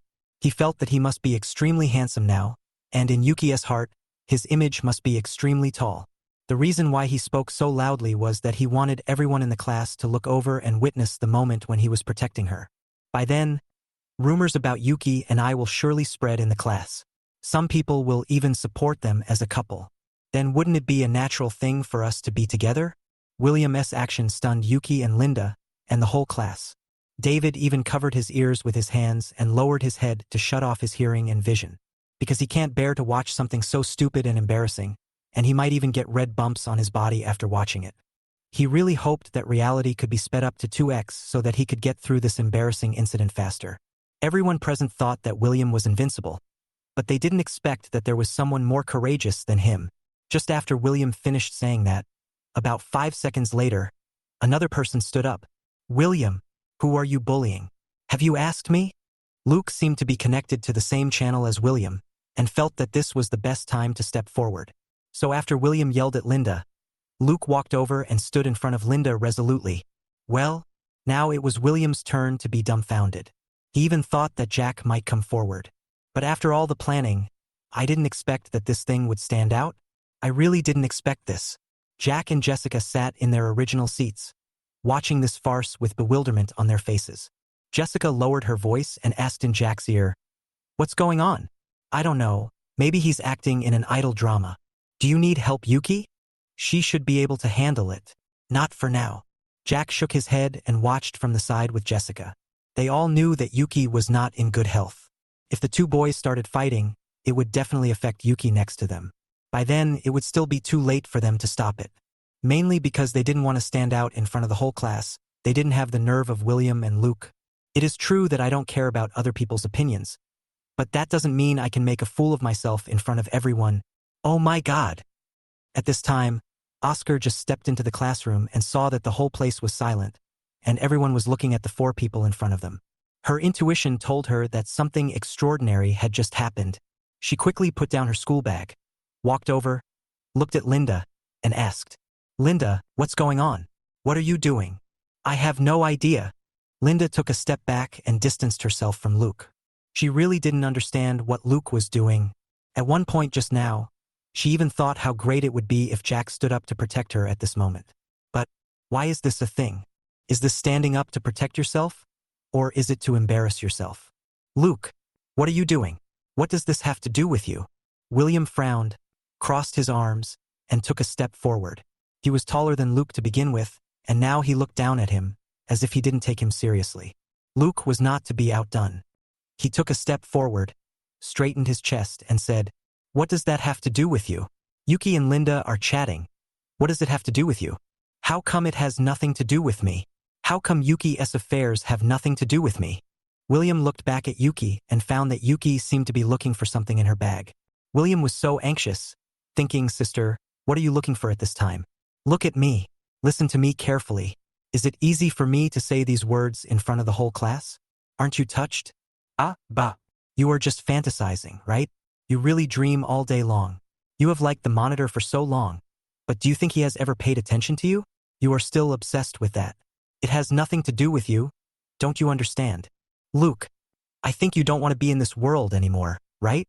William was so angry that he stretched out his hand and grabbed Luke's collar. He stared at him angrily, his face turned pale, and his breathing became heavy. It was the first time he heard someone dare to humiliate him like this, and this person was a guy he looked down upon. How could he tolerate this? "Come on, you still want to do it? Why don't you try?" Luke also looked like a dead pig that was not afraid of boiling water. On the surface, he was not afraid of William at all. But in fact, his hands were already shaking slightly. William was stronger and taller than him. "But I have already stood up, in front of Linda. I can't back down even if I'm scared." Jack's eyes narrowed, and he was about to stand up and walk over to stop the two. "That, William." At this moment, Yuki's voice rang out, interrupting the quarrel between the two. William heard Yuki calling his name. He immediately let go of her hand, turned around and looked at Yuki. "What's the matter? Please tell me what's the matter." William was smiling, but when he saw what Yuki was holding, his smile froze on his face. In her hand, it seemed like she was holding the gift I gave her yesterday. Chapter 48. Whenever you see that she is in a bad mood, don't bother her. Yuki endured the pain and slowly stood up. Then he handed the gift to William. With the whole class watching, Yuki looked cold and spoke slowly, in a voice that was neither too loud nor too soft. "William, this is the gift you gave me yesterday. I'm giving it back to you now. Also, please don't give me any gifts in the future. I don't like you." "Oh!" The whole audience was in uproar. Most of them opened their mouths and eyes wide. They didn't expect to see such a show so early in the morning. Almost everyone in the class knows that William likes Yuki, and most people have already tied them together. I think they will definitely be together sooner or later, and they will be a couple sooner or later. So when Yuki said this, they couldn't believe their ears, as if their worldview collapsed. Yuki finished speaking. She subconsciously glanced in the direction of Jack and Jessica. Jessica quietly gave her a thumbs up, with an expression of admiration on her face. At this moment, William's heart seemed to stop beating, standing there motionless, eyes not blinking, mouth unable to close, hands and feet stiff. His face turned pale in an instant, and the expression on his face seemed to tell others, "I am dead." Linda and Oscar were also surprised. They didn't expect Yuki to say such a thing at this time. Especially Linda. She realized that Yuki seemed to have really changed, and was completely different from before. Makes her feel a little strange. Ha ha ha ha ha. Ugh ha ha ha. The one who laughed the loudest at the scene was Luke. He laughed so hard that his chest shook, and he was out of breath. He held his stomach and slapped the table. Just now William was still arrogant to him, acting as a solid shield for Yuki. The next second, he was backstabbed by Yuki. The point is, this kind of thing is fine if I talk to William alone. But Yuki said it in front of the whole class. Now the whole class knows about it. William is completely embarrassed. Jessica poked Jack with her arm and whispered, "This is the punishment I gave Yuki. It's a bit difficult for her. She has to play the role of a bridge breaker. If William gets impatient and wants to do something to Yuki, you go and help her." "No." Jack nodded and agreed. Even if Jessica didn't say it, he would have done it. If William were to do something desperate, Yuki would be in danger. David couldn't sit still anymore, so he stood up and walked out. Then he reached out and grabbed William's arm, pulling him back. Although Yuki's behavior was something he had not expected, William had to bear the consequences. Yesterday he followed someone home, which was wrong. I tried to stop him, but he didn't listen. There is nothing we can do about what is happening now. Yuki sat down, opened the book, and ignored the gazes of others. She has done what she should do, and she doesn't care about the rest, nor does she want to care. At this time, the head teacher came in. "Luke, what are you doing? Why are you laughing so happily? Do you know it's morning self-study now? Go out and stand." "Gah!" Luke's laughter suddenly stopped. At that moment, he knew what it meant to be overjoyed and then be sad. The head teacher saw these people standing next to Yuki, and Yuki's face didn't look too good. She looked like she was in a bad mood. So the head teacher frowned and said to the whole class from the podium, "I'm telling you, no one can bully Yuki. If you see that she's in a bad mood, don't bother her. If anyone dares to bully her, I will definitely punish them severely. Do you hear me?" "I heard." The whole class answered in unison, and couldn't help but sigh that Yuki and the homeroom teacher had a really good relationship. This is simply blatant favoritism. Who has such treatment? It's really enviable. Yuki is very grateful to her homeroom teacher because she knows her current situation and takes special care of her. By saying these words, I am also warning others not to disturb me when I am sad.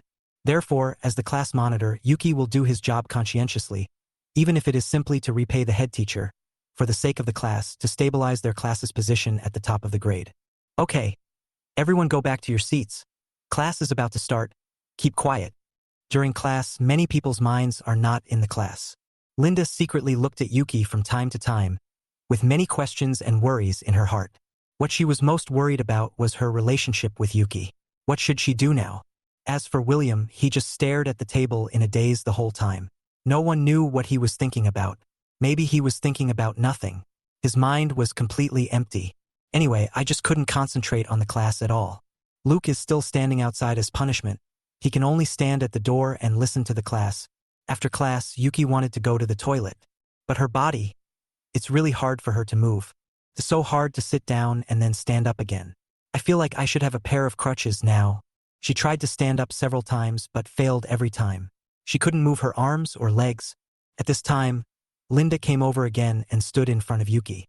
"Yuki, can we talk about this? I think there must be some misunderstanding between us." Yuki was about to collapse at this moment. She didn't want to care about any misunderstandings now. She has to go to the bathroom now. The girls' restroom is not very close to the classroom, and it takes about 3 minutes to go back and forth. Moreover, in my current condition, wouldn't it take 5 minutes to go back and forth? There is not much time left for yourself. Yuki, don't ignore me. Tell me, why are you still angry with me? Yuki could tell the truth, and she didn't want to tell it now. At this moment, A hand suddenly reached out and appeared in front of her. Linda turned her head and looked. Then her eyes widened in disbelief. Jessica. Yuki also noticed Jessica standing beside her. Jessica raised her chin and eyebrows slightly towards her. Without saying a word, Yuki immediately understood. The corners of her mouth turned up, revealing a smile, and she stretched out her hand and placed it on Jessica's hand. Then, Jessica pulled her up, supported her, and walked away from Linda. Linda followed them with her eyes until they walked out the door and disappeared from sight.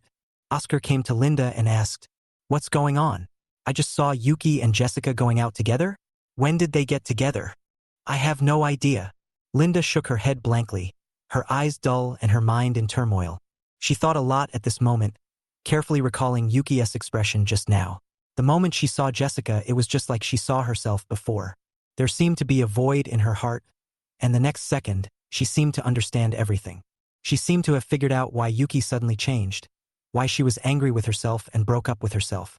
This must have something to do with Jessica. It must have been Jessica who instigated it. In her mind, Yuki would definitely not have any big opinion on her. They have been friends for 2 years.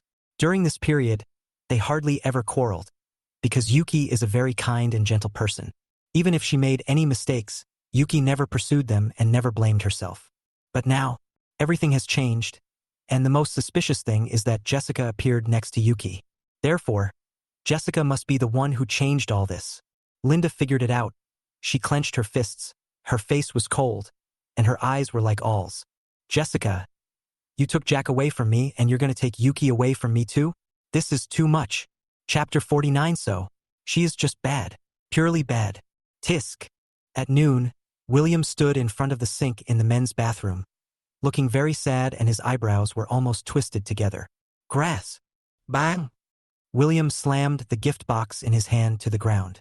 His eyelids twitched violently, the corners of his mouth twitched constantly, and it seemed like smoke was coming out of his head.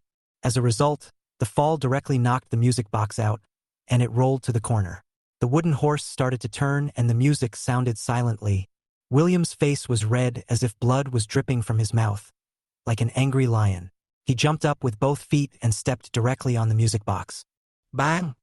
The music box was crushed to pieces, and the pieces were scattered all over the floor. However, the music did not stop, but became a strange and intermittent tone, which continued to play. "I depend on." William almost collapsed, squatting on the ground, holding his head, wanting to scream, but afraid that others would think he was sick. Now he feels like he is about to explode. "Calm down, please. No one can accept your unstable emotions." David walked in slowly from outside the bathroom, looked at William in front of him and the debris on the ground, and sighed helplessly. William raised his head and stared at David, with veins on his forehead exposed. He stood up suddenly, rushed over and pushed David against the wall, grabbed his clothes, held him tightly, and shouted, "Yuki doesn't like me because I'm emotionally unstable?" David had no expression on his face. His face did not change. He shrugged and said calmly, It's possible. It's also possible that you're too violent." "Fuck you. What's the point of saying these things now? She said she didn't like me in front of the whole class. Did she ever consider my feelings? And then, is it wrong for someone to dislike you? Besides, didn't you stand up and embarrass her in front of the whole class? It was you who walked over and attracted the attention of the whole class, and now you ask others to consider your feelings." William gasped, slowly loosened his hand, and took a few steps back. Although he still disagreed with David's idea, things had come to this point and he was powerless to change the situation. He squatted on the ground somewhat weakly, his eyes dull and his expression dazed. David straightened his clothes, walked over, stretched out his hand, pulled him up from the ground and said, "That's fine. It's just a matter of changing the person you're chasing after. It's no big deal. There are plenty of fish in the sea. Besides, you're tall and handsome. You just need to change your temper." No. "You don't understand. Yuki is irreplaceable. She is so good. I really can't give up. As long as she stands there, I like her. No one can compare to her." William's eyes were filled with sadness and his tone was filled with regret. David had a speechless expression on his face. He knew that he had no chance, but he was still fantasizing and couldn't return to reality. But he couldn't say it directly. With William's temper, who knew what he would do. So he slowly opened his mouth and said, "Then you should take advantage of your last year and work hard to become a better person. Once she sees your progress, maybe she will change her mind." No. "That's not right. It has nothing to do with me. I didn't do anything wrong. There must be something wrong with her." William touched his chin with a deep look on his face, as if he was thinking about something important. David on the side opened his mouth wide and blinked, unable to believe what he heard. It has come to this. Doesn't he think it's his own problem? How stubborn does one have to be to have such an idea? Hiss, is it? Someone said something bad about me to Yuki? It must be. And I can guess who it is. William suddenly thought of something, reached out and knocked on the wall. David frowned slightly and asked, Who? Have you forgotten? Who was with Yuki when we followed her that day? Who brought the gifts in when we delivered them? You mean Jessica? Yes, could only be her. Think about it, when she met us that day, she looked down on us. It must be her. After taking the gift in, she said bad things about me to Yuki and slandered me. So Yuki returned the gift and said such things. David grinned, shook his head and said, "No way, there's no reason. Jessica has no grudge against you. Why would she slander you for no reason? So that's why. She is just bad. Purely bad. She just wants to destroy other people's feelings." William seemed to have figured everything out. He clenched his fist and punched the wall hard, almost biting his teeth with anger. "Don't make a fuss. She doesn't seem like that kind of person. Does she? Besides, isn't it rumored in class that she and Jack have a good relationship? But I don't know if they are together or not." William bit his finger and thought carefully. "Suddenly I thought of that day when Jack suddenly pulled Yuki out and said something to her. I understand. This must be related to Jack. They are in the same group. Hey, you can't make blind guesses without evidence. You are slandering others. You just suspect them. Why do you speak as if they really framed you?" William pointed at him, nodded and said, "Just wait. I will find evidence sooner or later, and then you have to help me deal with them both." "Me? Forget it. I can't do anything to Jack." David waved his hand and refused decisively. He had seen the muscular body of the man playing basketball that day. If he went, Jack would definitely hit him like a basketball. No. "I need to find someone to help me investigate." William paced back and forth in the bathroom, wondering if there was anyone suitable for this job. David spread his hands and said, "Linda, isn't she Yuki's best friend? I remember she supported you and Yuki being together." "Yeah, good idea. I'll go find her right away." William's eyes lit up. He patted David on the shoulder, and then rushed out of the bathroom. "Eh?" David wanted to say something, but William had already run away, not giving him a chance to speak. "You just had a conflict with someone this morning, and instead of offering to apologize, you're now asking them to do something for you. What are you thinking?" David looked at William's back, shook his head and muttered something, then looked at the music box fragments on the ground. He walked over, picked up the garbage and threw it into the trash can. After helping William clean up the mess, David washed his hands and left the toilet. Alas, this fool will suffer sooner or later. Chapter 50. If you keep speculating on my thoughts, I will be unhappy. Hello, here I come. It was lunchtime. Yuki came to Jack and Jessica with her lunchbox. I sat at the table in front of Jessica, sharing the same table with her. Now she no longer cares what others think. Since Jessica has said so, she can play with her in the future. Then Yuki will come to Jessica openly, and by the way, she can be closer to Jack. Because Jack never said that he could play with him at school. So Yuki was worried that it would bother Jack and cause him trouble. So she didn't talk to Jack openly. Otherwise, with her current personality of not caring about anything, she would have been getting along with Jack like she was at home. Jessica saw Yuki sitting in front of her and came to eat with her, and whispered, "You really dare to contact me? I have warned you in advance that I have a bad reputation. Maybe there are still a few people who hate me. If you are affected by it, don't blame me." Yuki raised the corner of his mouth, smiled and said, "It doesn't matter. I will stand by you and support you unwaveringly." Jessica was slightly startled, then lowered her head silently, remaining silent. Yuki was stunned for a moment, not knowing what Jessica was saying. "Did I say something wrong?" Jack stared at Jessica with a calm expression, as if he saw through Jessica's thoughts. After a while, he exhaled slowly and said softly, "I'm fine. Now your aunt can rest assured." Jessica raised her head, looked at Jack, and muttered, Brother, if you keep speculating on my thoughts, I will be unhappy. Do I need to guess? You've already called me brother. Is it still hard to guess your feelings? Yuki was listening to the conversation between the two people, but she was confused, as if it was encrypted and she couldn't understand it at all. But she also knew that this should be a tacit understanding between the two of them. When will I be able to have such tacit understanding with them? The three of them were eating and chatting together, which attracted a lot of attention, but most people just watched for fun. There was only a pair of eyes staring at them, with resentment, anger, and unwillingness in the eyes. This person is Linda. When she saw Jessica, she looked at her with a look that seemed to have a deep hatred for her. In her heart, she had already decided that Jessica was the one who destroyed the friendship between her and Yuki. Although she couldn't figure out why Jessica did this, she firmly believed that Jessica was definitely not a good person. Okay, Linda, stop looking. If they ignore you, you can ignore them too. I'm still here to play with you, right? Oscar reached out his hand and gently moved Linda's face back, letting her look at him. Oscar didn't really react much to Yuki abandoning them. Yuki were just ordinary friends before, without any deep feelings. It was only because of Linda that they would play together. Now that Yuki doesn't play with her anymore, she doesn't feel any difference. Linda shook her head and said, "No, Yuki is just bewitched. I must save her. Jessica must have some conspiracy that will harm Yuki. Is this true? How can a smart person like the monitor be bewitched? Could it be that she has some leverage over him? That's right. That's it. You're right. Yuki must have been caught by Jessica and is using it to threaten her." Linda had already imagined Jessica threatening Yuki, although she still didn't know what Jessica's purpose was. She felt that Jessica was the kind of person who would do such a thing. Linda. At this time, Linda heard a call. The voice was very small and was as low as possible, but she still heard it. She looked up in the direction of the voice and found that it was William standing at the door of the classroom, greeting her. Seeing William, Linda couldn't help but frown.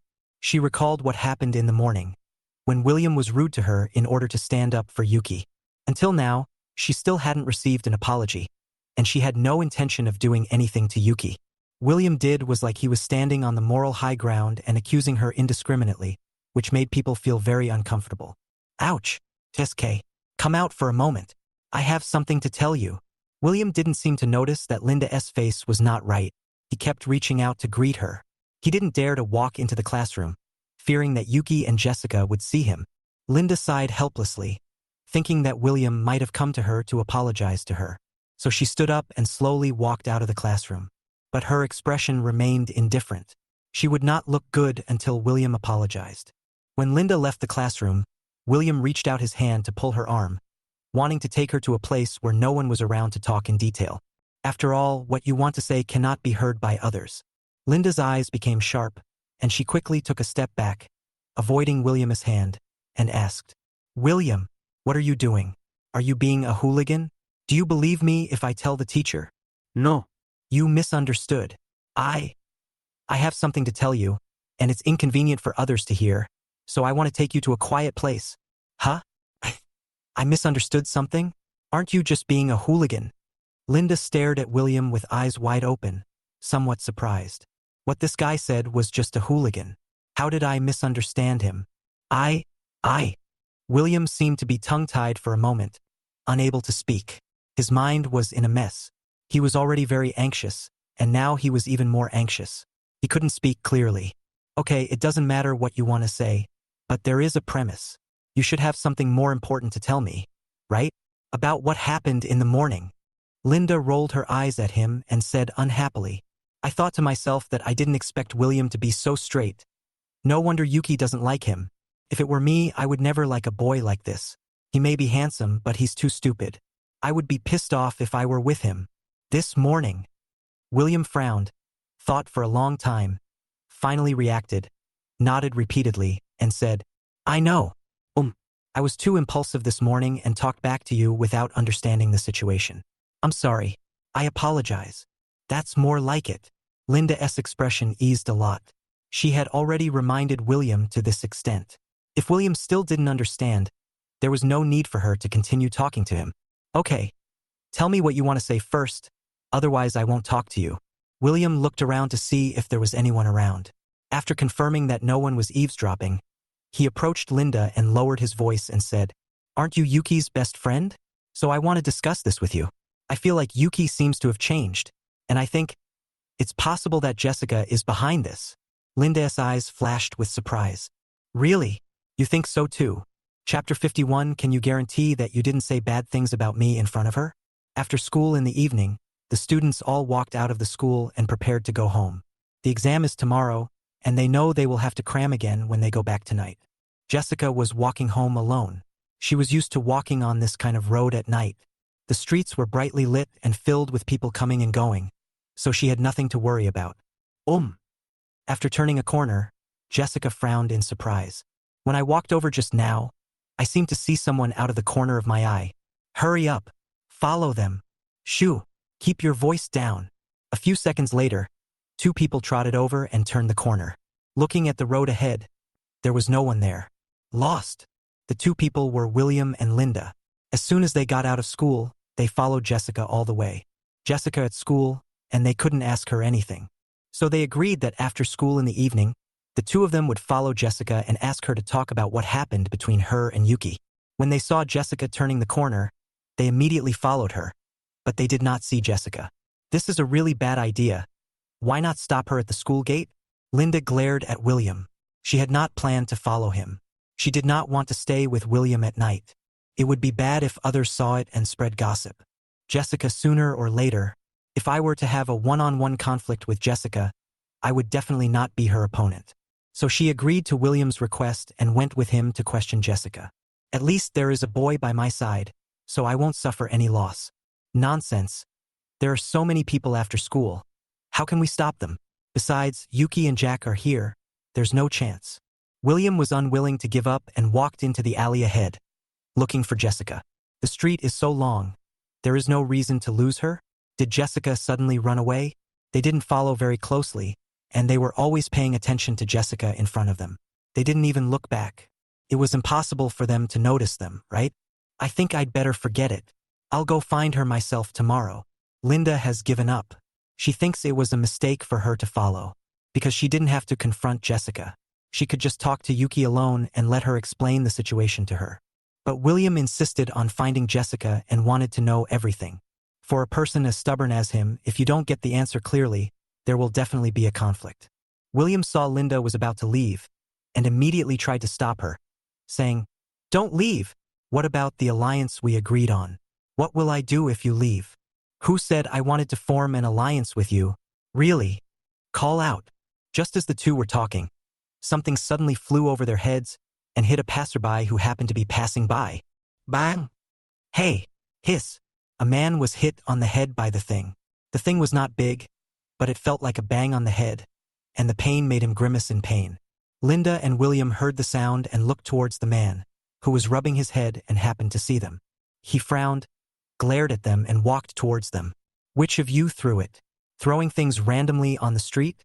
What did your parents teach you?" No. "What did you throw? It wasn't us who threw it." William stepped back, stretched out his hands, shook his head, and looked confused. "Still pretending? There's no one else here except you. You threw it, right? Ha! What did you throw? It really wasn't us who threw it." William almost lost his balance and was tripped by a stone on the ground. He felt confused and wondered if this man was sick. Linda saw that things were not going well and was ready to run away. She said to William, I'm going home first. My mom will be worried soon." After saying that, she turned and left, as if she was afraid of getting into trouble. She didn't think William was unlucky. On the contrary, she felt that she was the unlucky one. If she had known, she shouldn't have followed him. It would have been better to go home honestly. "Hey, Linda, don't go. Don't leave me alone." No matter how William called out, Linda didn't turn around, as if she didn't know him at all. William also wanted to run, but he was pulled back by the man as soon as he took a step. He is in deep pain now. He clearly did nothing wrong. Is this the retribution for stalking his female classmate? Linda ran for more than 10 steps before she thought of looking back to see William's situation. As soon as she turned her head, a hand suddenly reached out from the side and grabbed her arm. Ah! Before she could react, she was grabbed by that hand and dragged into a small alley nearby. Just when she was frightened and wanted to scream, a lollipop was stuffed into her mouth, directly blocking her voice. Linda widened her eyes and looked at the person in front of her. It turned out to be Jessica, who they had lost. Jessica dragged her here, which means that Jessica has actually discovered that she and William are following her. She was still a little frightened, breathing heavily, her chest rising and falling. Looking at Jessica in front of her with a calm face, she was actually a little scared. "Why are you following me? What's wrong?" Jessica opened her mouth slowly and asked softly. Linda was speechless for a moment. She opened her mouth and her eyes were fixed. After a moment, she thought of Yuki. She had come here just to find out about Yuki's situation. "Isn't this the situation I want? Jessica is right in front of me. I just want to ask, what is your relationship with Yuki? Also, why doesn't she play with me anymore? Do you know anything?" Linda tried to show some strength. Otherwise, she felt like she would be controlled by Jessica. "She and I are just friends. Why are you asking me why she doesn't want to play with you?" Jessica knew why, but she couldn't tell Linda. Linda frowned, looking somewhat dissatisfied. "Oh? Can you guarantee that you didn't say bad things about me in front of her?" "No," Jessica answered decisively without any hesitation. She said the cruelest thing to Linda, which was to tell Yuki that she was not careful in choosing friends. This was after Linda scolded her. She usually doesn't talk about others behind their backs unless there are special circumstances. For example, William and his friends are called liars because they followed Yuki and lied to her. Linda was stunned when she saw Jessica's straightforward answer and no sign of lying on her face. Did I misunderstand? Or was Jessica lying? So how did you become friends with her? Chapter 52. I think it's better not to target her.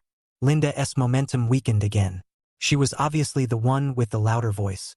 But why did she always feel that Jessica had a kind of awe-inspiring power without even getting angry? The voice was flat and his face expressionless, but it gave her a great sense of oppression. "She stopped playing with you. It has nothing to do with me. How she and I became friends has nothing to do with you. But I can tell you clearly that there is no causal relationship between the two." Jessica answered softly, and Linda didn't know whether she was telling the truth or not. But looking at her current state, it doesn't seem like she's lying. Goo! Although she had prepared a lot of questions to ask, she couldn't ask anything now. It's as if you already know what answer you'll get after asking the question. "Can I trust you? It doesn't matter whether you believe it or not." Jessica finished speaking. She turned around and prepared to leave. She didn't want to waste time here. She answered Linda's questions because they had followed her for so long and felt sorry for her. "Wait, one last question." Linda called Jessica. Actually, what she wanted to ask Jessica was not only about Yuki, but there was one more thing she particularly wanted to know. Jessica paused without looking back and listened quietly. Linda lowered her head and rubbed the corners of her clothes unnaturally with her hands. After a while, she asked in a very low voice, "You and Jack? He is my brother." Before Linda finished speaking, Jessica answered first and then left. Linda was left standing there alone, with the night breeze blowing on her cheeks, her mouth slightly open, like a wooden figure in a daze. She thought of many possibilities, but she had never thought that they had such a relationship. For a moment, she felt an irrepressible joy in her heart, as if her heart was blossoming. Does this mean that all my previous worries were wrong? There is no possibility for Jessica and Jack? Fuck. I already said no, you're crazy. At this time, William finally got away and came here. Linda standing in the alley. I was stunned for a moment. "You didn't leave?" "Ah." Linda came to her senses and saw William standing in front of her. She felt a little embarrassed. "I just abandoned him. He was not my friend, but he was still my classmate.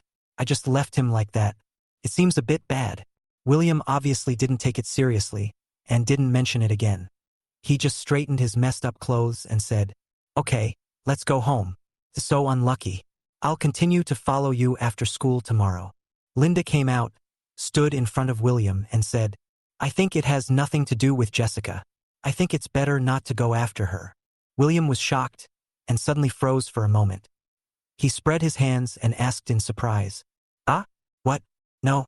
Why did you change your mind? Don't you think the same as me? Do you think Jessica is the culprit?" It was, "Not now. I think there must be something else behind Yuki's change." "Oh right, I haven't asked you yet. How do you think Yuki has changed? Let me see if you think the same as me." Linda touched her chin and thought seriously. She thought about Yuki's differences and felt that she was more free and easy than before. I used to worry about this and that, but now it seems like I don't care about anything. She wanted to know if William felt the same way, which would prove that her feelings were correct. William said without thinking, "Of course you don't like me anymore, and you even said it in front of the whole class. How could such a thing happen in the past?" Linda looked at William with a frown and a serious expression.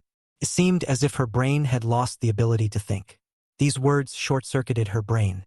She had never asked William this question, because she felt that it should be similar to her own feelings. After all, Yuki's changes can be clearly seen on the surface. But why was William's answer so confusing? Wait a minute. You mean, Yuki doesn't like you, and you think she's changed? Is that right? That's all. Yeah. You don't think so? William answered calmly and nodded seriously. Linda closed her eyes, took a deep breath, and held it in her chest. She felt her scalp tingling and she felt cheated. I actually thought that William cared about Yuki very much and could see that she had changed.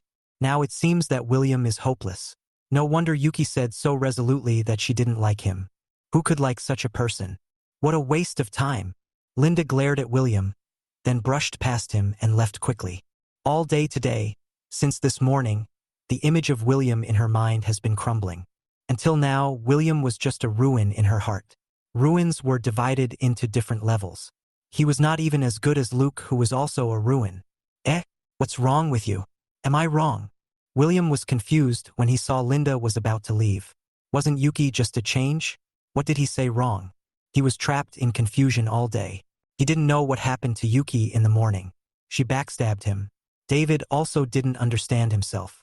I don't know how I lost Jessica at night. It was as if she disappeared.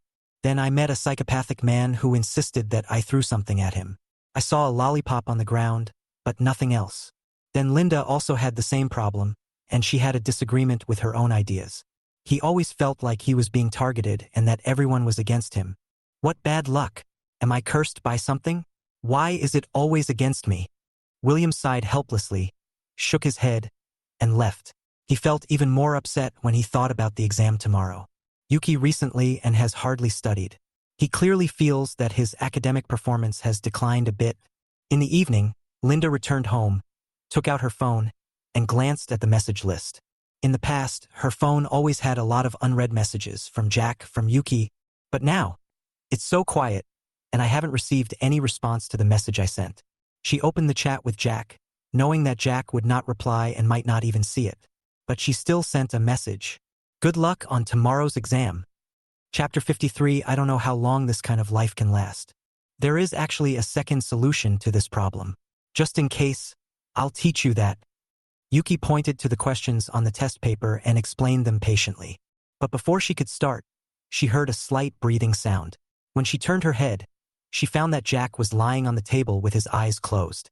He had fallen asleep at some point. Yuki's mouth curled up slightly, and her eyes showed a hint of tenderness. Looking at Jack sleeping, she recalled her experiences of the past few days. She saw Jack's efforts and progress. Yuki also felt the same way about his hard work. For this exam, Jack had put in several times more effort than others. Jack, go back to your room and sleep. Jack's shouldered gently and whispered in his ear. But Jack seemed to be in a deep sleep, and tapping him gently could not wake him up. Yuki hoped that Jack could have a good rest. After all, he had to be well rested before the exam. Otherwise he would feel sleepy the next day and all his efforts would be in vain. Jack up now. Given his temper, he would probably continue studying after waking up. So how do I move him to the bedroom? After thinking for a long time, Yuki had no idea. I couldn't move Jack's body. Not to mention I couldn't use any strength. After a day, the pain has eased a lot, but it still hurts. Therefore, she could only let Jack continue to sleep here. She took out her coat and gently put it on Jack. Good night. Yuki sat next to Jack, also with his hands on the table, looking at Jack's sleeping face with his face tilted. She didn't know what she was thinking, but it seemed like she could just watch like that all night long. I don't know how long this kind of life can last. The night is very quiet. Some people have already fallen asleep, while others are still turning on the night lights, working hard for their dreams. Time passed slowly, and the night passed quietly. It was about 4 a.m. and there was already a faint light outside. Jack slowly opened his eyes, and the first thing he felt was numbness in his arms and pain in his waist. He sat up straight and stretched himself, and there were crackling sounds coming from all over his body. Pa! Jack's coat fell off. He looked down and was stunned for a moment. He recalled that he seemed to have fallen asleep last night without realizing it. He only felt his head was heavy and he couldn't open his eyes. He lay down and fell into a deep sleep. Jack looked to the side and found Yuki sleeping quietly beside him. Her eyes were closed and he could see her long eyelashes. He didn't expect Yuki to be here with him. She could have gone back to her bedroom to sleep. What she was wearing should be her coat, but she was not covered with anything. It's still very cold to sleep in the living room. If you sleep like this for a night, you might catch a cold. Jack saw that Yuki was almost curled up into a ball, with both hands hidden under her arms, which was enough to tell that she must be very cold. Yuki. Jack called Yuki's name softly, trying to wake her up. At least let her go to her room and continue sleeping. But after calling several times, Yuki did not wake up and was still sleeping soundly. Jack knew that he had been studying so hard that he forgot to eat and sleep, and that his body was a little overworked, but he forgot that Yuki was also in the same situation. Every time she accompanies me when I study, she will tutor me. If I don't sleep, she won't sleep either. Therefore, Yuki's tiredness is actually comparable to mine. Add to that her stress and worries, and she may be more mentally exhausted than physically. Jack really wanted Yuki to continue sleeping. After all, there was still time, but he definitely couldn't let her continue sleeping in the living room. Since he couldn't wake her up, Jack thought he might as well just carry her to the bedroom. As long as I move gently enough, I shouldn't wake her up, right? Jack stood up, looked at Yuki in front of him, adjusted his breathing, and calmed down his heart. Then he bent down and gently picked up Yuki. However, he didn't use his hands at all, but his arms, and his palms didn't touch Yuki's body. Yuki still had her eyes closed, which showed that she was really tired. Jack also felt a little guilty. Yuki sleep a little longer in the future. She is already very tired at school, and she has to tutor herself when she comes home, so she can't rest well at all. She is not like me.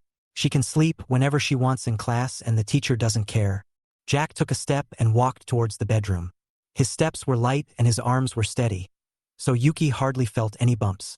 When he walked into the bedroom, went to the bed and was about to put Yuki down, she suddenly turned over in Jack's arms, pressed herself against Jack's body, and put her arms around Jack's shoulders. Jack paused. His body seemed to be petrified in an instant, turning into a statue, motionless. He looked down and saw Yuki in his arms, who didn't seem to be awake. These seemed to be her unconscious actions in her sleep. So what should I do now? Now Yuki was hugging her shoulders, and there was no way to put her on the bed. Yuki up now? I'm afraid there's no other way. At this moment, Jack heard Yuki's weak voice coming from his arms. Mother! Then, he felt Yuki holding his hand tighter, as if she was afraid of being separated from him. The body was trembling slightly, and I could feel that she was a little scared and uneasy. Jack's throat moved, and the thought of waking Yuki up disappeared. He forgot that although Yuki looked strong and open-minded, she was, after all, just an immature girl in her parents' eyes. Jack wants most now is to hope that Yuki will not wake up and let her sleep a little longer. Maybe in the dream, she can stay with her mother for a while longer. Jack sat firmly on the bed, motionless, acting as Yuki's bed and pillow. Let her sleep peacefully in his arms. After about half an hour, Jack's body was already very stiff and his arms were very sore. He was about to give up, but he still didn't dare to move. There was still about half an hour before they woke up normally, so Yuki had to sleep for at least another half an hour. 10 minutes later, Yuki opened her hazy eyes. There seemed to be small tears hanging in the corners of her eyes. Before she could react to where she was, she heard Jack's voice. Good morning. Chapter 54. I know your situation best. You will be fine. After a brief pause, Yuki slowly spoke, whispering, Morning. What am I doing? She realized that she seemed to be lying in Jack's arms. In her memory, wasn't she sleeping on the table? Why don't you get up first? I can't move my arms. Ok. Yuki quickly sat up from Jack's arms. Jack's body was finally able to relax. Otherwise, he would not have dared to move. Despite this, he felt that it was still worth it and it was a small compensation to Yuki. Yuki didn't know what happened.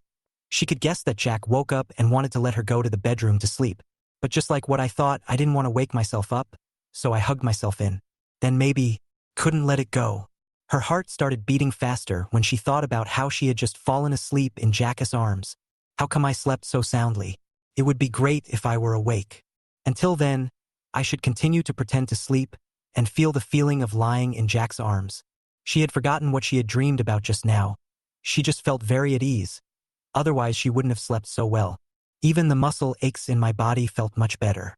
Jack kneaded his arm, looked at Yuki, and asked softly, "Did you sleep well? Do you want to sleep a little longer? It's still early." E. I slept well. Yuki answered in a panic, because it was the first time she heard Jack speak so softly, and his tone was like a completely different person. I've never seen Jack with such an attitude, nor have I ever heard him speak in such a tone. Although it's a bit exaggerated, Yuki really feels a little flattered. "Well, I'll go make breakfast then." Jack nodded, then stood up and prepared to leave the bedroom. Yuki stopped Jack and said, No, let me do it. You need to get enough rest for the exam." Jack looked at Yuki's serious face and was about to refuse subconsciously, but when the words came to his lips, he didn't say it. During the few seconds of silence, Jack thought a lot. Finally, he nodded slightly and responded, "Okay. Thank you for your help then." Yeah, okay. Yuki was startled at first, then quickly agreed and went to the kitchen. She felt very strange when she walked out of the bedroom. She was ready to argue with Jack. But this time, Jack didn't argue with me? This is totally out of character for Jack. I just took a nap. Why do I feel like Jack has changed a lot? After they finished their breakfast and packed up, they were ready to go out to school. Today and tomorrow are 2 days of exams, which are very important to Jack. They are related to his living expenses. If I don't do well in the exam, a lot of living expenses will be deducted. By then, let alone supporting Yuki, I might not even be able to support myself. So he was particularly nervous. He never cared about exams before, but today he took it very seriously. Jack put on his shoes and stood at the door, staring at the door in a daze. He looked a little melancholy because he still had little confidence. According to previous transcripts, to move up 50 places, the total score must be increased by at least 70 or 80 points. It is not easy to get these 70 or 80 points, and the level of others this time may not be worse than last time. I am working hard and so are others. At this moment, Yuki put her hand on Jack's shoulder, and a gentle voice sounded in Jack's ears. "Don't worry. I know your situation best. You will be fine." "Real?" "Yes, really. I promise you." Yuki's eyes were full of trust and support for Jack, which made Jack feel more confident. "Good."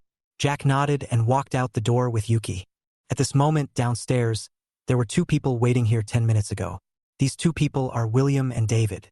"She's made it clear that she doesn't like you, so why are you downstairs? Aren't you afraid that she'll say something to hurt you?" David looked at William helplessly. William woke him up early in the morning and forced him to come out. Unexpectedly, he came to this place of trouble again. Sometimes he really admired William, who was like an indestructible cockroach. "You don't understand. She doesn't allow me to send a gift, so I won't send one. Can't I send breakfast? That can't be considered a gift, right? Besides, she just said she doesn't like me, but she didn't say she doesn't want to be friends with me anymore. So I still have a chance." William smiled slightly and picked up the bag in his hand, which contained the breakfast he bought. He went back home yesterday and thought about it for a long time. He remembered everything from the first time he met Yuki to the first time he said to Yuki. He knew that he couldn't forget Yuki at all. He just loved her and didn't want to give up no matter what. Therefore, these setbacks are nothing to a determined person like him. "I really don't understand your thoughts. Someone like you, when you see Yuki with another boy, you will behave yourself." David pointed at William and cursed him silently, his expression full of complaints. He really didn't understand why a boy would be so stubborn. There were more girls in the world than Yuki, so why bother with her alone? Facing David's words, William sneered, waved his hand and said, "That's impossible. The only boy who could be by her side could only be me. I've already chased her to her doorstep. Who could be better than me? Is there anyone else who could chase her to her house?" "Well, look." David suddenly patted William on the back and pointed behind him. William was a little confused and turned around to look. As a result, this glance almost made his heart stop beating. Yuki coming out of the building, followed by a boy. "I am very familiar with that boy. Isn't he, Jack?" The 2 of them were walking and talking, and Yuki had a smile on her face the whole time, looking so happy. Bang!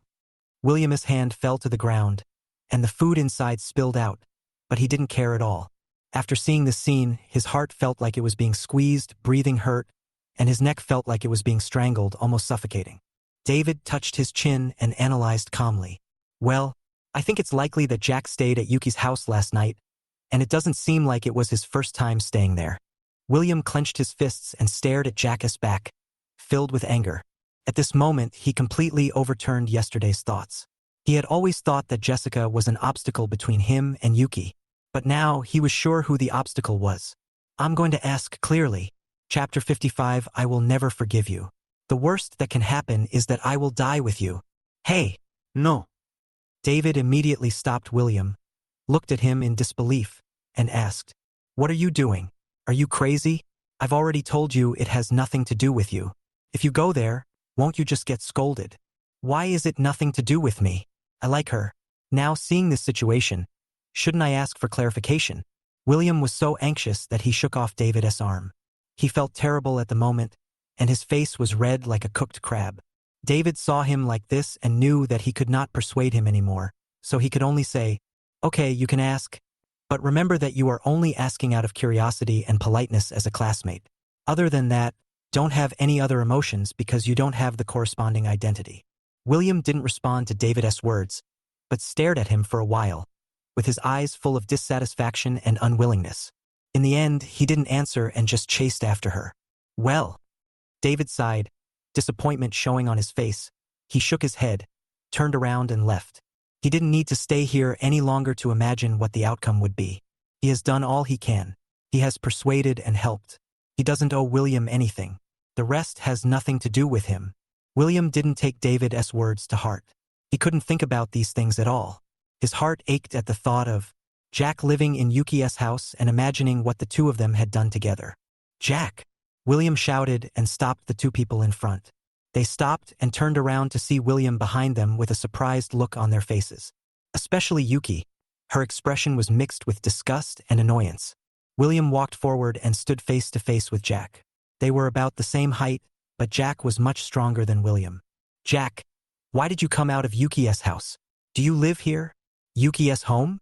Jack looked up at the building in front of him, which was the direction of his home. As for calling it Yuki's home, it's not an exaggeration. He actually hopes that Yuki will treat it as his own home.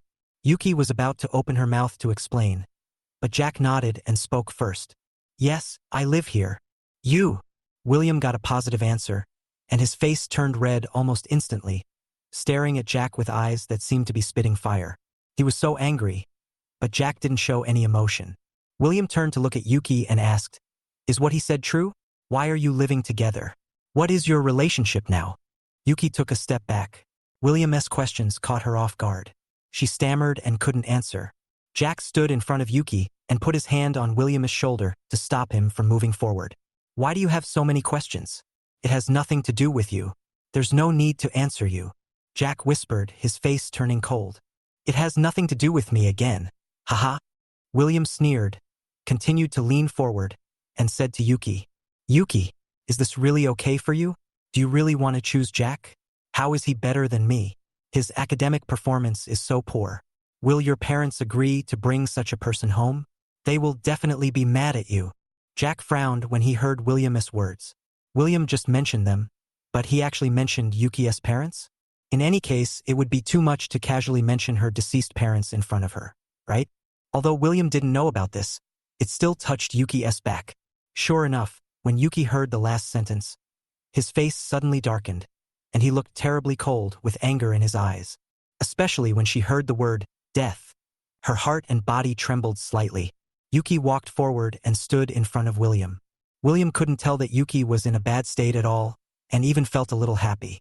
I thought Yuki had changed her mind, realized how good I was, and wanted to throw herself into my arms. The next second, Yuki suddenly stretched out her hands and grabbed William's collar.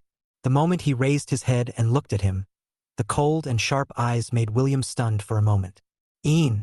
William, let me tell you, first of all, this is not my home. This is Jack's home, and I live in his home. Jack is better than you in every way. You have no right to say anything about him. Second, I've already said that I don't like you. I even hate you. If you get close to me again, I will tell the teacher about this and the fact that you followed me. Third, if you dare to mention my parents again, I will never forgive you. At worst, I will die with you. Yuki's cold words and sharp eyes made William dare not speak or move. After she finished speaking, she pushed William, causing him to stagger and take 2 steps back, almost falling to the ground. His eyes were dull and he looked like a fool. I can't believe that the gentle and kind Yuki in my heart has become like this. Yuki's breathing was a little rapid, and she looked very angry. Jack saw from behind that Yuki's ears were a little red. He reached out his hand, gently patted Yuki's shoulder and said, "Calm down." Yuki turned her head and looked at Jack. His face changed as fast as turning the pages of a book. His expression and eyes softened instantly. "Good," she responded in a low voice and nodded. Her honest look almost stunned William. It felt like she would lean on Jack's arms like a little bird in the next second. The difference in how they were treated was really too exaggerated. I thought that with my own efforts, I still had a chance to be with Yuki. But now, he understood that he had no chance of turning around and was being crushed. "Let's go." Jack and Yuki glanced at William, ignored him, and left. William just watched the 2 people gradually walk away, and his heart also went further and further away, as if he was in a trance. "It's over. I'm completely finished. What should I do? What should I do? Liang." William turned his head and the voice stopped abruptly. Behind him there was no one. David left. Now he is standing here alone, enjoying the defeat, like an abandoned orphan. After a while he walked out, but this direction was not towards the school. Chapter 56, He can do it. I believe in him. Jack and Yuki were walking on the road. Maybe it was because of the unpleasant thing that happened just now, but they were both silent and didn't speak a word. After a moment, Jack spoke first and asked, "What you just said is true?" Yuki was slightly startled, thinking about what she had just said, although she didn't know which sentence Jack was referring to. But what she said was indeed true, so she nodded and responded, "Yes, really?" Jack was silent for a few seconds, then suddenly said, "I won't let you die with him. If he dares to offend you again, tell me and I will help you solve it. Don't do anything stupid." "Ah." Yuki blinked, a little surprised. She didn't expect Jack to say such a thing. If she hadn't thought too much, so this should be worrying about yourself, right? In other words, I still have a place in Jack's heart. Otherwise he wouldn't care and wouldn't say such things. Thinking of this, Yuki couldn't help but raise the corners of his mouth. She was just angry at the time, so what she said was exaggerated. She didn't want to exchange her own life for William's life. It was not worth it. "Yeah, okay." She quickly agreed with obvious joy in her tone. She didn't expect that she would have an unexpected gain. With Jack's attitude, the anger she had with William early in the morning disappeared instantly. The 2 went to school together. As soon as they entered the classroom, Jack felt the atmosphere of the exam. Usually this time is very lively. Some are chatting, some are playing, and some are copying homework. But today it was particularly quiet. Most people were seizing the last minute to study and review more. The few who don't care have no one to talk to and sleep quietly. In the past, Jack didn't care about this kind of atmosphere at all. When he came here, he would just join in the sleeping party or do whatever he was supposed to do, but he didn't study. But today, he was also infected by this atmosphere, felt the tension before the exam, and wanted to sit down and start reviewing. Who can guarantee that a little review time in the morning will help improve one's grades by a few points? Jack sat down. Jessica, who was sitting at the same table, asked in a low voice, "When you came here this morning, were you followed by anyone? Or did you have any conflicts or anything?" Jack was a little surprised, looked at her and asked, "How do you know?" "William? I guessed it was him. I did the same thing last night." "Last night?" Jack was stunned for a moment, but then he realized what was going on. It seems that William not only caused trouble for them, but also caused trouble for Jessica last night. But he didn't need to ask, he knew the result. If there is someone who can easily gain an advantage over Jessica, he would like to meet that person and learn a few moves from him. But this person is definitely not William. If William causes trouble for Jessica, he will definitely be the one who suffers. Jack doesn't have time to care about those things now. Reviewing is definitely more important now. The monthly exams will begin soon. Although there are more exams like this after the 3rd year of high school, they can intuitively show each student's recent learning situation, allowing students to always maintain this state until the college entrance examination and never relax. After entering the examination room, Jack relaxed his mind. He knew that only by keeping a calm mind and not being nervous could he exert his best strength. For Jack, this is a battle of life and death. For Yuki, the ranking in the grade is not that important. It was something that could make parents proud and get their praise. Until now, there is no one who can be proud of himself, and no one will praise or reward himself for his good grades. So she finished the test paper quickly, not even checking it, and started thinking about other things. Jack, before the test, she was still very worried about him. I was worried that he would be in a bad state, that he would encounter questions he couldn't solve, and that he would lose his mentality due to pressure. I need to prepare some nutritious meals for him at night to nourish his body. I feel like he's been staying up too late lately, and we need to let him get enough rest. We can't let it be like last night. He can definitely do it. Yes, he can definitely do it. I believe in him. Yuki nodded, her mind drifting far away, thinking about Jack. She may not realize it yet, but unknowingly, in her heart, Jack means more to her than herself. Ahem. Student, please look at your test paper. Yuki was reminded by the invigilator, and then she lowered her head in embarrassment. At the back of the same examination room, Linda looked at Yuki in front of her, thoughtfully. If they were taking the exam in the same examination room in the past, they would definitely look at each other from time to time and smile knowingly. But now, she could no longer see. Yuki's eyes were on her. It was as if Jack would never look at her again. The exam time of the day passed quickly. After returning to the classroom, everyone packed up and prepared to go home. There is an exam the next day, and the results will be out tomorrow or in a few days. After school, David came to William's desk, looked at the empty seat in front of him with a deep gaze, and no one knew what he was thinking. At this time, Luke came over, patted David's arm, and asked, "Where's William? He didn't come to the exam today." David exhaled heavily and nodded in response. "Yeah, and I guess he won't come tomorrow." "Ah? What's going on? Did something happen to him?" Luke frowned slightly, a little bit unbelieving. David didn't answer Luke's question, but the expression on his face seemed to say it all. Luke didn't ask any more questions. He didn't know what happened to William, but it seemed quite serious. Yuki was waiting at the school gate, waiting for Jack to come out and go home with him. After a while, she saw Jessica come out first. Jessica saw Yuki. She came over and started a conversation. "Are you waiting for Jack? Well, how did you do on the test?" "No, I shouldn't ask you that. It must have been easy for you." Yuki chuckled. Although she was the top student in the class, she was only at the top in terms of academics. In terms of intelligence, she felt that she was far behind Jessica. Jessica nodded and said, "Well, it's okay. I didn't see any difficult questions, but I'm not sure if I can answer them correctly."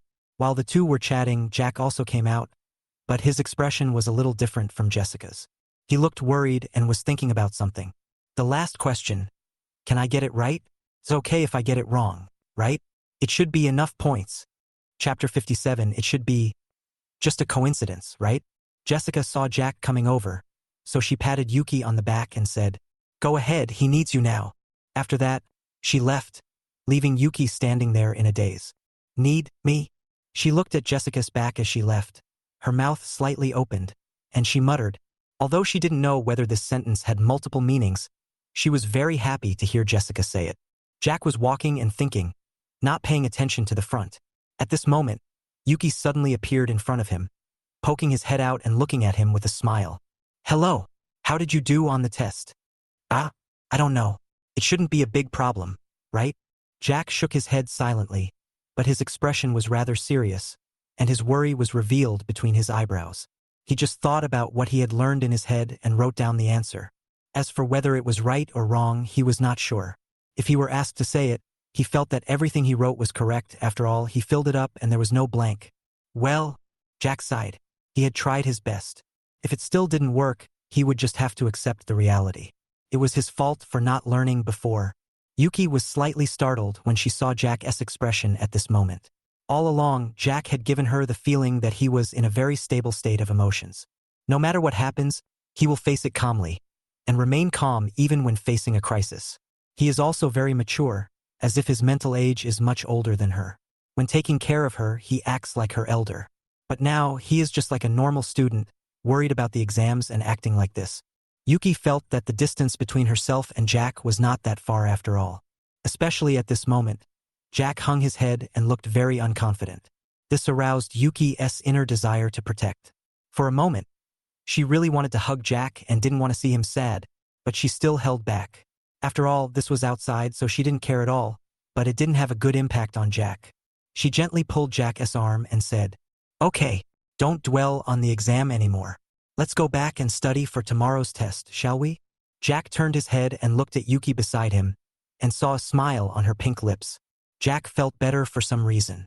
He thought maybe this is the importance of comfort. If he was alone, he probably wouldn't be able to review well tonight. "Yeah, okay." The two walked towards home, discussing the test questions and comparing the answers for today's exam. The two of them leaving were seen by one person. "Yuki, how come you're with Jack?" Linda seemed to have lost the ability to control herself, and she stood there like a wooden log. She couldn't believe what she saw. Why, Yuki left with Jack? Do the two of them have a good relationship? She just found out yesterday that Jessica is actually Jack's sister. She can now relax and no longer worry about Jack being with Jessica. "I had thought that I should keep a low profile recently and not bother Jack. Going now would only backfire. After a while, when I saw that Jack was in a better mood, I slowly approached him. Anyway, there is still a year left, so there is no need to rush." Based on her understanding of Jack, it is impossible for him to fall in love with anyone in a short period of time. So now she mainly wants to repair her relationship with Yuki and become good friends with her again. But she saw this scene, a scene that made her unbelievable. Yuki was actually alone with Jack, without Jessica, and no one knew where they were going together. "I guess it just happened to be on the way, right?" Linda mumbled something, trying to comfort herself, but her eyes were fixed on the direction the two were leaving. She comforted herself in this way mainly because she really couldn't imagine Jack and Yuki being together. She had suspected that Oscar had a very low chance of being with Jack, and had never thought that Yuki would have this possibility. The reason is that, in his own impression, these two people are from completely different worlds. Whether it's personality, temper, academic performance, etc., they are completely opposite. Impossible, absolutely impossible. Linda shook her head and threw away the dangerous thoughts in her head. She still couldn't believe that anything would happen between Yuki and Jack, so she just pretended that she didn't see anything. Jack and Yuki returned home. Yuki told Jack to study and she would make dinner for him. Jack did not refuse. He knew that he should race against time now. He had another day of exams tomorrow. Only after that could he relax a little. Yuki was cooking in the kitchen. She looked through the glass at Jack outside, who was reviewing seriously with his head down and occasionally moving his neck and waist. Yuki could feel how tired and hard Jack was working just by looking at his current state. Yuki pursed her lips, with a look of heartache in her eyes. She really wanted to do something more for Jack. Anything. As long as it can relieve his pressure and burden. After they had dinner together, Yuki went to clean up while Jack continued to review. After Yuki had cleaned up the table and washed the dishes, she walked out of the kitchen and came behind Jack. Without him noticing, Yuki reached out her hands and gently squeezed Jack's shoulders. Jack turned his head suddenly and looked at Yuki behind him, with a look of surprise on his face. He didn't understand why Yuki was massaging his shoulders. I just saw that you were tired, so."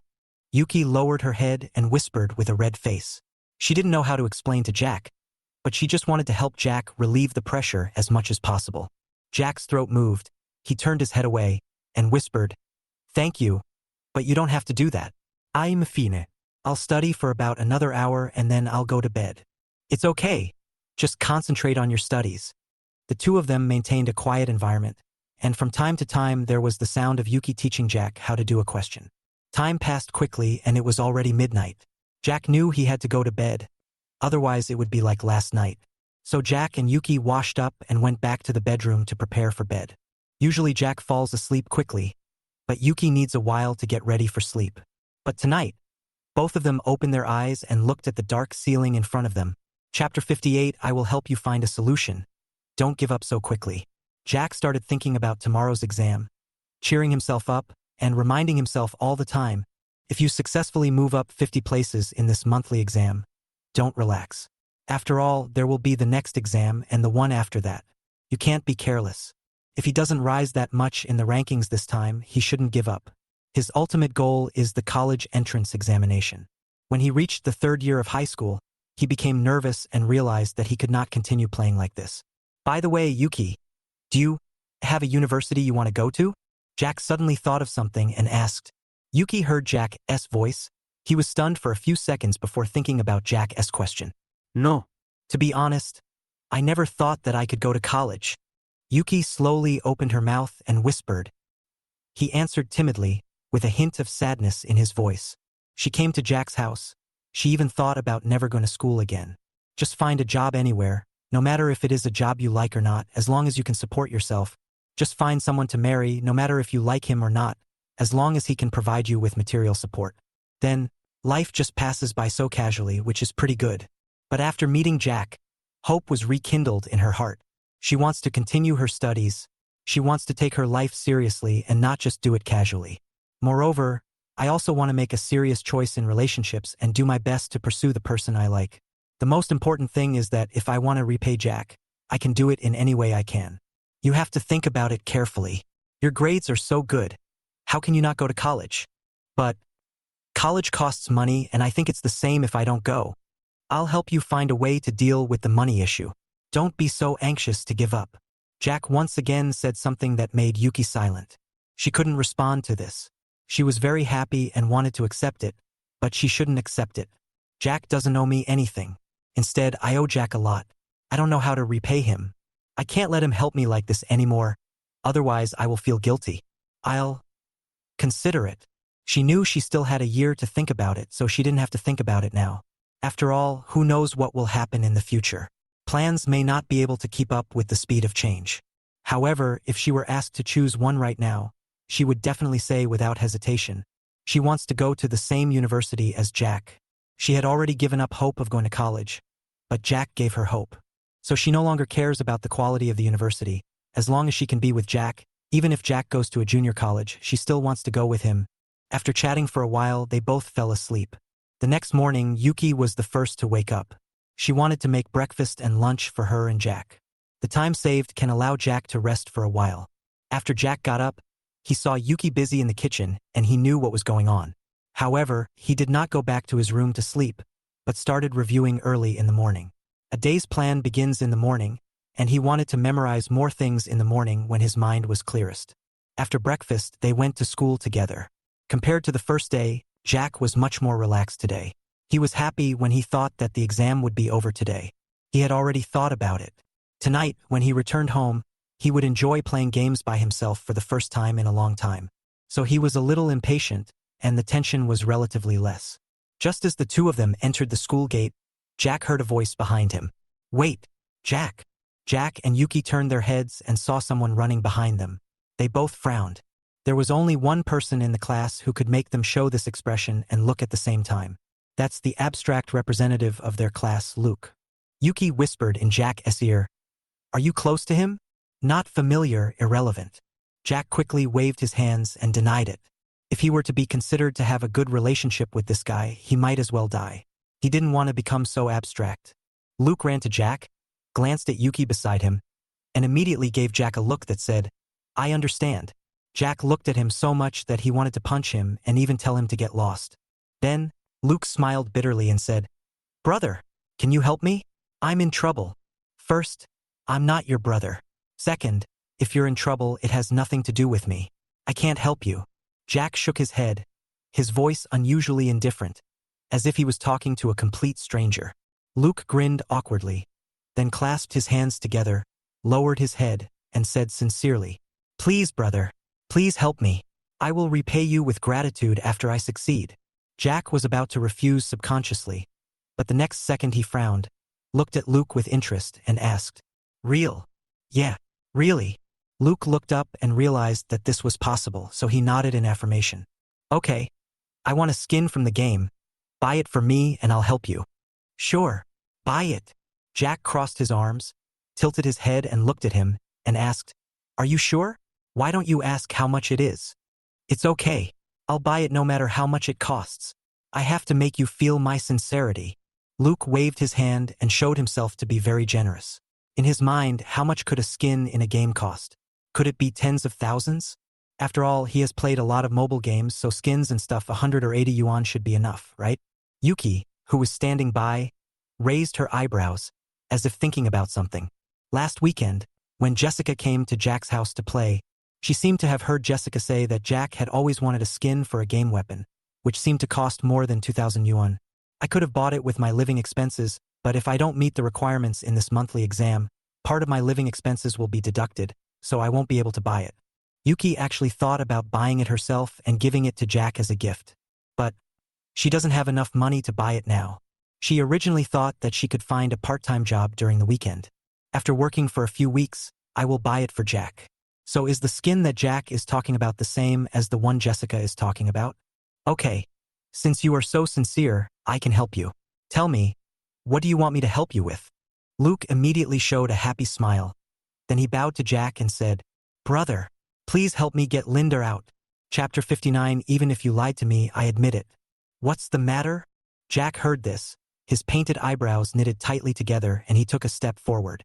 Luke was so scared that he immediately took a step back and protected his head with both hands, fearing that Jack was going to hit him.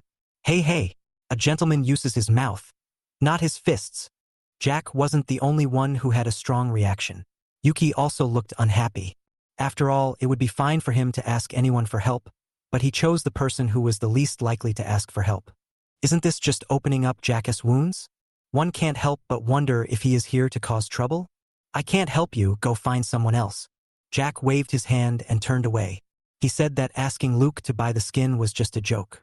How could he blackmail his classmates just for doing a small favor? Originally, he wanted him to give up, but seeing how persistent he was, Jack agreed and didn't plan to ask him for more money later. I thought it was no big deal, but who would have thought Luke was so bold? And he was asked to do this favor. If he could ask Linda out, why didn't he do it before?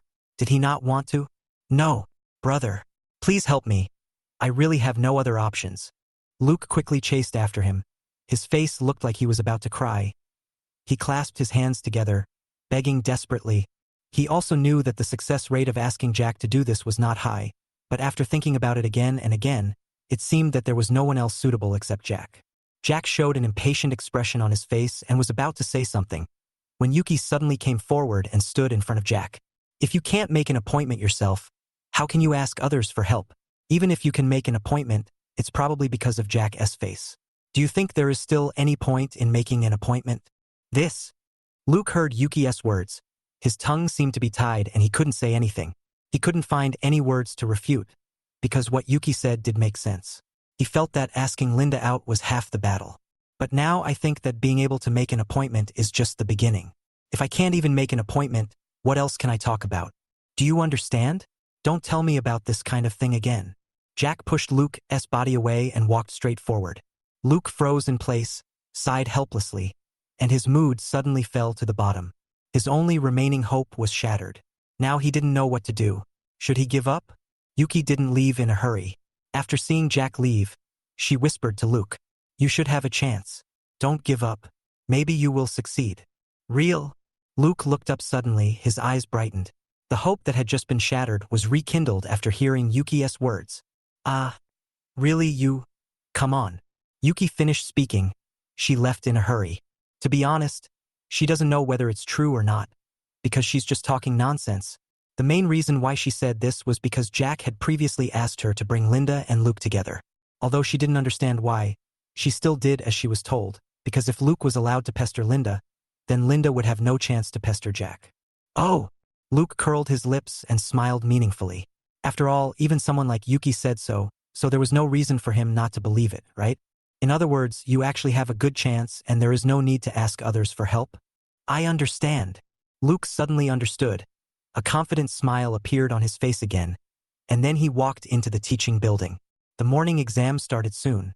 The students entered the exam room and started taking the exam. Jack's mentality was much better than yesterday, and he was more relaxed when answering the questions. Unlike yesterday, his palms were sweating while he was writing. When the morning exam was over, everyone was ready for lunch.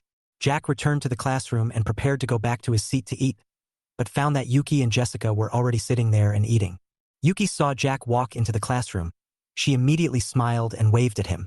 Jack returned to his seat and muttered, "It's great that you don't have to worry about your grades." Yuki and Jessica beside him were in completely different states from him. For them, the exams in the past 2 days are no different from going to school as usual. They don't feel nervous or worried at all. He also admired Yuki's mentality, because if he were the top student in the class, he would never dare to slack off, for fear of being surpassed or stepped on by others. Falling from first place in the class must have been a huge disappointment, but Yuki didn't seem nervous at all, and it seemed like she didn't care at all. Jessica naturally took the fried egg from Jack's lunchbox with chopsticks and said, "Who told you not to study hard before? You're not stupid. If you study hard, you won't be worse than us." Then, she took a bite of the fried egg, looked at Yuki, and asked, "You made this, right? Is it delicious? Tasty?" Jack shook his head and rolled his eyes at Jessica. He said, "You're saying this useless consolation again. I'm tired of hearing it since I was a child." Jessica's face was calm and she said softly, "I'm telling the truth. How bad can someone who can beat me be?" Jack was stunned for a moment, staring at Jessica for a few seconds without saying anything. At this time, Yuki also nodded and agreed, "I think so too. You are not bad at all. In every aspect, well, at least, that's what I think." Jack fell silent for a moment before speaking. "Okay, even if you lied to me, I admit it. Thank you." Jessica and Yuki smiled at each other in tacit understanding. When Jack saw this scene, the corners of his mouth slightly raised. Jessica, who was eating, suddenly said, "Jack, my mom asked me yesterday if you had any dishes you wanted to eat. She prepared them in advance and will cook them when you come to my house this weekend." "Ah, if you hadn't mentioned it, I would have almost forgotten about it. I can eat anything. I don't have anything special in mind." Jack suddenly remembered that he had promised to go to Jessica's house on the weekend and almost forgot about it. Yuki lowered her head silently. She thought that she should stay at home that day, and she didn't know when Jack would be able to come back. At this moment, Jessica looked at Yuki and changed the subject. Jack should come together too. Chapter 60. I am a very tight-lipped person. "Ah!" Yuki blinked her wide eyes, pointed at herself, and stammered, Can I go too? Of course. How can I let you stay home alone? I've made it clear. You must come." Yuki took a breath, then nodded heavily and replied, Outside the classroom, Linda looked through the window at the three people in the classroom with a serious expression. What is Yuki's relationship with Jack? Are they friends? When did it happen? Linda had been thinking about this matter since last night, which caused her to have trouble eating and sleeping, and she even did not perform well in the test this morning. Yuki and Jack in her memory, but she couldn't figure out how they were connected. Linda clenched her hands, bit her lips, and felt a little uneasy. Is Jack starting to like Yuki? Is this why he started to distance himself from me? Linda was uneasy because she knew that Yuki was much better than her. She felt inferior to her in terms of personality, grades, and even looks. If Jack really likes Yuki, then she definitely has no chance. "Linda, what are you doing?" At this moment, Linda suddenly heard a voice that made her scalp tingle. She immediately moved aside and looked at the people around her in horror. When she saw this person, she couldn't help but feel a little scared. No wonder her scalp was tingling. Turned out to be Luke. At this moment he had a coquettish smile on his face, which he thought was quite natural and handsome, but to outsiders, it looked quite disgusting. "What are you doing? Don't come near me. If you come any closer, I'll yell."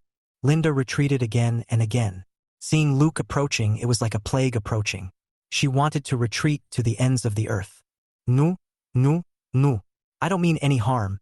I just want to ask, do you have time this weekend?" Luke smiled, rubbed his hands, and looked at Linda expectantly. Linda was so scared that her head was shaking like a rattle. "No. My family arranged a blind date for me this weekend. After the blind date, I have to go home to harvest wheat and then go to work in the textile factory at night. I'm too busy. I don't have any time at all." "Ah?" Luke's mouth twitched. He didn't know what Linda was talking about, but what it meant was, she rejected him, right? Luke noticed that Linda was looking into the classroom from time to time, so he also looked into the classroom and saw Jack and the other two. "Who are you looking at?" "Jack and the others." Linda glared at him, raised her chin, and said unhappily, "What's it got to do with you?" Luke smacked his lips, suddenly thought of something, and quickly said, "By the way, did you know? I heard that Jack and class monitor Yuki seem to be living together." "Oh, okay. Linda agreed perfunctorily and continued to stare into the classroom. About 3 seconds later, Linda's pupils slowly turned forward and looked at Luke. Her mouth slightly opened and her eyes blinked. Her expression was a little dull. What did you say? Seeing that he had successfully attracted Linda's attention, Luke continued. You don't know yet? Look, William isn't here either. I asked him last night when we were chatting, and he told me that because of this incident, it seems like he doesn't plan to come to school anymore. What's going on? Tell me quickly. Linda took a step forward and got closer to Luke. She had a confused look on her face, and there was also anxiety in her expression, as if she was very eager to know the truth. Luke's eyes flashed with a hint of pride, and the corners of his mouth couldn't help but rise. Oh, but it's not good for me to just casually tell others secrets, right? I'm a very tight-lipped person. Luke wanted to act as if he was in an awkward situation. He failed to manage his facial expression, and his expression was completely like that of a mean person who had succeeded. Linda showed a disgusted expression, took a step back, gritted her teeth, and asked in a low voice, Then, how can you tell me? Well, I thought about it. It's not a good idea to talk about this kind of thing in school. If someone hears it and spreads it out, I will be punished by Jack. So, it's safer to talk about it outside of school. Ahem, I have time on the weekend. Luke clapped his hands, then put them behind his back, looking around with obvious hints in his words. You want me to go out with you on the weekend so you can tell me? Linda took a deep breath and frowned. She didn't expect Luke to be so shameless as to threaten her in this way. Yeah, that's about it. What do you think? Anyway, I'm the only one who knows about this.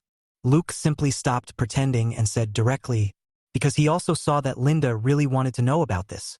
Sure enough, after Luke finished speaking, Linda showed a troubled expression, as if she was thinking seriously. Luke continued, Well, this is a very exciting story. I didn't tell anyone because I was afraid of getting into trouble. But I saw that you really wanted to know, so I risked my life to tell you. If you don't want to know, it's fine for me too. Just let me keep this secret to myself. After saying that, Luke turned around and prepared to leave.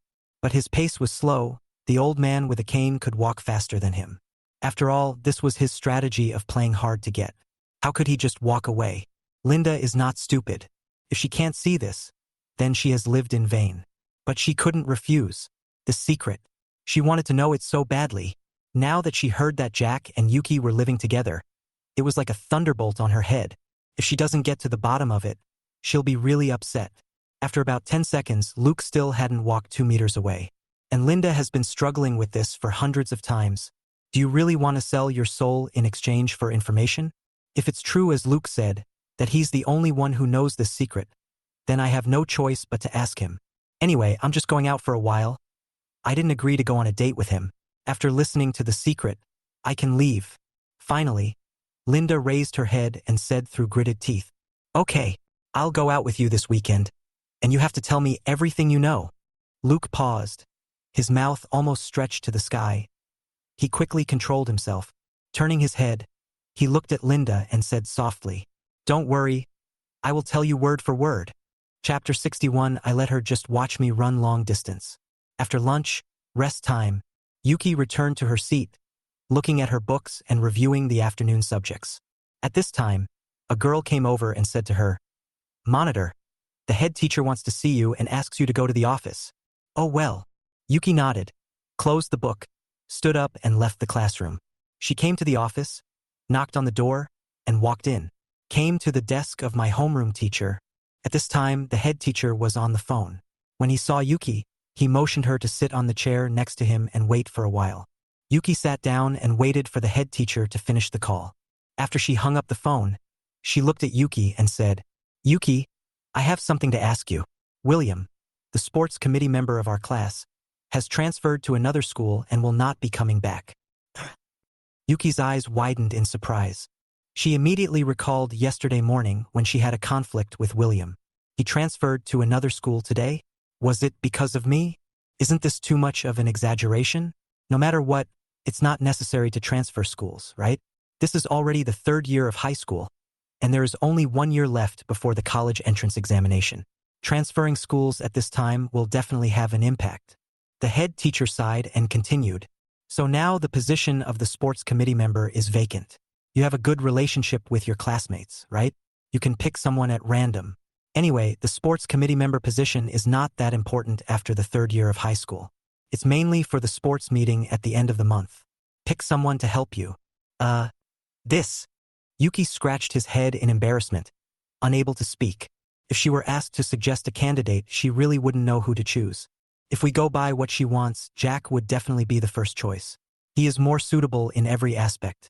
But she felt that Jack definitely didn't like being a class leader and had to help with the sports meeting. Instead of this time, it would be better for Jack to have more rest. So she didn't say it. She didn't dare say anything about other people, as she didn't know them very well. I think it's up to you to decide, teacher. I don't know who to choose. Is that so? Well, let me see who has better physical education scores. You can go back first. After Yuki left, the head teacher began to think about who in his class was suitable to be the sports committee member. Sports scores and the like did not mean much, but at least he had to choose someone with a higher score. It seems someone broke the school basketball hoop by dunking it a while ago. There were only 2 exams in the afternoon, so they were finished quickly. When Jack left the examination room, he felt extremely relaxed. Regardless of whether he would succeed or not, it was great to have put down such a heavy pressure. Just as he was about to go back to the classroom, he saw the head teacher standing at the door. Jack was stunned for a moment, pretending to be calm and continued to walk forward. But the closer he got, the more he felt something was wrong. The head teacher's eyes seemed to be fixed on me. Have I done anything wrong? I don't think so. Just as Jack was about to pretend that he didn't see the head teacher and walked into the classroom, the head teacher suddenly called him. Jack, wait a minute. What's wrong, teacher? Jack stopped, looked at the head teacher beside him and asked softly. Well, William has transferred to another school, and now the position of the sports committee member is vacant. Can you take it? Transfer to another school? Oh no, I'm the sports committee member? Come on, teacher. I can't be a class leader. Jack waved his hand and refused without a second thought. The head teacher narrowed his eyes and said, There's not much to do. Senior year is still focused on studying. The main thing is that the sports meet is coming up. We need someone to help Yuki with these things. After the sports meet is over, you can just put your name on the list. There's nothing else to do. Then I am also, in charge of the sports meet? Jack was stunned for a moment. Then he looked at the head teacher with wide eyes and asked, Yes, I am mainly responsible for reporting projects and other matters. It won't be too much trouble. Okay, I can be one then. Jack nodded and agreed directly. Even the head teacher was stunned for a moment. He didn't understand why Jack was so resistant just now, but agreed so readily the next second. Ah, that's good. Let's go back. Jack returned to the classroom and sat down. The head teacher then came in, stood on the podium, and said to the students below, Well, let me tell you something. Some students know that William has transferred to another school for some special reasons. Now, Jack will take over his position and become the sports committee member of our class, responsible for the sports meeting at the end of the month. Yuki was so shocked that her mouth was wide open. She turned to look at Jack and found that Jack was embarrassed and lowered his head because the whole class's eyes were on him. Yuki didn't expect Jack to agree to such a thing. She thought Jack would definitely refuse. Only Jessica was there, looking embarrassed, frowning slightly, turning to look at Jack beside her and said, You are so cruel that you actually accepted to be the sports committee member just to deal with me? Jack raised his head, looked at Jessica, and snorted. You found out all this? Humph, this is the only way you can accept it, right? You really are risking it all. Who told you that I can't run long distances? Otherwise, just take back what you said and admit that I'm better than you. Dream. After school in the evening, Linda made a special observation and found that Yuki followed Jack immediately after he left the classroom. If she hadn't heard the news, she wouldn't have cared. But now, the thought that there was a high possibility that the two of them would return to the same home made her heart ache. On the way home, Jack seemed to be in a good mood. After all, he could play games and relax for a day. Yuki was still wondering why the homeroom teacher chose Jack and why Jack agreed to this. Was he forced? After a while, Yuki suddenly thought that now that the exams were over, she had to think about the sports meet at the end of the month. And it seems that Jack and Jessica had a quarrel over the sports events? In other words, Jack's purpose is to obstruct Jessica? Yuki asked quietly, Jack, now that the exams are over, it's time to think about the sports meet at the end of the month. What events are you and Jessica planning to sign up for? Jack nodded and said, Well, I can sign up for anything, but not Jessica. Unless she takes back the things she said about me, I won't let her sign up. I'll just let her watch me run long distances. Chapter 62. If you can't do it, Let her live in my house. But letting Jessica sign up was the punishment I gave her in the first place. Isn't it a bit too much to not let her sign up now? Aren't you doing this to win the bet I made with you? Isn't it just to get me to sign up? Now that I agree to participate, I don't need her anymore. But I think if Jessica signs up, she will definitely win, so there's no need to stop her. Yuki's voice became lower and lower, and in the end, her voice could hardly be heard. When she raised her head and looked at Jack, she found that Jack was also staring at her. So she quickly shook her head and explained, "No. Just ignore what I said. Don't be angry." Jack was silent for a while, then slowly asked, "Yuki, between me and Jessica, which side are you on? Who are you on?" Yuki was startled when she heard this question. Then she lowered her eyelids. Her face also drooped, and her ears turned red. The voice was smaller than a mosquito's, and he answered, "You." After answering, she raised her head and said, "But I still don't want you to stand on opposite sides. I hope you are all on one side." "Oh." Jack raised his eyebrows and found that her eyes were particularly determined. When she said this, she was completely different from the frightened state just now. The two fell into silence and walked a long way forward. After a long time, Jack nodded slightly and said, "Okay, I understand. I'll listen to you. You can arrange it for us." Is this true? Yuki couldn't believe it. Jack had been determined not to give in just now, so why did he suddenly change his mind? And he actually let me arrange it? They were almost going to fight over this matter. Well, really, since you said that, why should I continue to care about it? Now that I think about it, I shouldn't have quarreled with Jessica over such a small matter. I was narrow-minded. Oh! Yuki's mouth turned into an O shape, and she couldn't help but be surprised. She found that Jack was really different now. It seemed that he had changed slightly since the last time I slept in his arms and woke up. Although she didn't know why, she was very happy that Jack had changed like this. Feels like he has become more manly. Okay, let me handle Jessica's case. We'll have a meeting and discuss how to arrange for you. Jack nodded and said, "Well, I'll do my best to help you." After returning home, Jack couldn't wait to turn on his computer and play the game. Jessica's voice came from the headset. "Finally online, are you happy? Finally I can play games. Of course I didn't buy the pass this season. Otherwise I would have lost a lot of money. Where is Yuki?" She said I had finally finished my exams and asked me to play games while she went to cook. "She's so sensible that it makes me feel distressed. You should treat her well. If you can't do that, let her live in my house. She is my tutor. How can I give her to you? I will treat her well without you telling me." The two were chatting in the bedroom, and Yuki was standing at the door of the bedroom. Jessica's voice coming from inside. So she stood there and listened for a while. Hearing this, Yuki pursed her lips slightly. A smile appeared at the corners of her eyes and eyebrows, and went back to the kitchen to continue cooking. About half an hour later, Yuki brought the freshly cooked food to the table. Then she came to the bedroom, poked her head out and whispered, "It's time to eat. Let's eat first." "Yeah, okay, here I come." Jack responded and then said to Jessica on the other side of the headset, "No more playing. I'm going to go eat now." Ok. After that, he turned off the computer and went to the dining table with Yuki to prepare for dinner. Jack has now become accustomed to eating food cooked by Yuki, and he has to admit that Yuki is a good cook and is no worse than him. Just as the two of them picked up their bowls and chopsticks to eat, suddenly, there were knocks on the door. Knock, knock. Jack and Yuki were both stunned for a moment, looking at each other blankly. Normally, no one comes to this house except Jessica, and it's already around 10 o'clock in the evening. Who would come at this time? Yuki couldn't help but feel a little scared, and slowly put down the bowl and chopsticks, not daring to breathe. Jack stood up and said, "I'll go see who it is." He had nothing to be afraid of. If there were bad guys outside, he could handle 2 or 3 of them. So he came to the door, and without asking who it was, he opened it. After opening the door, there was a woman standing at the door. She looks to be in her 40s, and the years have left some traces in the corners of her eyes. But she is still dressed very beautifully and looks very energetic. She was carrying a lot of things in her hands. When she saw Jack, her eyes lit up and she smiled. Son. "Did you miss me?" Jack's eyelids drooped, and he responded helplessly. "No, Mom. Why are you here? And at this time? Why didn't you tell me in advance? I know you just finished your exam, and I can't wait to know your results." I called Jessica, and she told me that you are studying very hard now," Jack's mother said as she was about to go through the door. But the next second, Jack stopped her and said, "Mom, I just finished my exam and the results haven't come out yet.